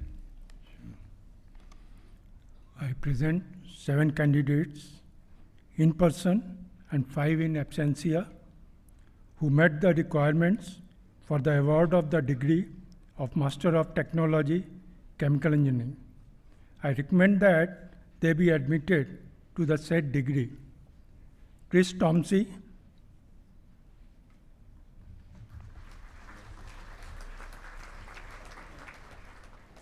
Lalit Kumar Meena,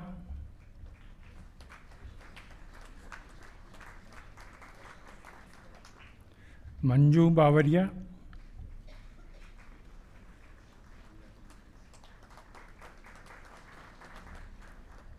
Rishabh Jain,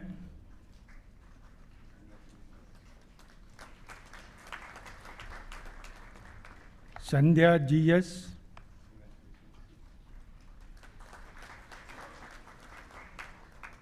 Vivek Prajapat,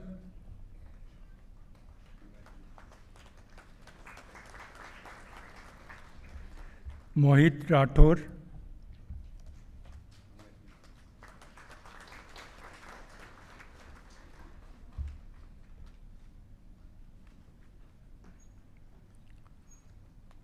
Let the candidates be presented for the award of the degree of Master of Technology in Infrastructure Engineering with specialization in energy.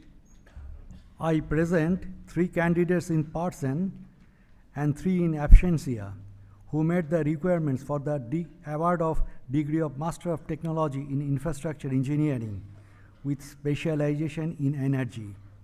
I recommend that they be admitted to the said degree.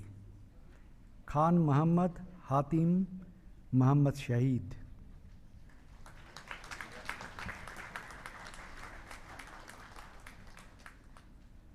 Maushin Jamil Muhammad Nasir.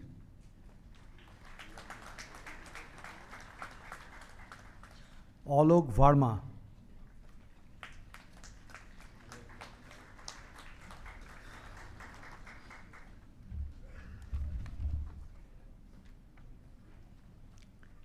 Let the candidates be presented for the award of the degree of Master of Technology in Infrastructure Engineering with specialization in Environment Engineering. I present 6 candidates in person and 1 in absentia who met the requirements for the award of degree of Master of Technology in Infrastructure Engineering with specialization in Environmental Engineering. I recommend that they be admitted to the said degree. Ajay Bharat Rathi.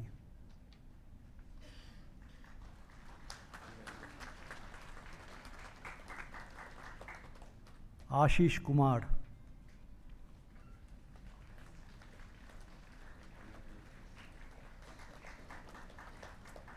Shayan Banerjee.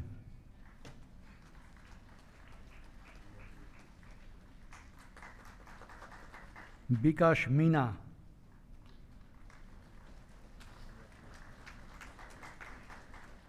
Vishal Tak.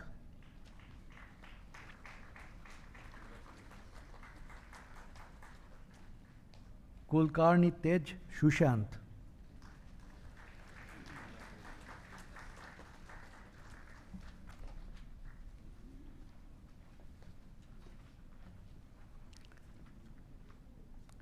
Let the candidates be presented for the award of the degree of Master of Technology in Artificial Intelligence.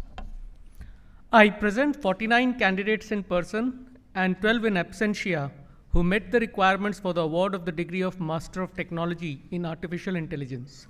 I recommend that they be admitted to the said degree. Ainab Ghosh,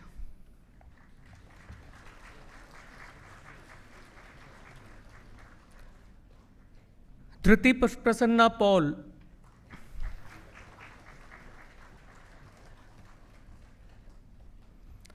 Kalathur Chenchu Kishore Kumar,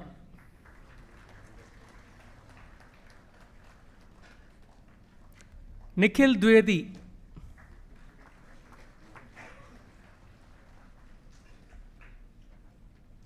प्रबला Sandhya Gayatri,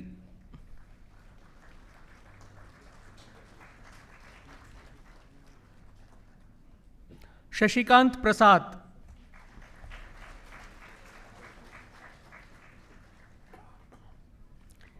A Tejashwi,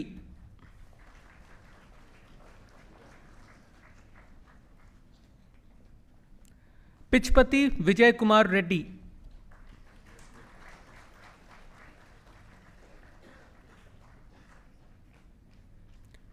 Abhijit Upadhyay,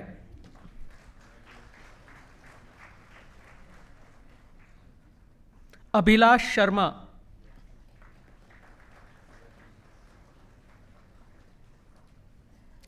Abhishek Ram Subramanyam Iyer,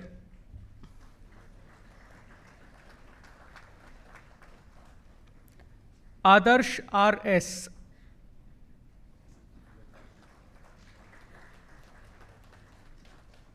अधुन Talekar,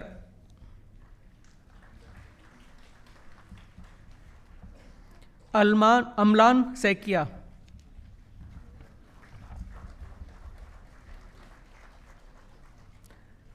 Arijit Soni,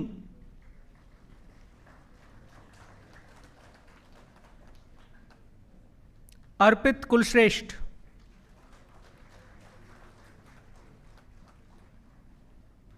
Bharat Gupta,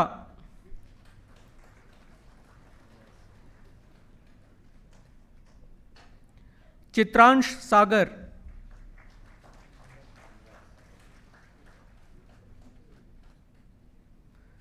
Deepak Kumar,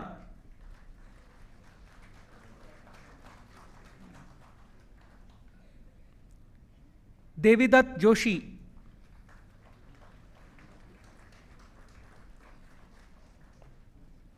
Harish K S,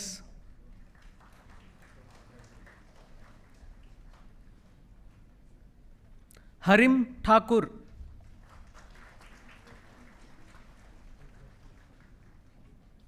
Harsha Motwani,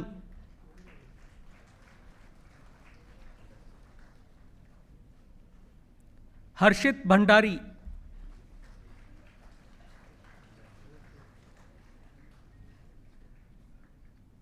Jaideep Dutta,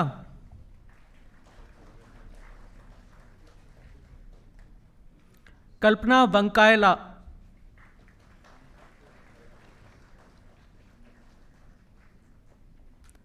किरण जोशी,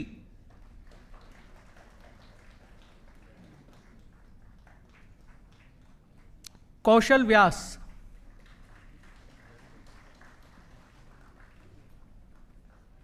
मेघना Mariam alias,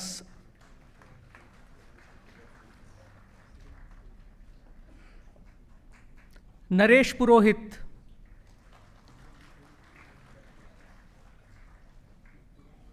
Nikhila Dhulipala,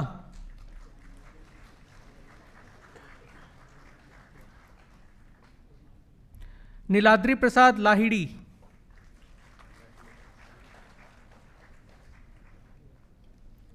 Pallavi,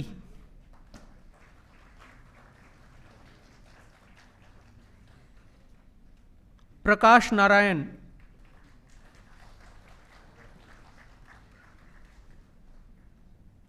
Pramod Kumar Gupta,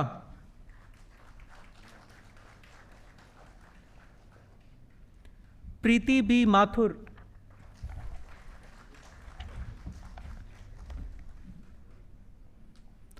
Puneet Kumar Mishra,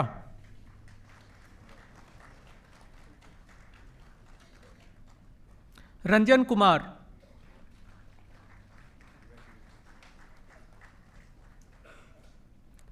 Ritvika Das,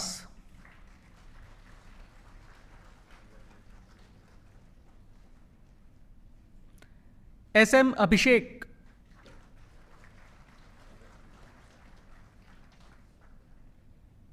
Sachin Tyagi,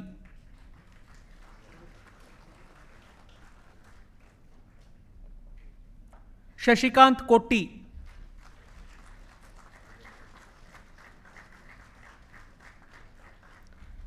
Maranganti Sridevi.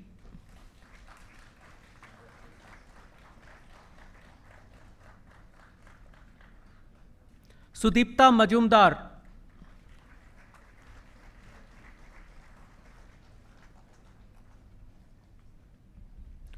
Sanghani Suresh Kumar Tulsi Bhai.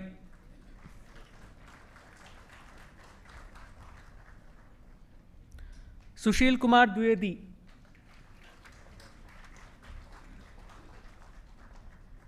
Sushil Kumar Surana.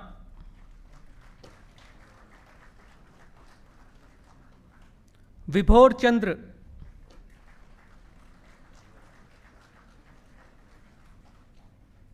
Vivek Saini.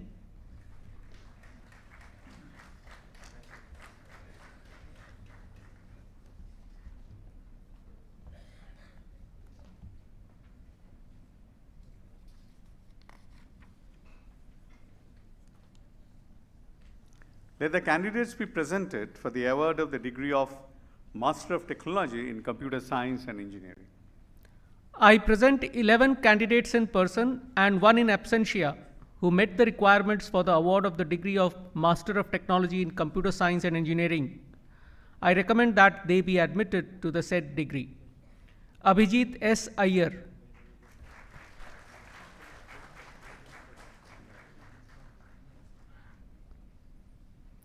Ashish Jacob Sam.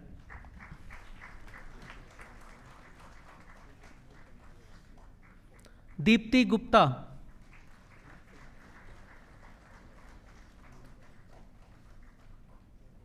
Himanshi.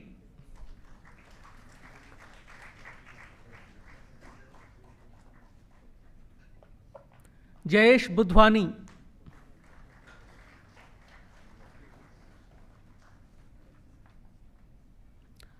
Nayanita Saha.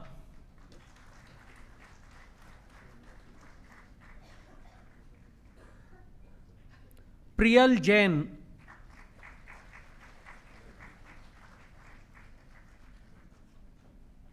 Rajat Rawat.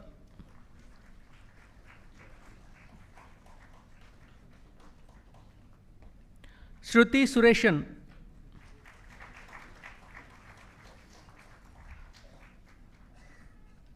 Shubham Singh.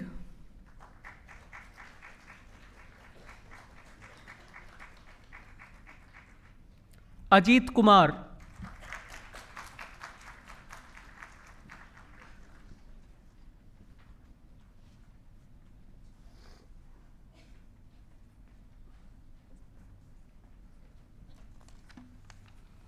Let the candidates be presented for the award of the degree of Master of Technology in Cyber Physical Systems. I present 6 candidates in person and 2 in absentia who met the requirements for the award of degree in the Master of Science in Cyber Physical Systems. I recommend that they be admitted to the said degree. Harsh Kumar Kesharva.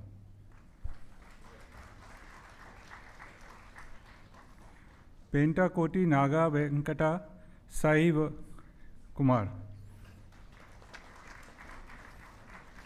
Rohit Jade. Sandipan De.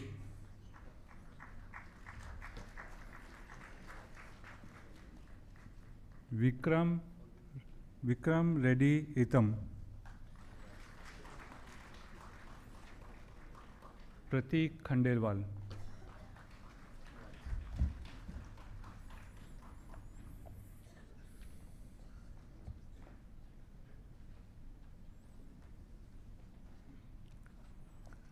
Let the candidates be presented for the award of the degree of Master of Technology in Sensors and Internet of Things.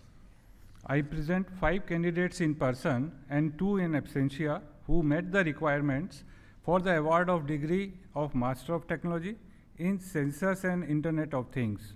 I recommend that they be admitted to the said degree. Ajay B.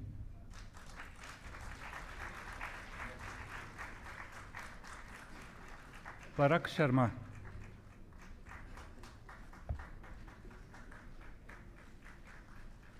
Rajdeep Karmakar.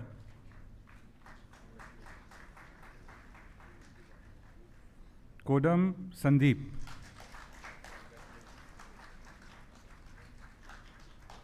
Shweta.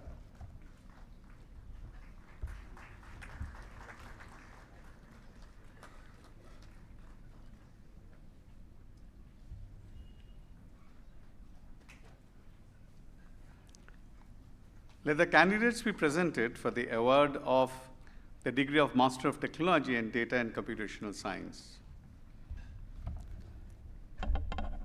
I present 5 candidates in person and 5 in absentia who met the requirements for the award of the degree of Master of Technology in Data and Computational Sciences. I recommend that they be admitted to the said degree. Manish Upadhyaya.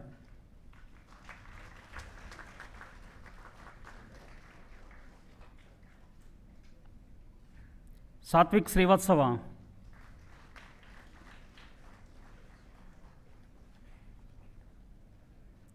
Shamali Paul.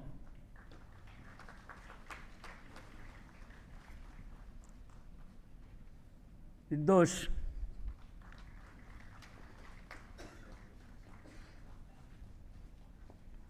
Himanshu Kumar Anand.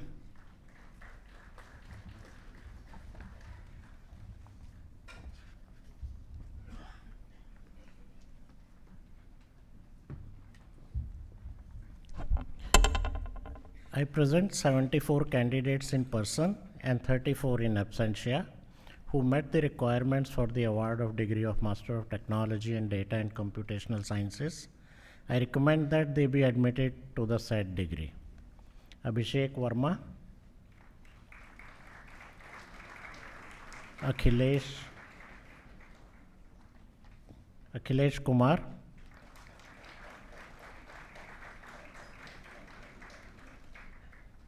Akshay Kishore Chauhan, Akshay Kumar,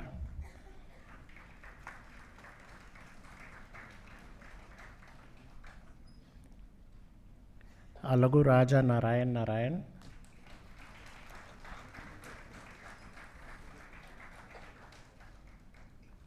Ankit Sinha,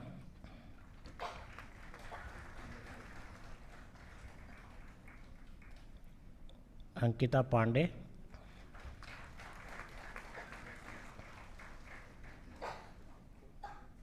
Arush Tripathi,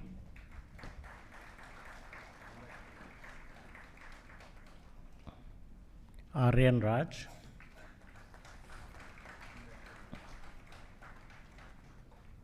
Ayush Vats,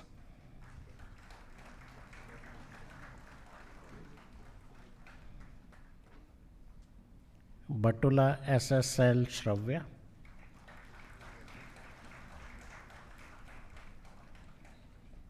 Bhavani Shankar Mohanty,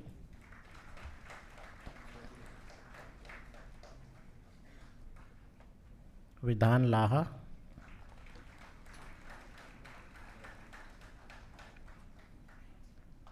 Chepuri Harshri,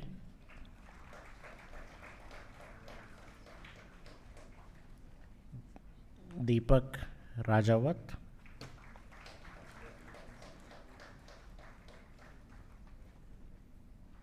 Divya,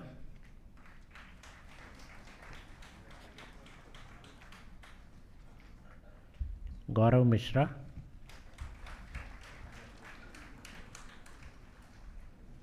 Gautam Nathan V,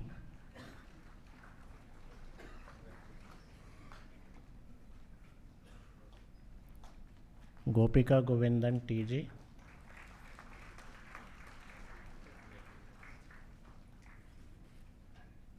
Rishabh Day,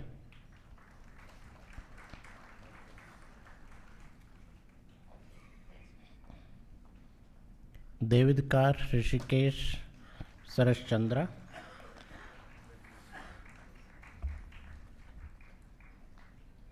Embetombi Chongatam Yadav,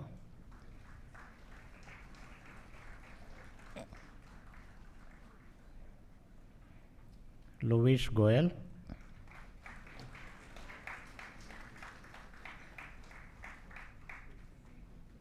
Manjunath Yu,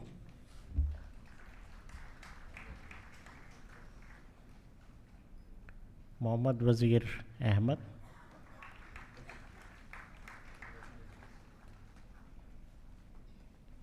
Meenakshi Srivastava,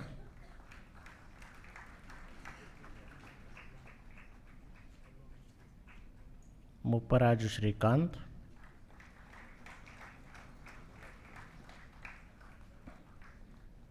Nikita Rathore,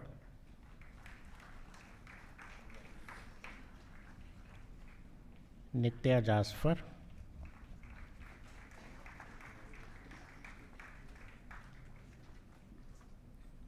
Nitish Kumar,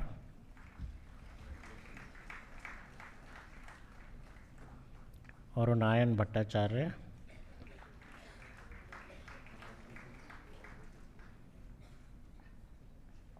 Varun Mishra,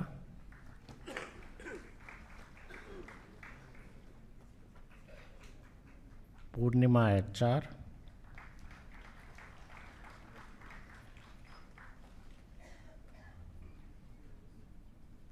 प्रणाली वामन कनमपल्लीवार,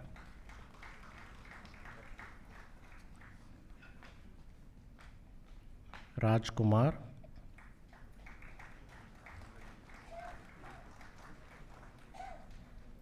रिनित लूला,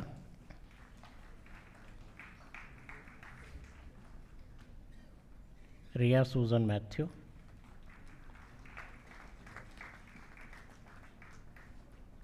रोहित बजाज,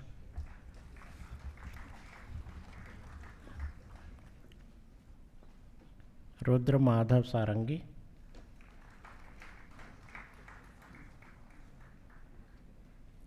सहना विश्वास,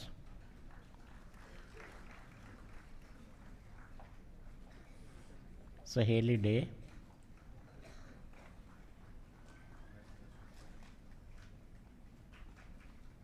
साक्षी द्विवेदी,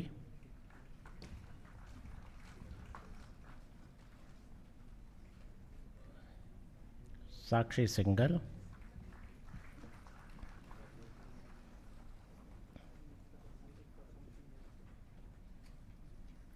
संभव रघुवंशी,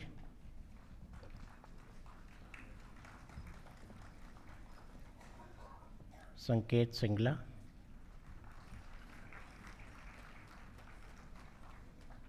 शिवांश वशिष्ठ,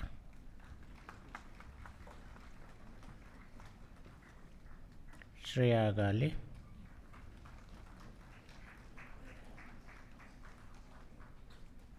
शुभम रविंद्र बदुकले, स्निग्धा मॉन्डल,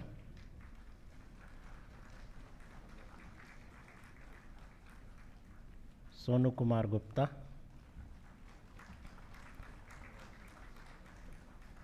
सौरभ मजूमदार,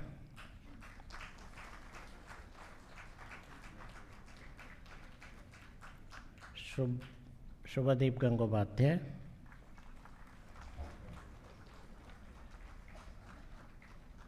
शुभम सिंह देव,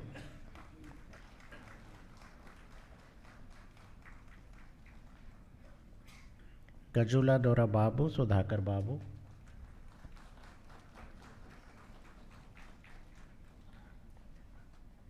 सुजीत कुमार नायक,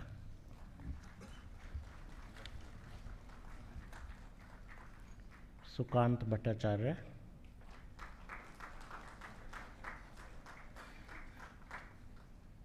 सुमित कुमार जेठी,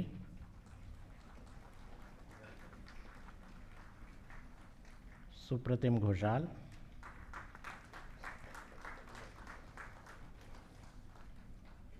तिरु बालाजी,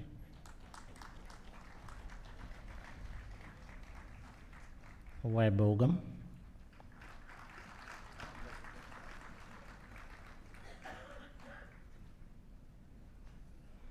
वैष्णवी जितेंद्र मोटे,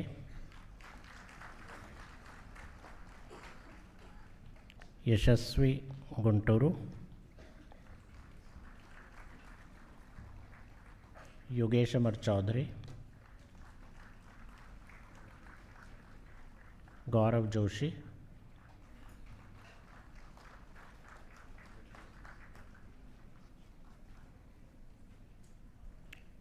Gogineni Nikleshwari,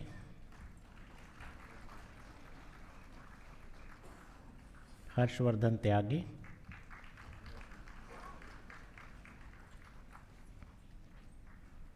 Lalit Bhattu Patil,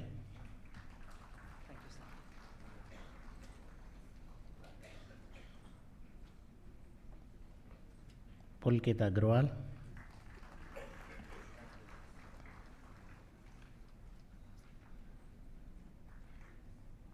Sanyukta Swaminathan,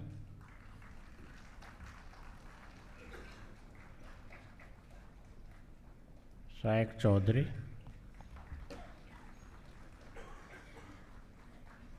Subhashish Das,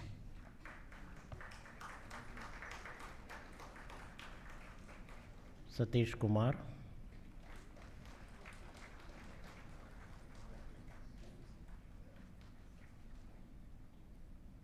Dayati Guha,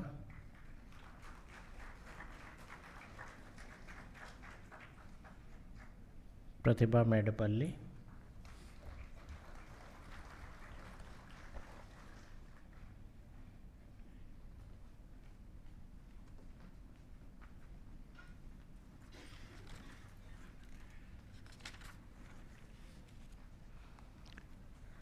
Let the candidates be presented for the award of the degree of Master of Technology in Advanced Manufacturing and Design. I present 13 candidates in person and 3 in absentia who met the requirements for the award of the degree of Master of Technology in Advanced Manufacturing and Design. I recommend that they be admitted to the said degree. Raviraj Singh Rathod,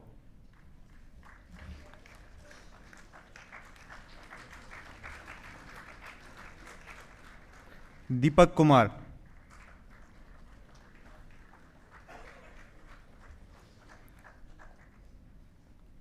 Sujay B.J.,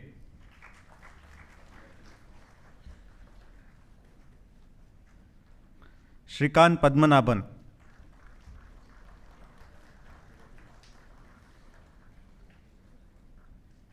Soham Datta,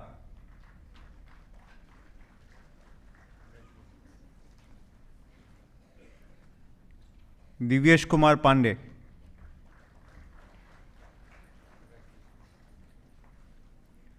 Shivendra Nandan,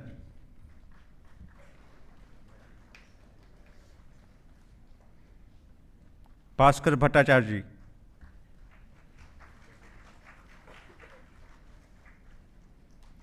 Prabla M. Vamsi Krishna,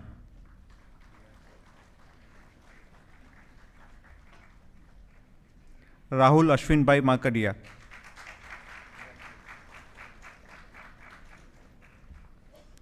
Aradhna Kisku,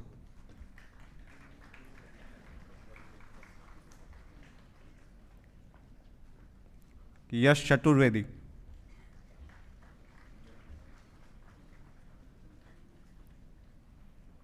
Shubham Khobragade,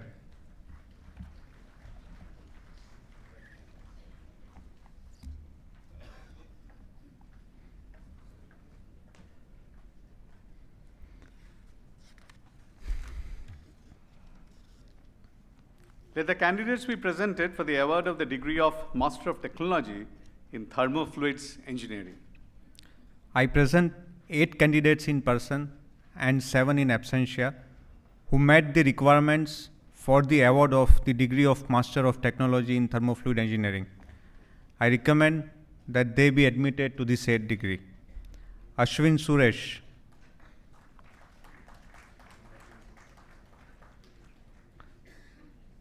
Akarshika Lal,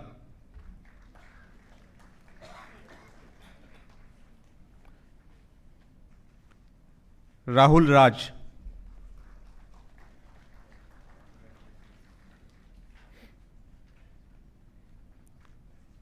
Jaideep Basak,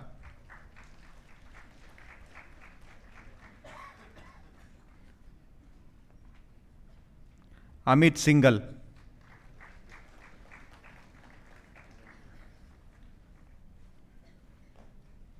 Abhinand S,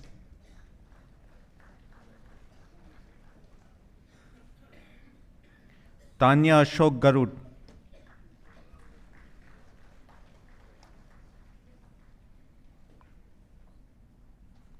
Kehar Singh.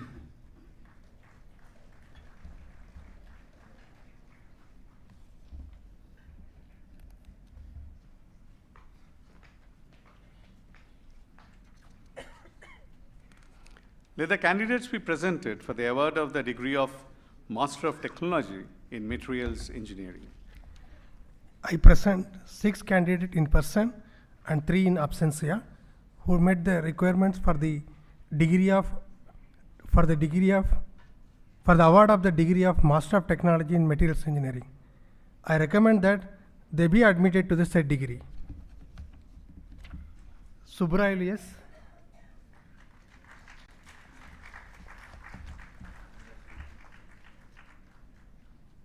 Danyasri MD,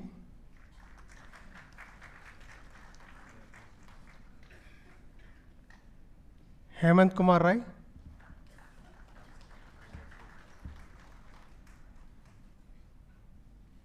Navratan Panwar,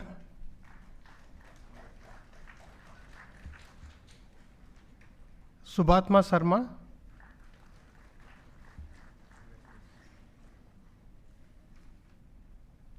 Iskumar Jha,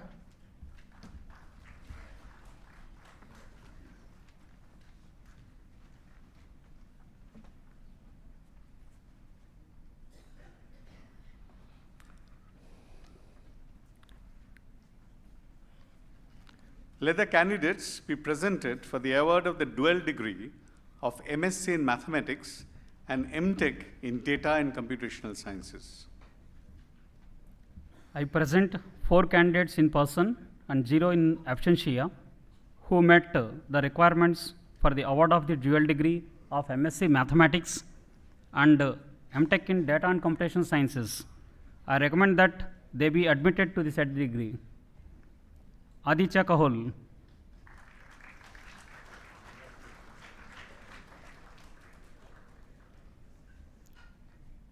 Harshita,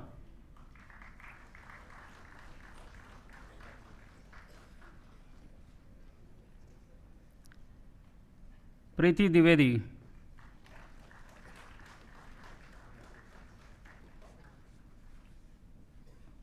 Vishal,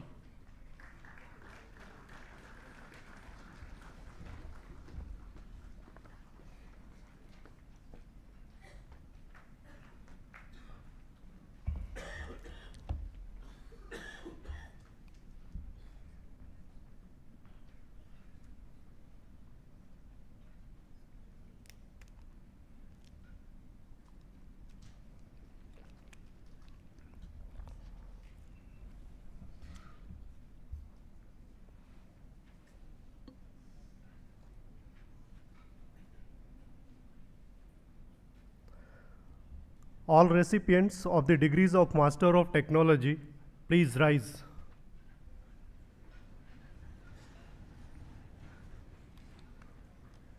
By virtue of the authority vested in me as Chairman of the Senate of the Indian Institute of Technology, Jodhpur, I admit each of these candidates to the degree of Master of Technology in their respective disciplines and charge them to prove worthy of the same throughout their lives. All recipients of the degrees of Master of Technology, please take your seats.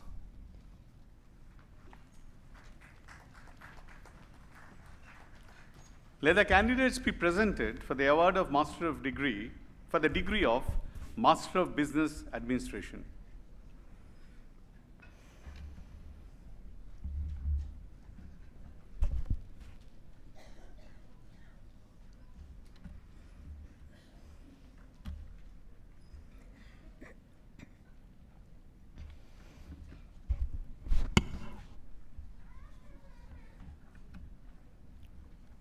आदर्श मनोज टोटला,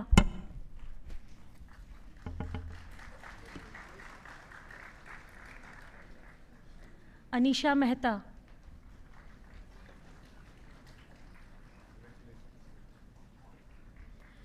अविनाश कुमार,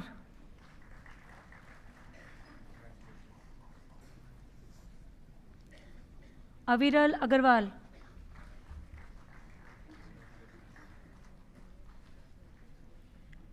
आयुष शर्मा,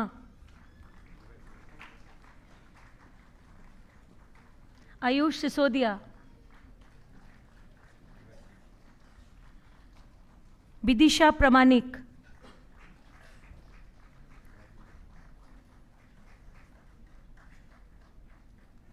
दीपक बघेल, हर्षित मखीजानी, हिमांश मित्तल, हितेश बंसल,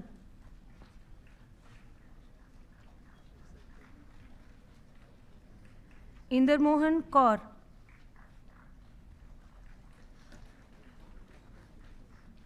मधुमेह भारतीय,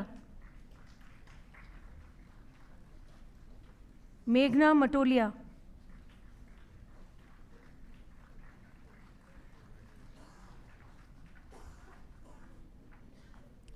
नंदिनी कुमार,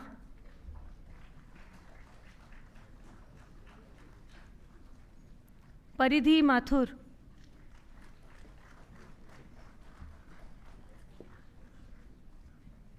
पारुल केशव पटैत,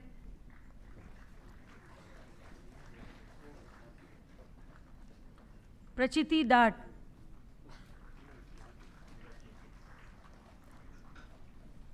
प्रकाश कुमार सिंह,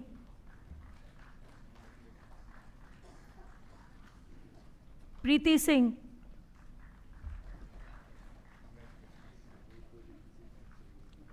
प्रदर्शिका घोष,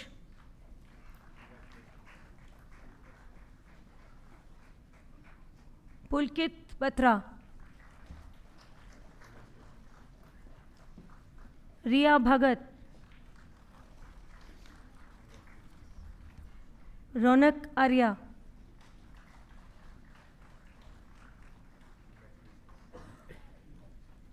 शिप्रा मुखर्जी,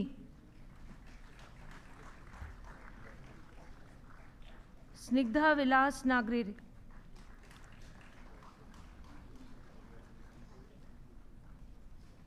श्रीराम वेंकट नागा सायथ्रून,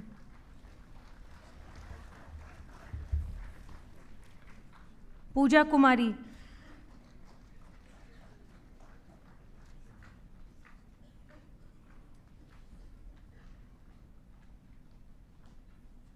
पूजा कुमारी,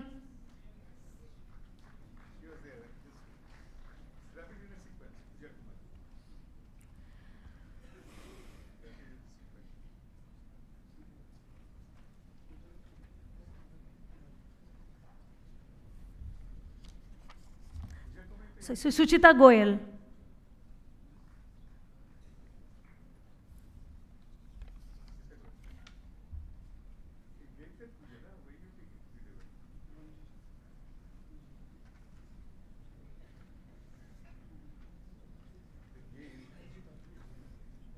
सुचिता Goyal, There was before. Shall I have to go in? I think the first one was something else.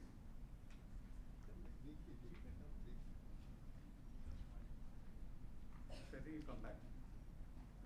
You are Sunandita. Puja's thing was given, and then you have taken it back. I think come back to this one. You have missed your turn.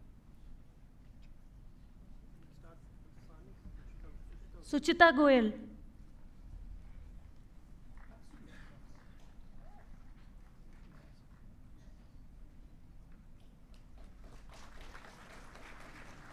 Sunandita Chaudhary,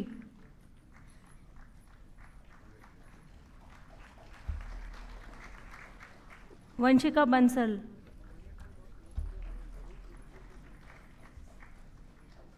Yash Kishore,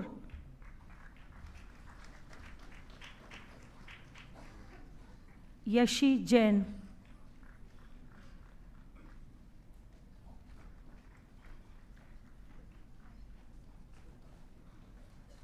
Pushpak Sheshrao उबनारे,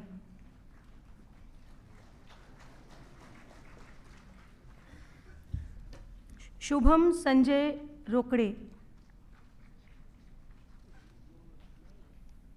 It's not in the order.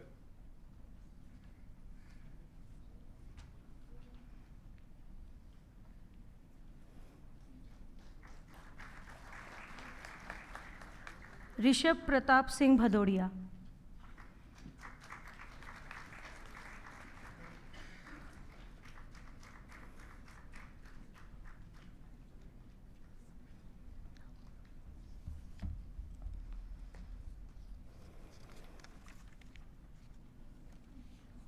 Let candidates be presented for the award of the degree of Master of Business Administration Technology.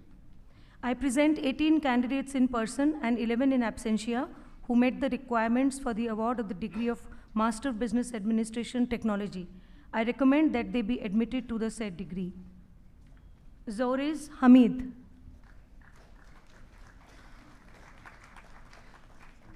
Ajinkya Prakash Gadkari.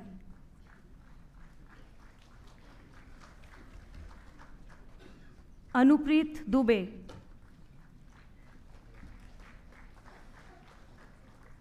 Chirag Krishna Kumar Panpalia.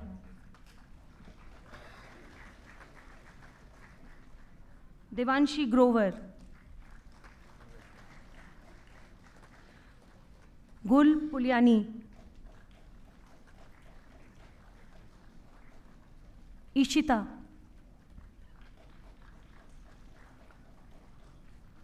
Kartik Karalia.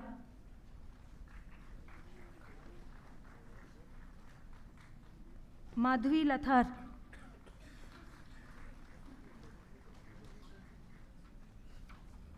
Prakhar Mishra.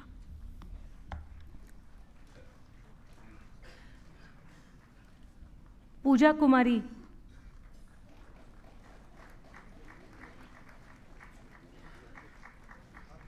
Ritika Shukla.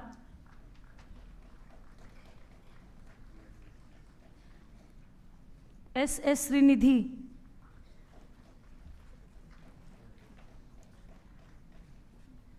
Sakshi Sharma.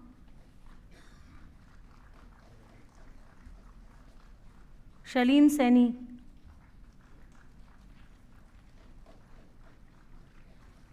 Saurabh Sagdev.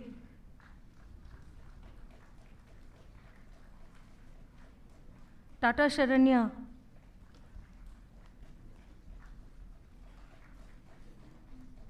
Shubham Kumar.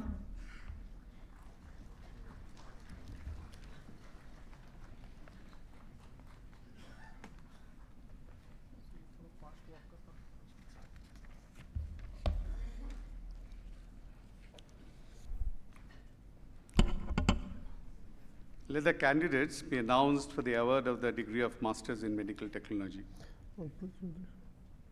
Ajay, these are the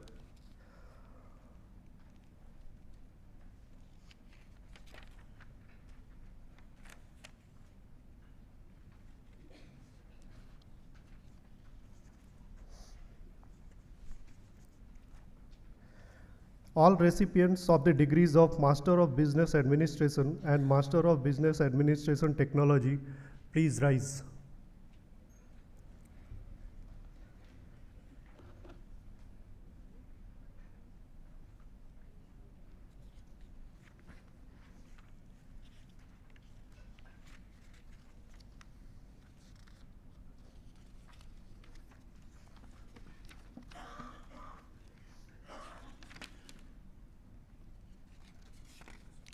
As a Chairman Senate, by the virtue of power vested on me,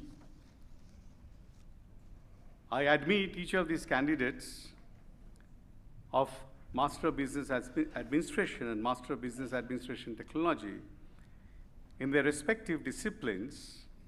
I admit them in their respective disciplines and charge them to prove worthy of the same throughout their lives.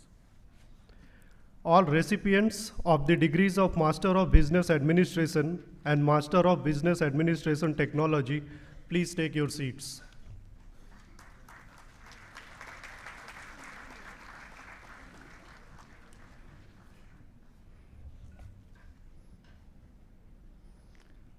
Let the candidates be announced for the award of the degree of Masters in Medical Technologies. I announce names of 6 candidates who made the requirements for the award of the degrees of Masters in Medical Technologies. I recommend that they be admitted to the said degree. The joint degree will be awarded by IIMS Jodhpur in their convocation. Ajisha Shri K, Ajmal Jalil, Divesh Kumar Avasthi, Gaurav Shaurya, Harisharan R, Barun Raman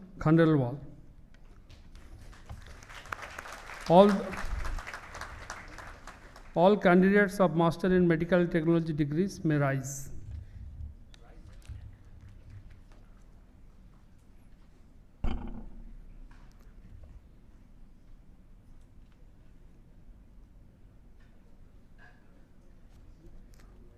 All recipients of the degrees of Master of Medical Technologies, please take your seats.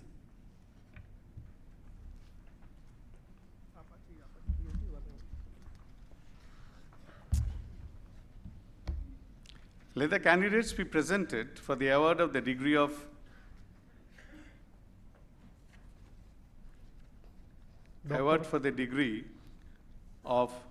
Doctor of Philosophy. I present 13 candidates in person and 9 in absentia who met the requirements for the award of the degree of Doctor of Philosophy. I recommend that they be admitted to the said degree. Piyali Vishwas,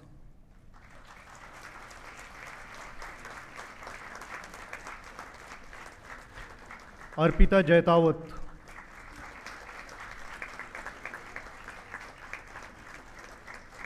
Dheeraj Goyal,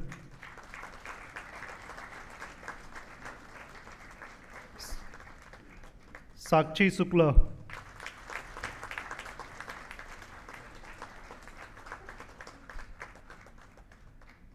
Akhil Kumar Singh,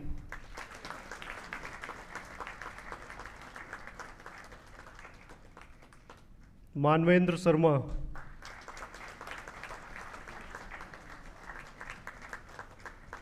Surajit Das,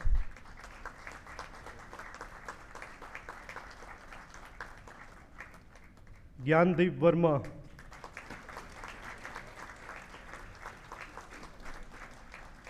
Ansul Jain,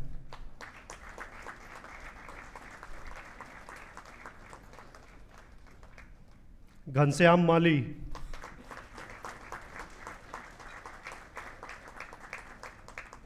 Ankur Rakesh Dubey,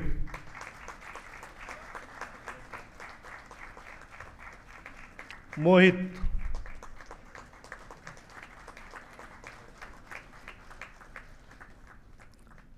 Tanmay Sahu,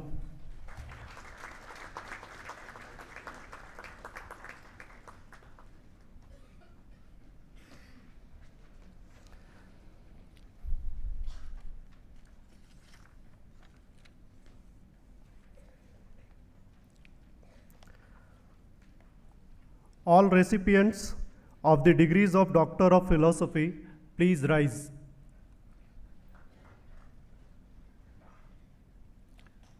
By virtue of the authority vested in me as Chairman of the Senate of the Indian Institute of Technology, Jodhpur, I admit each of these candidates to the degree of Doctor of Philosophy and charge them to prove worthy of the same throughout their lives. All the recipients of degree of Doctor of Philosophy, please take your seats.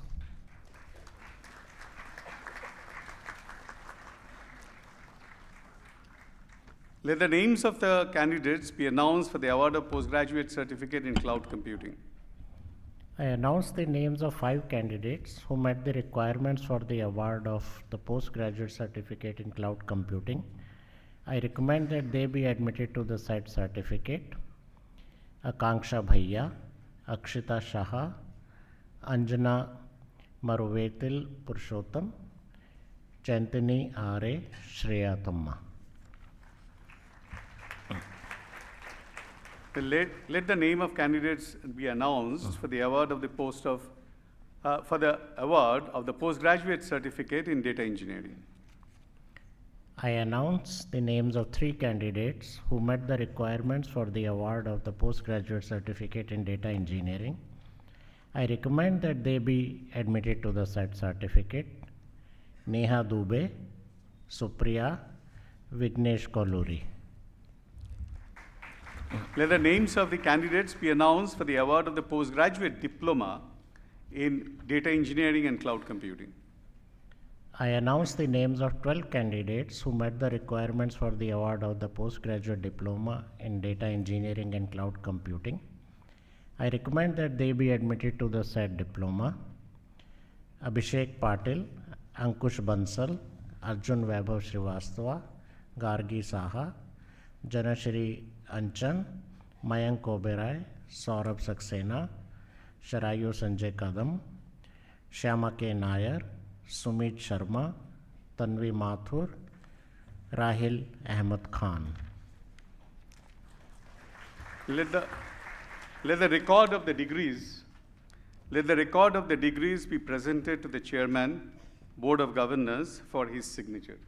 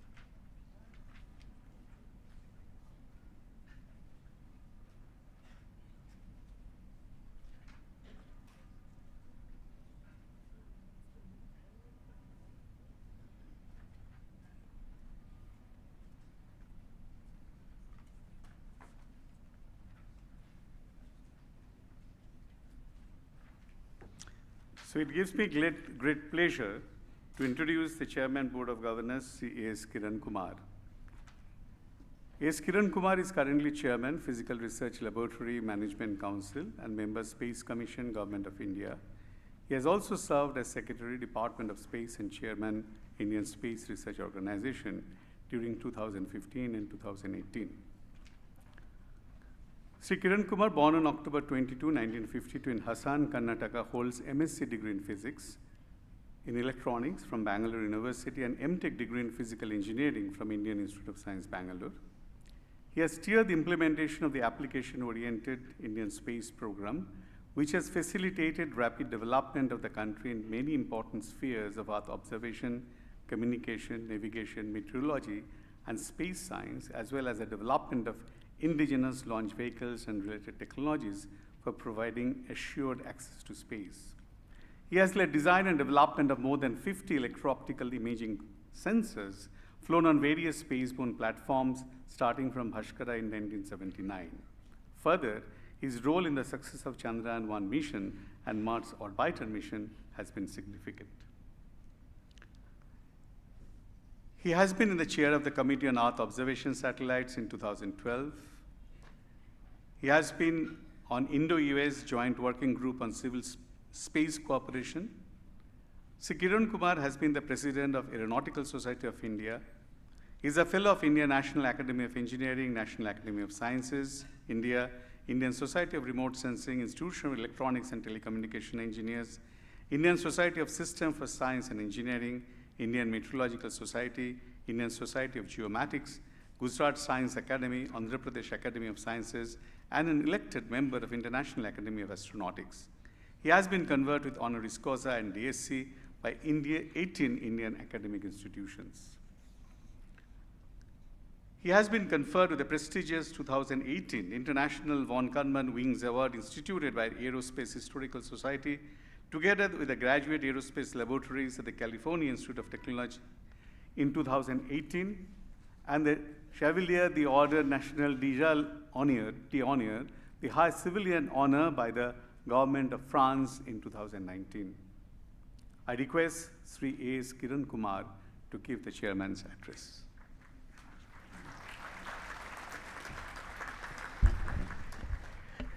Good evening to all of you. On this occasion of the 9th Convocation of Indian Institute of Technology, Jodhpur, it's indeed a great privilege for me to be present here. Shri Indranil Manna, Vijay Chandru, Dr. Shantanu, Director of IIT Jodhpur, Senate members, members of the board, and all the dignitaries present on the dais and off the dais, and all those who are actually going to celebrate today on completion of yet another milestone in their life, because they are now getting into masters and doctor of philosophy, etc. While you have achieved what you have done today with significant amount of effort and support from your parents and from all the professors and various teachers whom you have encountered throughout your career, it's also a time to remember them and recognize the contribution they have made in what you have achieved today. Actually, if you look at India today, we are the 5th largest economy, and India is aspiring to become the topmost in the coming decades. And after 75 years of independence, India has achieved quite a few things in comparison with the time at which we got our independence after many centuries of external subjugation. If that has happened, if India is where it is today, it is because people like you who have graduated from the various institutions in the country put their sweat and blood and decided to work for the country's development. And you have seen in this process, there have been institutions which have tried to make use of the technology that is available, the new technologies that are available, bringing that technology into practice and in providing solutions to the day-to-day problems of the society. While in the 1957 was the first time humanity got a new technological capability of going beyond Earth, and at that time, a great visionary people in this country looked at how this capability of going beyond planet Earth can be used for improving the lifestyle and facilities of this country, whether it is broadcasting, communication, bringing in weather information, or in the recent past, what you have seen of going beyond planet Earth and landing on Moon or reaching Mars. What all this shows is there is no dearth of talent. Talent in this country is capable of achieving phenomenal things, and it can make others in the world to look around and look at what's happening in the country. You're all quite familiar how India dealt with COVID, how the situation which most of the people were trying to take advantage of for economic reasons, it was only India which, with its own science and technology initiatives, not only solved the problem for itself, but also provided the solution to others globally, not looking for monetary benefits. In a similar manner, you're all quite familiar.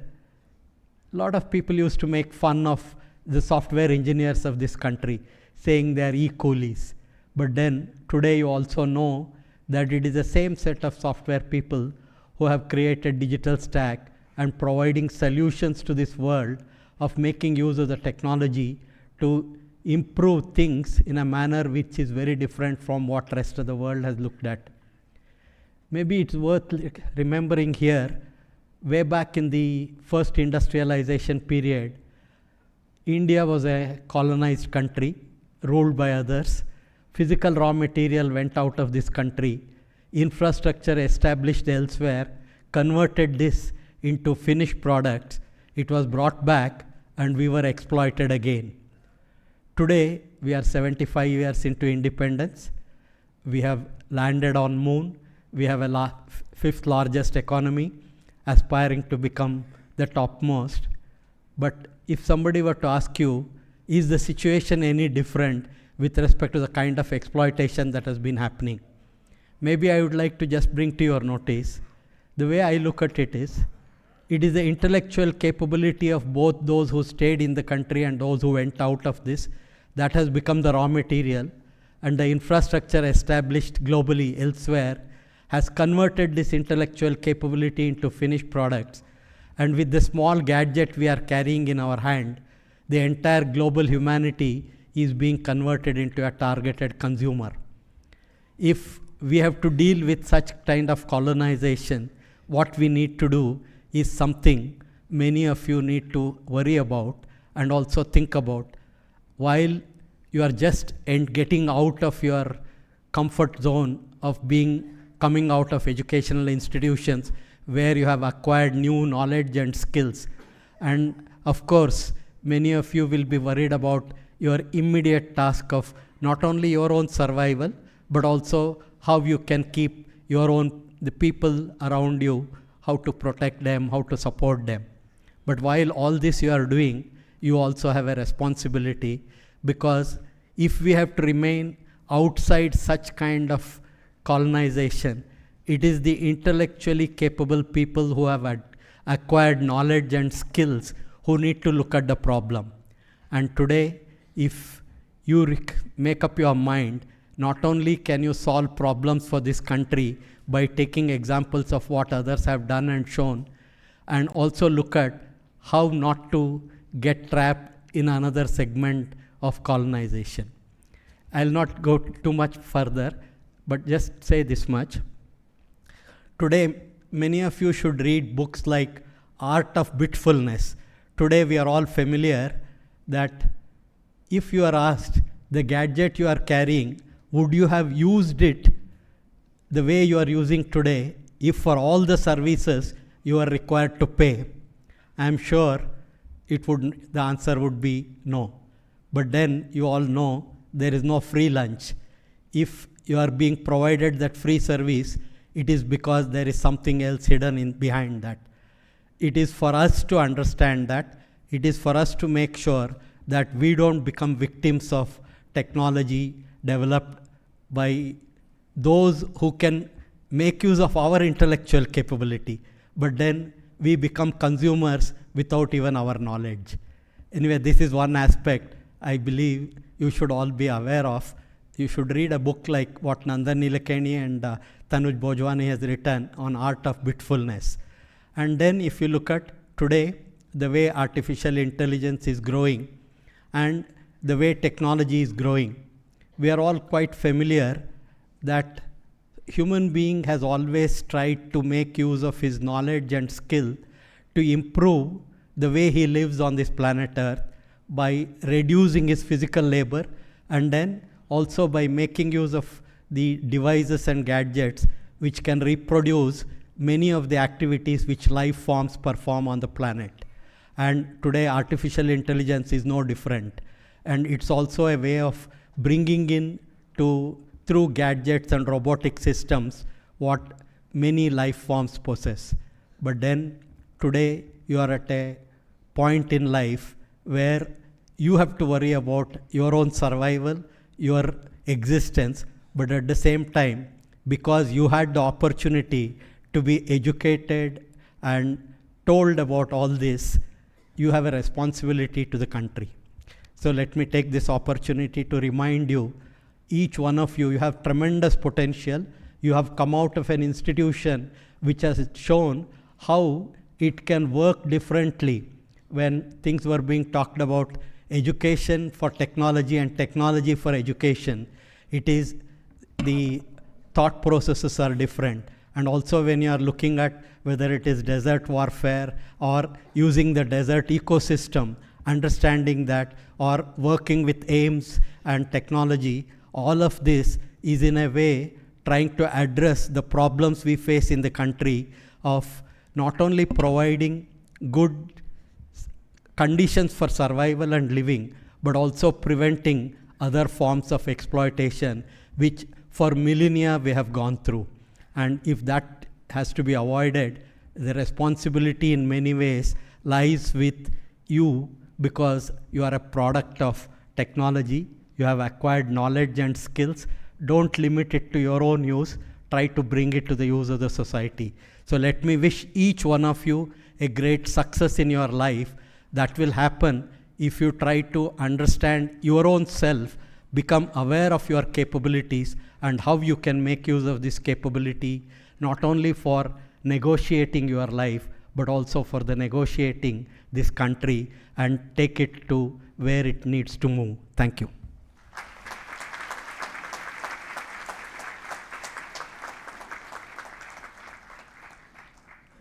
Thank you, sir, for your inspiring speech.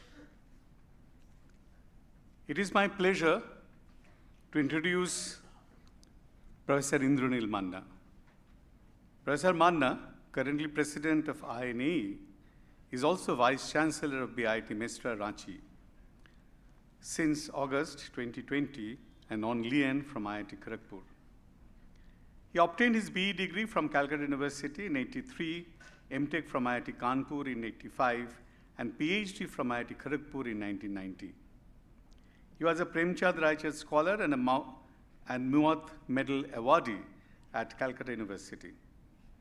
He is an educationist and materials engineer with wide-ranging research interests covering phase transformation, structure property correlation, and modeling in metallic alloys, nanostructured solids, structural ceramics, coatings by laser or plasma-assisted surface engineering, additive manufacturing, and nano/ferrofluid.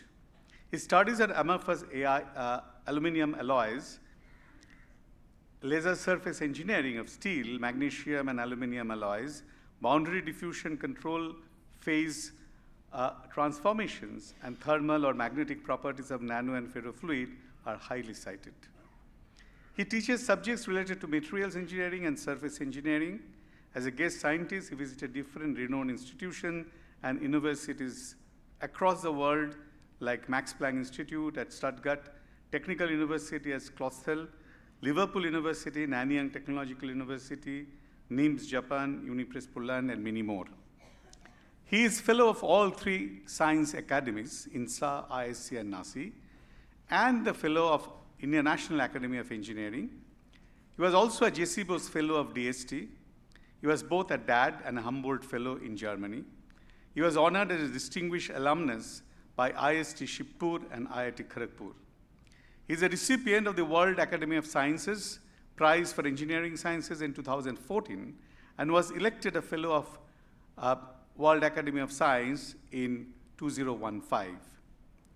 He is also a member of Asia-Pacific Academy of Materials. He received the MRSI Medal in 2000, Binani Gold Medal in 1999, and G.T. Birla Medal in 2008 of IIM, Indian Institute of Metals, as well as he received the ICT Career Award for Young Teachers.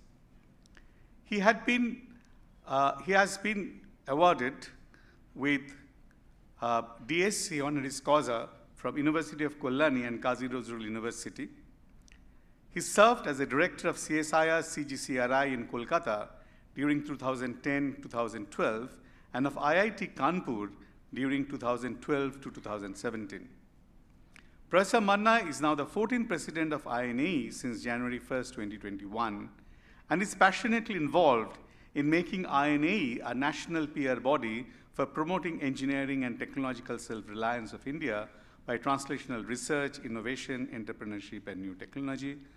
And IIT Jodhpur is also proud to be partnering with INAE through the Extension Center at Gurgaon. I invite Professor Indranil Manna to deliver his address.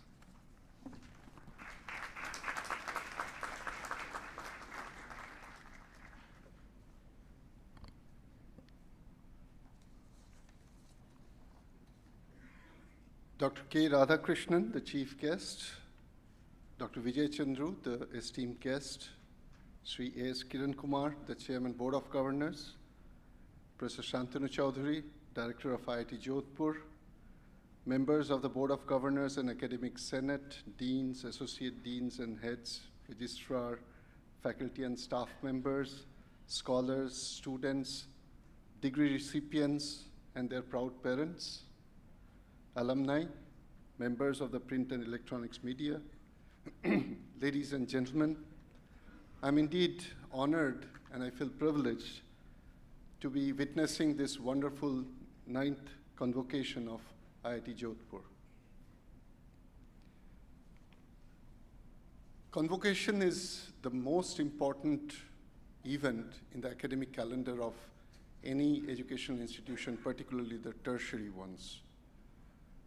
Since 2008, a journey of only 15 years, but going by the report that we heard from the very active director of IIT Jodhpur, it's not only impressive, it's actually very, very enlightening that within 15 years to make such bold strides and not only pursue the conventional courses of engineering and technology, but making it into a hub of interdisciplinary research, pursuing various master level courses for the executives, interfacing with medical technology, and collaborating with institutions within India and abroad to pursue not just research, but even aiming products which are going to make a difference to the lives of the common men is certainly a very creditable journey.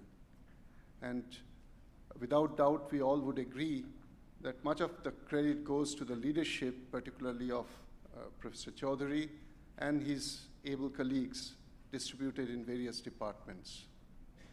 Going by numbers, I just heard in the morning that until about 2 or 3 years ago, the faculty strength was certainly much less than 200, and now it's probably over 240 or 250, somewhere around that. The student strength has risen to 4,500 plus. Degree awarded was about 500 plus, and this year 800 plus, out of which 30% or more are postgraduate degrees. All these are excellent commentary of the progress made by IIT Jodhpur.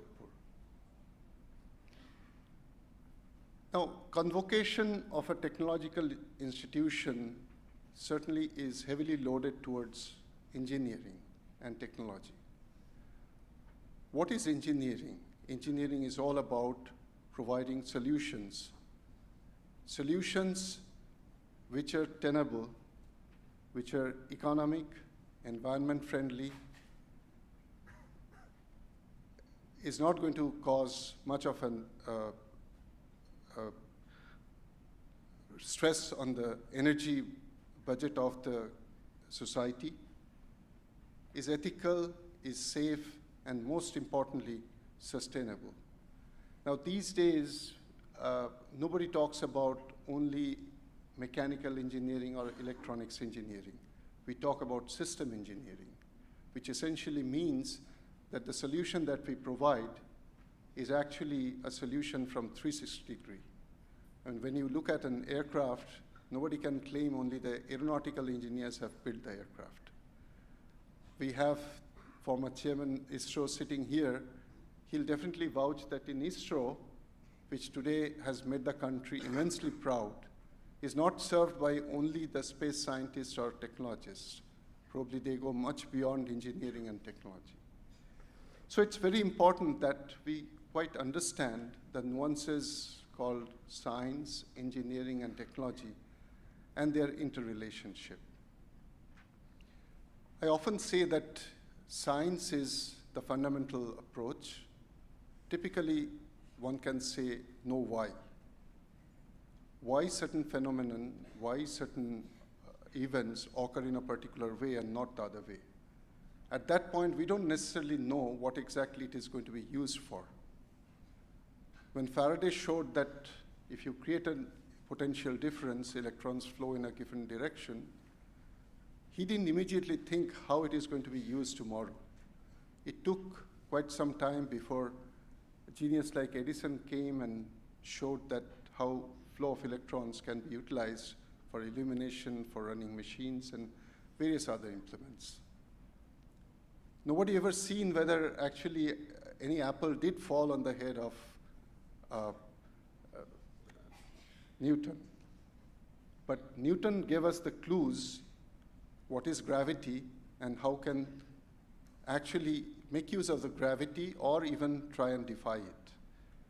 It took several centuries before the Wright brothers first was able to have an aircraft flowing, not really an aircraft, and flying machine, sustaining a flight for just about few tens of a minutes. And today, we actually can fly all the way from New Delhi to New York in flat 12 hours or 13 hours. So technology evolves over a period of time. Now, if science is only about the know why, then engineering is know how. So when you borrow from the fundamentals of these relations, equations, theories, and build on it and then provide solution, as I said, sustainable solution, and you demonstrate, then it's engineering. But eventually, all that we aim at is technology, which is know what sells in the market. And as I said, what sells, it means it is not only going to be economically viable, it also has to be sustainable in terms of energy, environment, recycling, raw material, ethical issues, safety, laws and regulations, and all other angles. So it's for this reason we may publish 100 publications, we may patent maybe about 10 or 20 of them, but eventually the one which hits the market, which actually proves to be a successful technology, is not even in double digit. So the success rate of any new discovery or invention, eventually going into the successful technological stage, is hardly a few %. And this gap is the so-called death trap or valley of death, which is what we always try to overcome.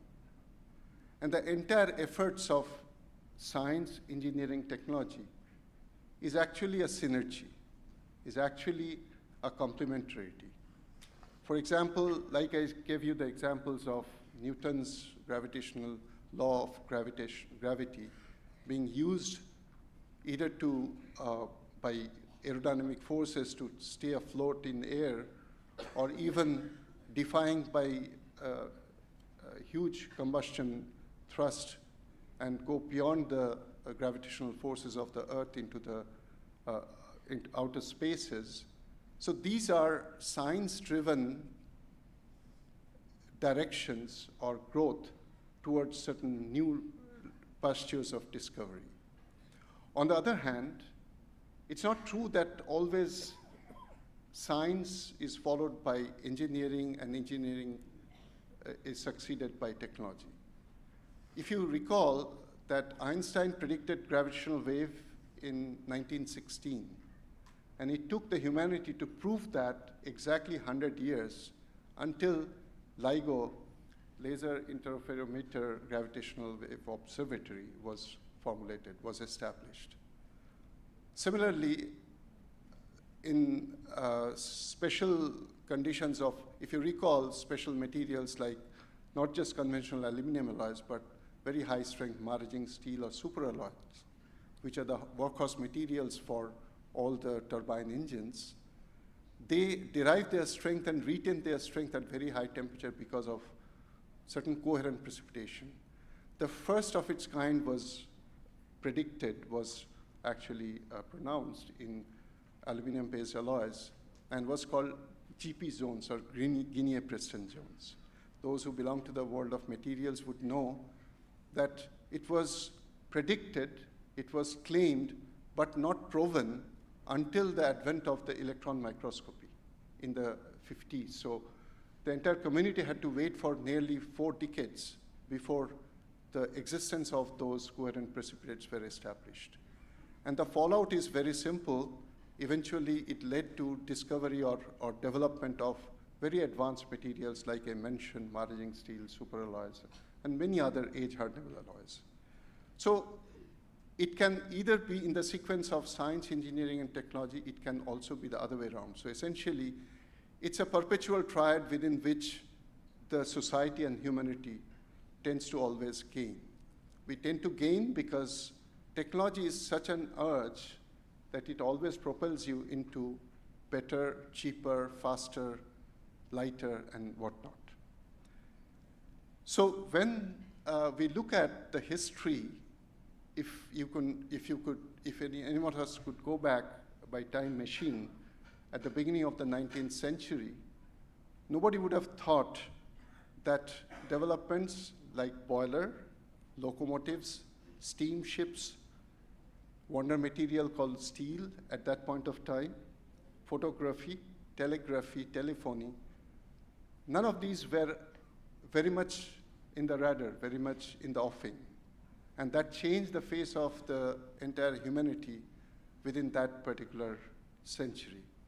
In the 20th century, we saw the transition from valve to transistor, radio to television, aeroplanes, antibiotics, computers, which all made huge changes in the way life was lived and practiced. And in today's 21st century, we are talking about the digital world, the virtual world, and interventions coming from artificial intelligence, machine learning, and so on and so forth.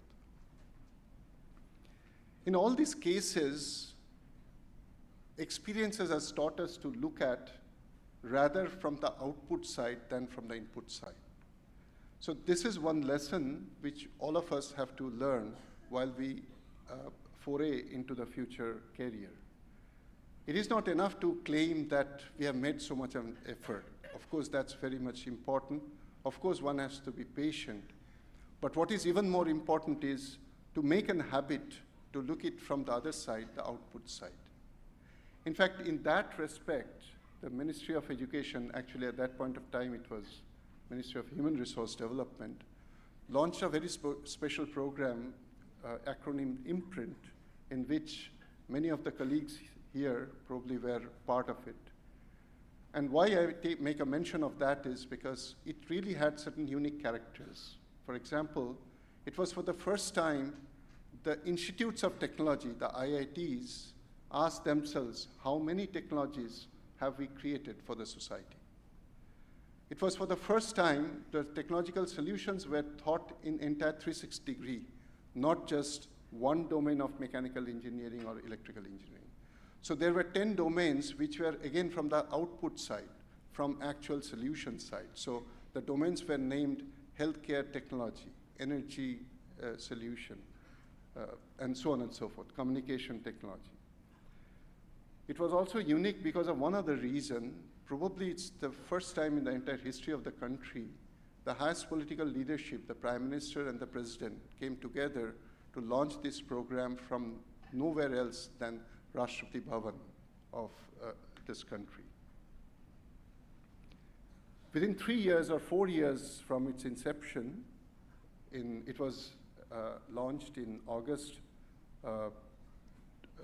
November 2015.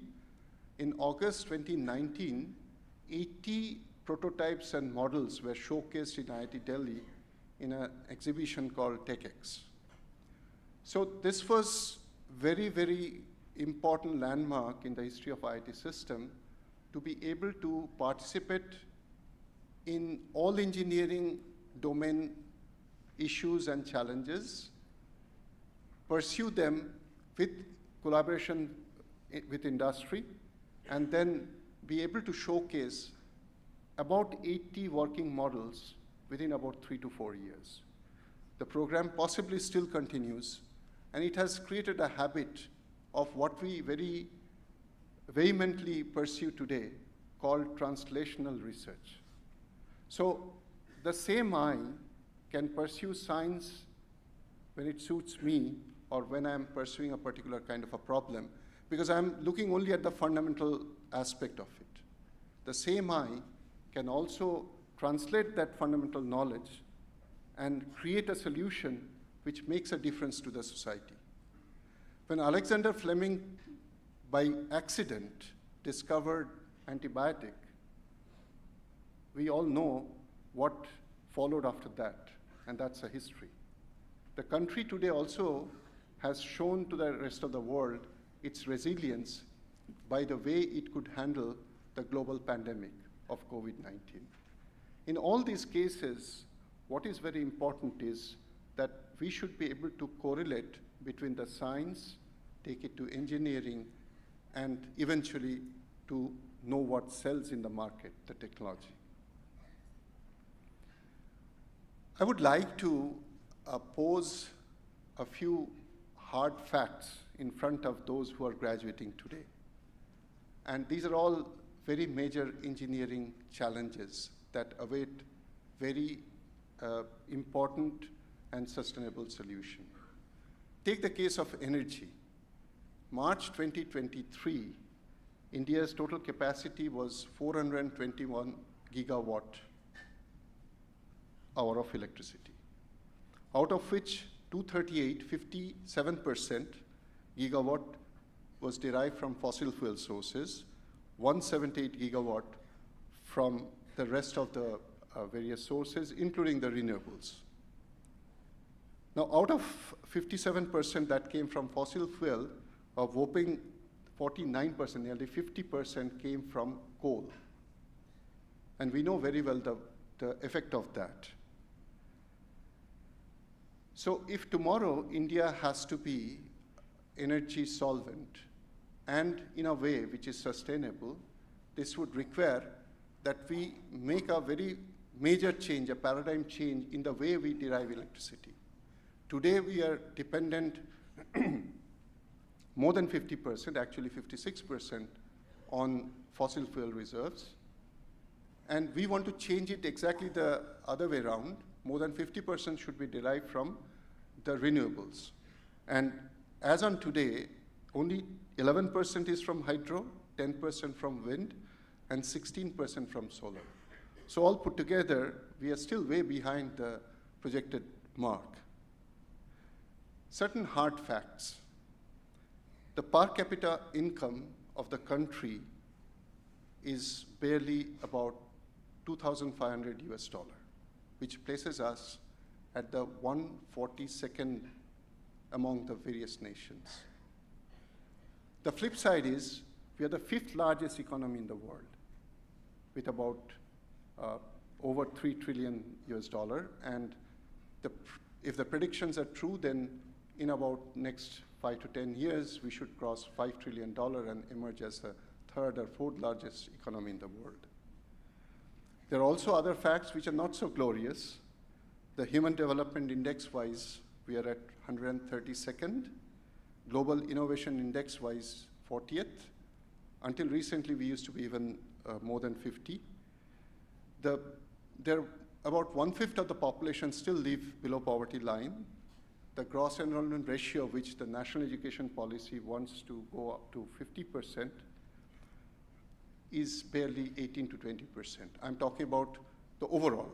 In primary, it is over 90%. In secondary, it's 75%. But when it goes to beyond the school leaving stage at the tertiary level, then it plummets. There's a huge gap between the export and import, a trade deficit. The GDP per capita wise, we are 22% of the world average. So I'm not talking about the developed or the wealthy nations. I'm referring the world average as my reference point, and we are at 22% of that. Energy demand per capita, which essentially is a measure by which you compare with the rest of the world in terms of level of development, we are again at about 1/5 of the world average. In terms of steel and cement use, we are a developing nation, so we need to augment the infrastructure. Digital infrastructure in economy is very important, but civil infrastructure is absolutely essential. So there again, we are about 25% of the world average. In terms of number of cars owned by 1,000 people, we are at about 5%. Now imagine if this 5% becomes 10% or 20%, what happens to the roads of Old Delhi or parts of Calcutta and Bangalore and so on? But that the economy is growing is undeniable. And yet, the carbon dioxide emission rate of India is 20% of the world average. So when we talk of growth, when we at the same time are confronted with challenges of environment, a lot of people point fingers that we are the largest population in the world, and even 1% change here and there, which is energy intensive, can cause a huge change in the global warming scenario and environmental concerns. But the point remains that the population actually requires or deserves a lot more development and growth. And if ownership of car or utilization of energy is one of the possible indices, then actually we are a lot better today in terms of our record of not polluting the environment than the developed nations. So if there is a restriction or imposition on India that you must stop CO2 emission either from automobiles or from steel plants or cement plants, the obvious counter question would be that give a solution so that we can also be at par and not be polluting.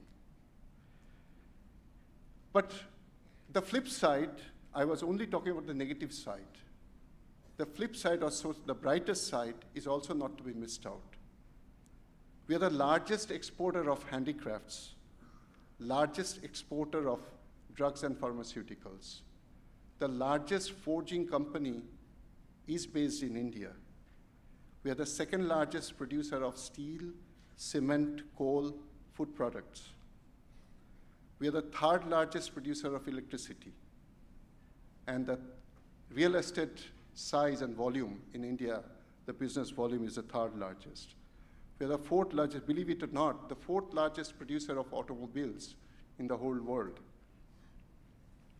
Aviation market is the 9th largest in the country. We are the, as I said already, we are the 5th largest economy in the world. Now, if I borrow from what the Honorable Prime Minister has given us as a mandate, that we are currently celebrating, we just completed celebration of the Azadi Ka Amrit Mahotsav, 75 years of India's independence. And the Prime Minister declared that the next 25 years is going to be the Amrit Kal. So what it means that, and he has defined this for the rest of the nation, that it means that India should emerge by 2047 as a developed nation.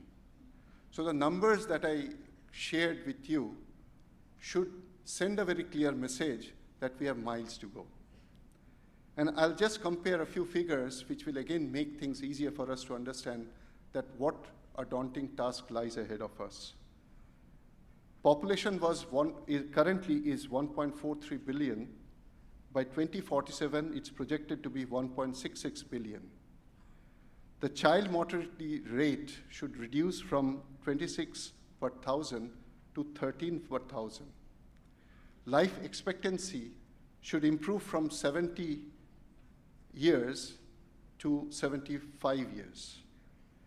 Production of steel, which is one of the indices of economical progress, today stands at 124 million tons, should rise to 500 million tons. The aviation market today stands at 74.5 billion and should reach by 2047 12,373 billion. Now, you don't fly only aircrafts. You need airports. You need related infrastructure. So just imagine what a huge potential of growth awaits us. And the GDP, which was 262 trillion, which is 262 trillion rupees today, by 2047 should reach to 2,144 trillion rupees, an order of magnitude more. In fact, the per capita income also should rise by an order of magnitude. Now, all these actually pose before us fundamental challenges related to engineering, water, environment, infrastructure. All these solutions can come only through engineering intervention. So it is for this reason the ones who are graduating today must realize that the future ahead of us is not only going to be full of challenges, but also will be full of opportunities. So before I end, I actually would like to share some of the very special thoughts for those who have received their degree scrolls. Before that, I'm tempted to quote Swami Vivekananda, who, according to Sister Nivedita, said, and remember, this Indian monk, he said more than 100 years ago what is so relevant even today. What the world wants today is 20 men and women who can dare to stand in the street wander and say that they possess nothing but God. Who will go? What the world wants today is character. The world is in need of those whose life is one of burning love and selflessness. The love will make every word tell like a thunderbolt. So that's the power of character and strength that we need even today. In fact, I'm also tempted to quote Mahatma, who said, "Be that change that you wish to see in the world." Now that you are about to embark on your journey towards the real world, I would like to share some of my thoughts with you. I often say that life is a long walk of many miles and milestones. This coveted degree scroll that you have earned today should certainly count as one such important landmark in your life. However, let this be one among the many more to come and not the only one. We all fervently hope and pray that you will continue to thrive, conquer newer challenges, and make us prouder in days to come. Do not falter, do not compromise, do not despair. Let courage, grit, and determination fortify your zeal, your quest. Let your profession and society at large prosper from your prosperity. Let your passion and conviction never ebb so that your dreams come to reality one opportune day when others have retired and ceased to dream. May God bless you with health, happiness, peace, and prosperity. May you prove yourself a worthy son and daughter of this great nation.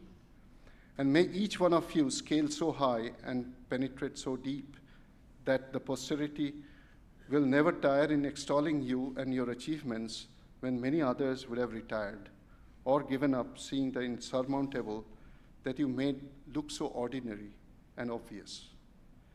May our nation truly be Atmanirbhar through you and the likes of you from IIT Jodhpur, so that we all feel proud and blessed. Thank you very much. Jai Hind.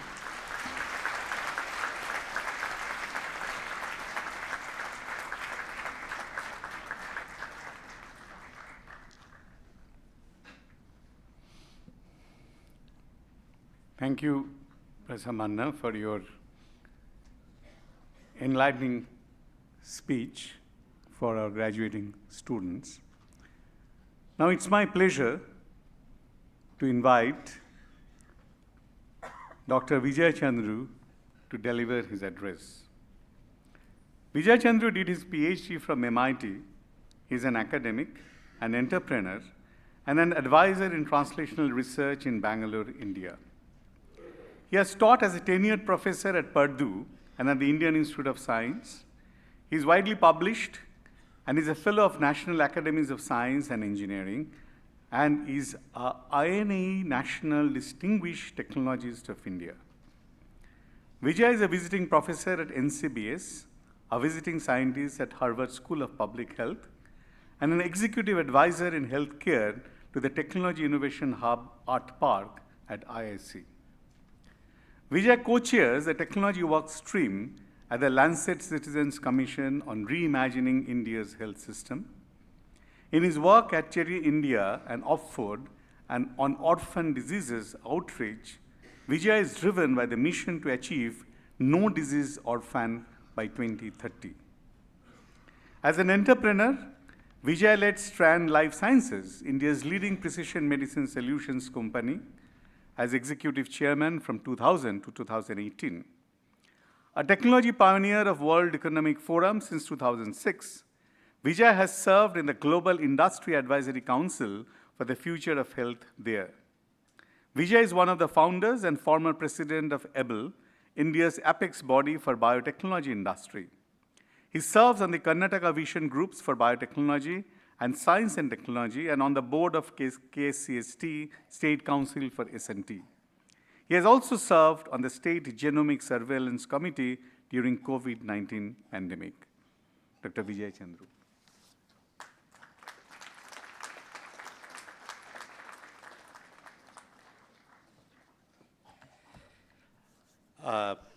It's late, and I guess you've all been here for a long time, but I'll be brief. Thank you, Professor Shantanu Chaudhary, for this kind invitation to be part of this fantastic gathering to celebrate the convocation here. My greetings, of course, to the chairman, Dr. A.S. Kiran Kumar, Dr. K. Radhakrishnan, who was here earlier, Professor Indranil Manna, and many of the dignitaries and faculty here. My hearty congratulations to the graduating students, the distinguished faculty, and the proud family members who have supported their loved ones in achieving excellence in education from a young age to a successful graduation from IIT Jodhpur, which stands high amongst the list of India's finest technology institutions. I wanted to talk to you about technology in the Anthropocene. Now, I think in many ways, Dr. Indranil Manna has already taken you down part of that path, so that makes my job easier. I will, but just to remember, what is the Anthropocene? Okay, the Anthropocene is the start of when mankind starts impacting geology. It's also mankind impacting climate change and many of the challenges that we are starting to see. According to many intellectuals, including people like Noam Chomsky, we are probably facing the most dangerous moment in human history. In the context of the extraordinary crisis that the world experienced with the COVID-19 pandemic, the future pandemics, like the antimicrobial resistance already upon us, climate change, global warming, environmental degradation, I think we're going to need a reset. And, you know, like Professor Manna ended on a positive note, I too will say that it seems natural to assume that technology will have to drive the agenda. And therefore, for all the young people in this audience, I think there's a fantastic challenge, an important challenge. The future of this earth may very well depend on it, but it's also a great opportunity to work on these challenges. Now, what gives us confidence that technology can even address these problems? I think the fact is that over the last maybe 100 years or even less, we have seen extraordinary progress, right, in technologies, which I think I will just briefly allude to, and then we'll try to draw some conclusions. But just think back. About a century ago, physicists and engineers combined forces and symbiotically produced technologies such as telegraphs, telephones, radios, aircraft, radar, electromechanical calculators, power systems, and completed the agenda of the first machine age. Right? The post-World War II era, in the middle of the 20th century, saw the role again of physicists and mathematicians fresh out of the war effort, looking for new frontiers and aiding in the birth of computers and digital hardware. along with the beginnings of molecular biology. Right?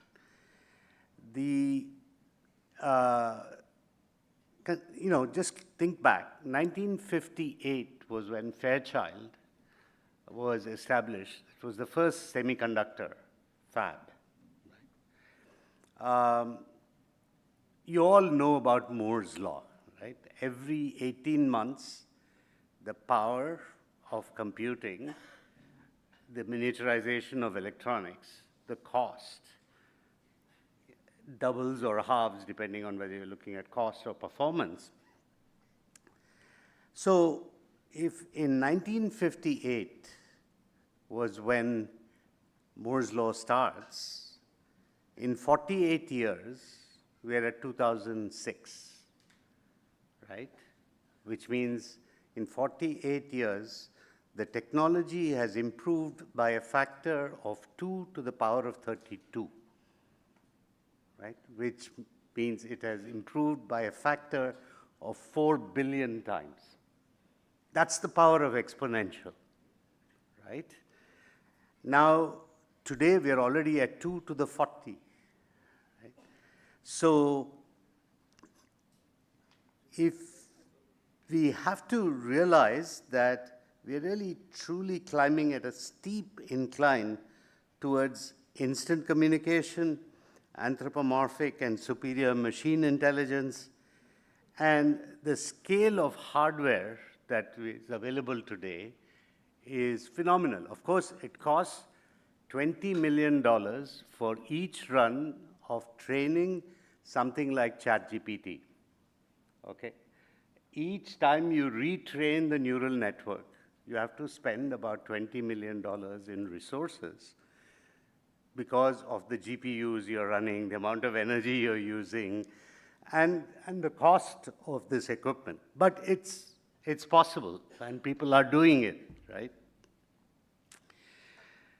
But we do need to also worry a little bit about the anthropological impact of unbridled power in these digital machines. And I think this was also alluded to.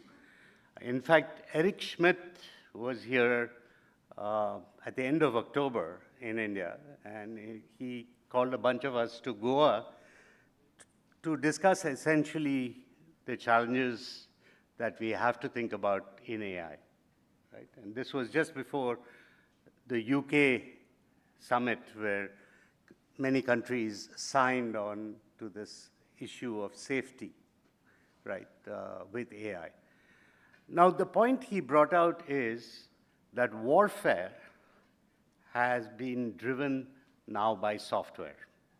If you think of how Ukraine has taken on Russia, a huge military equipment like a tank, you can attack it with 30 drones, right? And that's all been driven by software. And it's all being driven from just a little room where people are, typing on their computers and making those drones go and attack the tank. So warfare itself has changed forever because it can now be driven by AI and software. So we do have to think as humanity how far we want to allow this intelligence to go, right? And we do have to come to some international understanding about the safety. But at the same time, the power is enormous. And, whether it's M.Tech or, any of the challenges of development, human development, that we're going to face, we're going to need this technology, but we're also going to learn how to control it, right? The other exponential technology that I want to just briefly describe is, of course, genome sequencing. Today, we know how to read the DNA of any organism, right? And we're reaching that tipping point which we've all been thinking of, just like, Moore's law, we have a law called Flatley's law. And Flatley's law is now reaching a point where almost at the point where for $1, we can sequence 1 gigabase of nucleic material. What this means is that we're going to pretty soon be in a position to sequence almost every organism around, right? Including microbes in space, right? And maybe that will give us some new types of microbes with higher performance. We don't know. But listen, there is another aspect to this, which is we know now how to write the genome, how we can change the genetic code using CRISPR and using gene editing, right? Now, the kind of power this is unleashing is enormous, just like what Moore's law has done for electronics. We're going to be able to do this with biological systems, and these could be microbes for fermentation technologies. These could be microbes that could clean your environment, microbes that can, do all kinds of magical ways of destroying pathogens and infections in the world. So you can put it to great use and actually save the planet, right? But again, these are dangerous things, in a way, if you don't take care, like we saw what happened in China, right?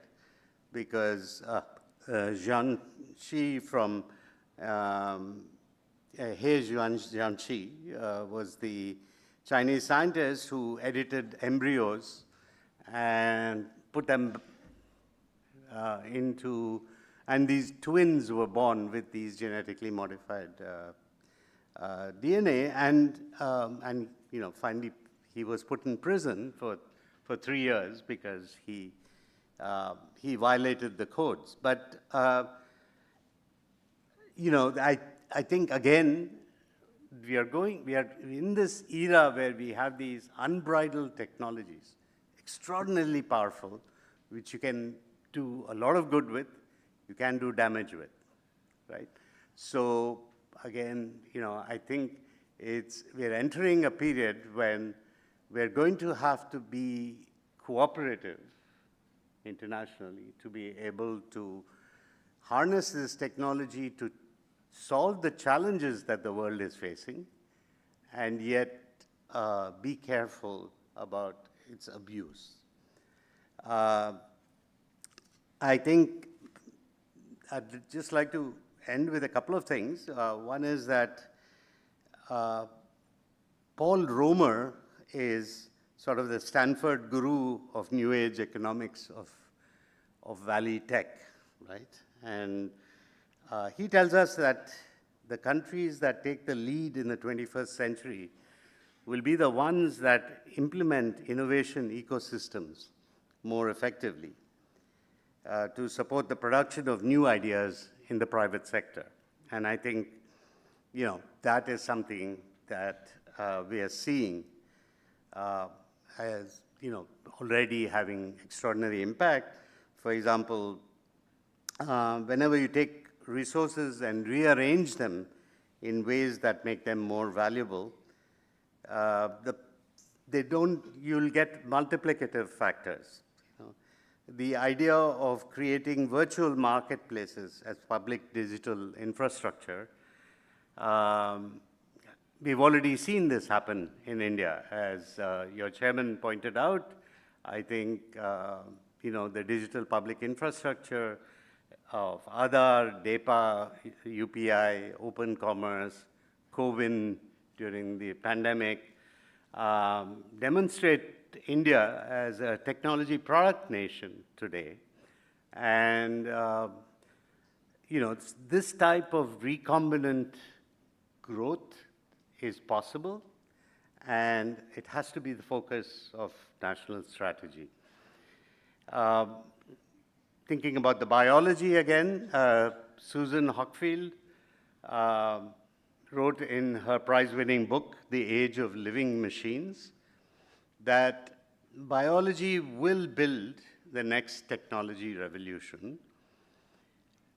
And she concludes with her hope that better future rests as much on the next generation as on the technologies themselves. So I think, again, the call is for all of you to actually play an important role in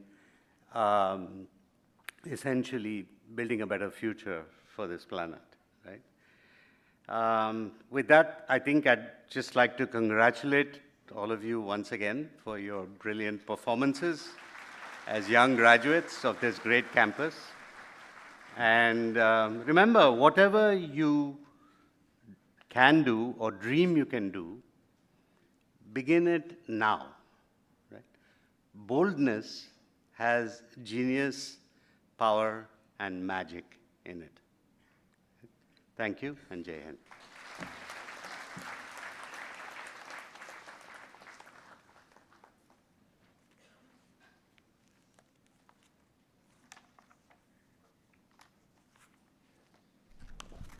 All recipients of all the degrees, please rise for the oath. I request Piali Biswas, a student of class of 2023, to come on the dais and administer the oath.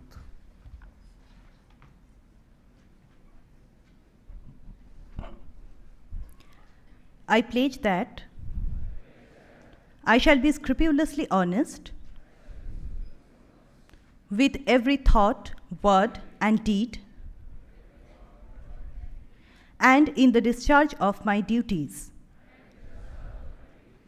I shall honor always the knowledge, wisdom, and values inculcated in me by this institute.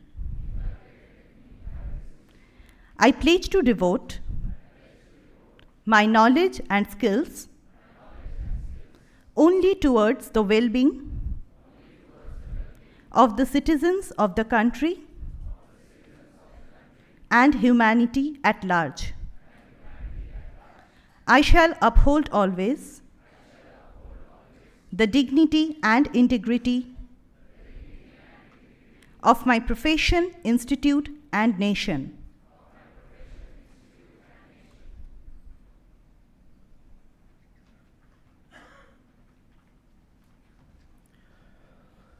All the recipients of all the degrees, please take your seats.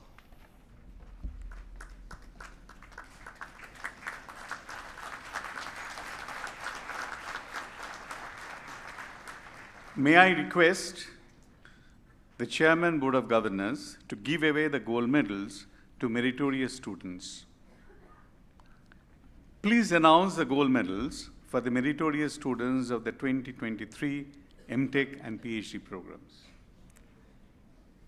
2023 Jagdish Chandra Bose Gold Medal for the graduating student with best academic performance among students of all M.Tech programs of the class of 2023 goes to Lovish Goel.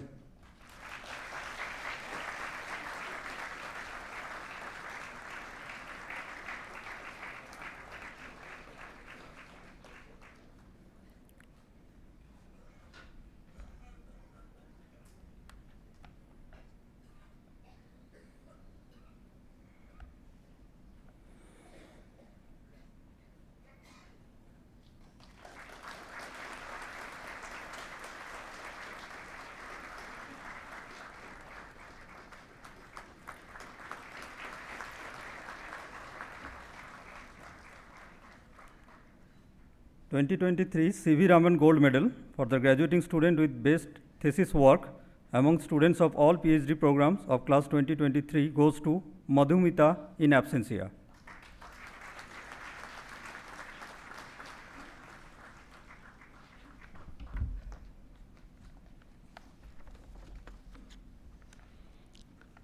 May I request Professor Indranil Manna to give away the prizes to meritorious M.Tech and MBA students.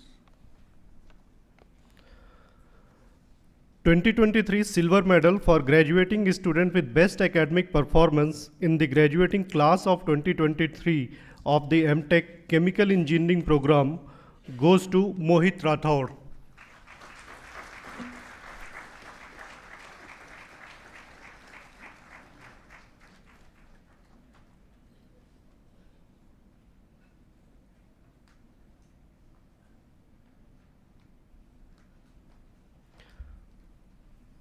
(2023) Silver Medal for the graduating student with best academic performance in the graduating class of 2023 of the M.Tech Thermofluids Engineering goes to Abhinandan S.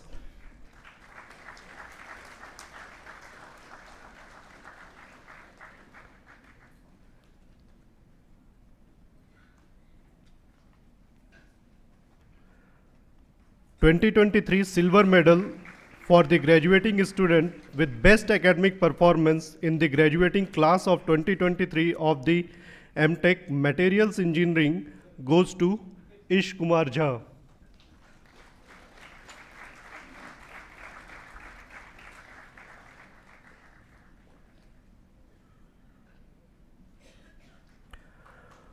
(2023) Certificate of Merit for the graduating student with best academic performance in the graduating class of 2023 of the M.Tech Infrastructure Engineering with specialization in Environment Engineering goes to Vishal Tak.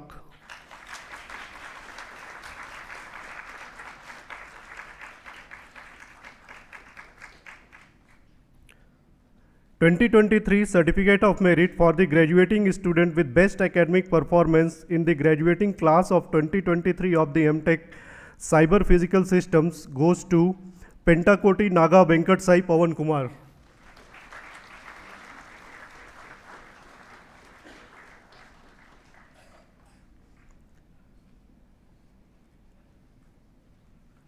(2023) Silver Medal for the graduating student with best academic performance in the graduating class of 2023 of the M.Tech Data and Computational Sciences goes to Lovis Goel.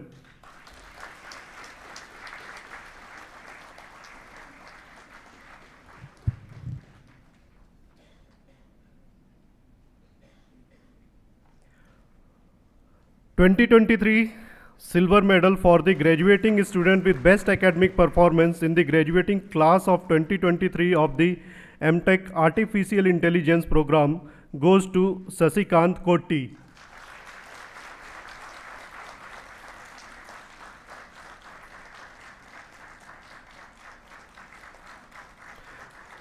(2023) Silver Medal for the graduating student with best academic performance in the graduating class of 2023 of the MBA program goes to Anisha Mehta.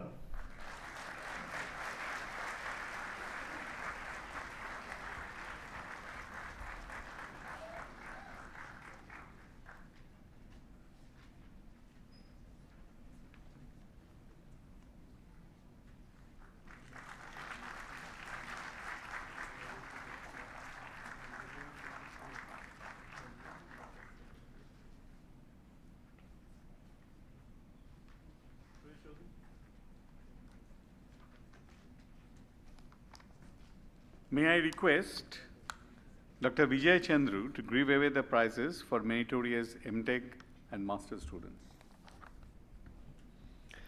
2023 Silver Medal for the graduating student with best academic performance in the graduating class of 2023 of the M.Tech Bioscience and Bioengineering program goes to B. Akilandeswari.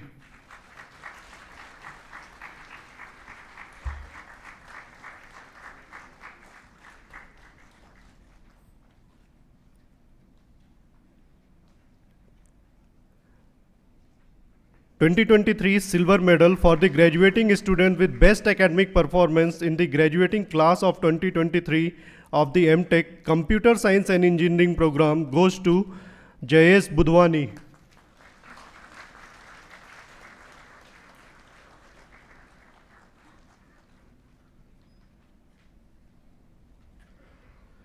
(2023 Certificate of Merit for the graduating student with best academic performance in the graduating class of 2023 of the M.Tech Advanced Manufacturing and Design program goes to Sujay B.J.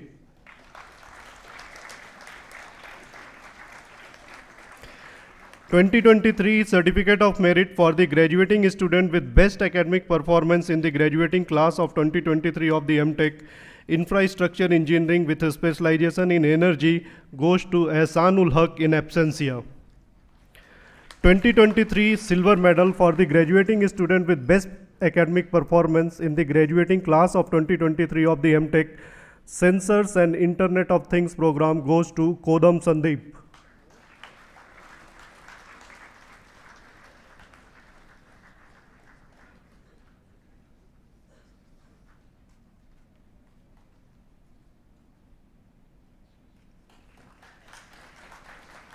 2023 Mrs. Chander Mohini and Mr. Jeevan Kapoor Merit Prize for the graduating student with best academic performance in the graduating class of 2023 of the M.Tech Artificial Intelligence program goes to Shashikant Koti.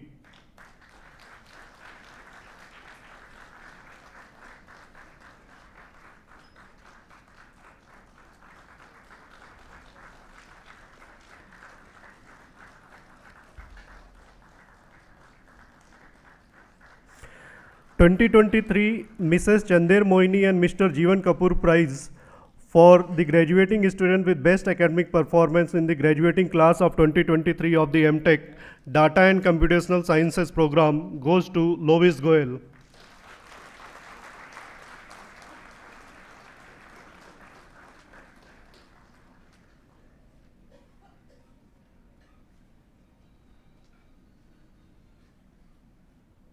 (2023) Silver Medal for the graduating student with best academic performance in the graduating class of 2023 of the Masters program jointly offered by IIT Jodhpur and AIIMS Jodhpur goes to Varun Raman Khandelwal.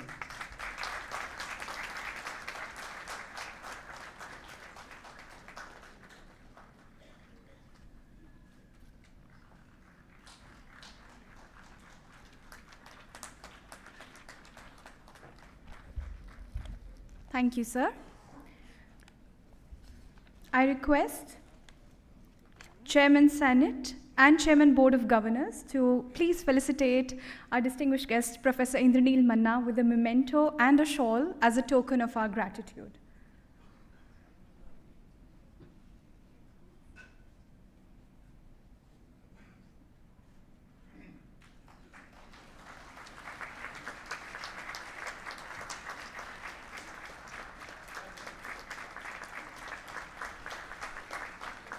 I request Chairman Senate and Chairman Board of Governors to kindly felicitate our esteemed guest, Dr. Vijay Chandru, with a memento and a shawl as a token of our gratitude.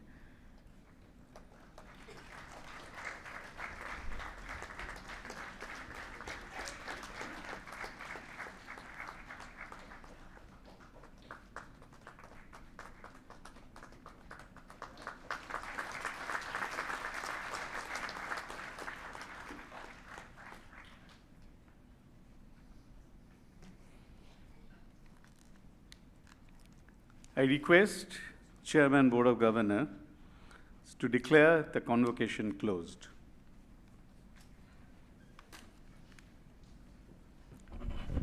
I declare the 9th convocation closed.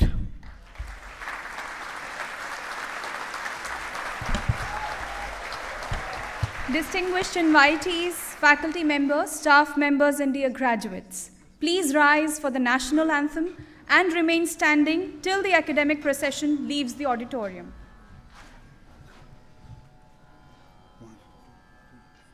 जनगण मन अधिनायक जय हे भारत भाग्य विधाता पंजाब सिंध गुजरात मराठा द्राविड़ उत्कल वंगा विंध्य हिमाचल यमुना गंगा उच्छल जलधि तरंग तब शुभ नामे जागे तब शुभ आशीष मागे गाहे तब जय गाथा जनगण मंगलदायक जय हे भारत भाग्य विधाता। जय हे जय हे जय हे जय जय जय जय हे।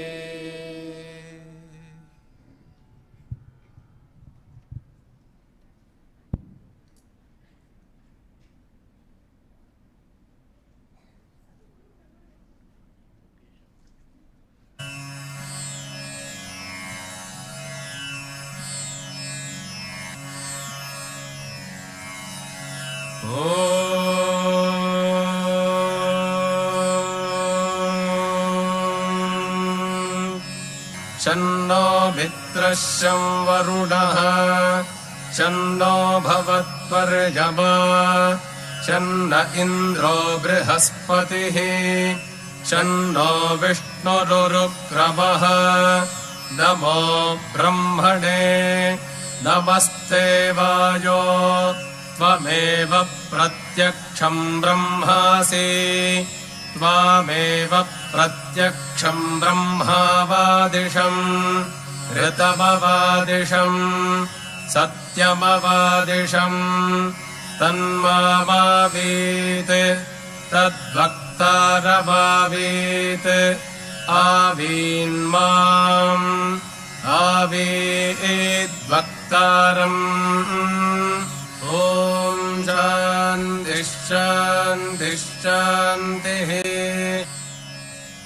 शन्नो मित्रस्य वरुणः शन्नो भवत्वर्यमा शन्न इन्द्रो बृहस्पतिः शन्नो विष्णुरुक्रमः। नमो ब्रह्मणे नमस्ते वायो त्वमेव प्रत्यक्षं ब्रह्मासि त्वामेव प्रत्यक्षं ब्रह्मावादिशं ऋतमवादिशं सत्यमवादिशं तन्मावीत् तद्वक्तारमावीत् आवीन्माम् आवीद्वक्तारम्। Thank you for being so patient and joining us this evening. We wish you all the best for your future endeavors. Thank you. Good luck.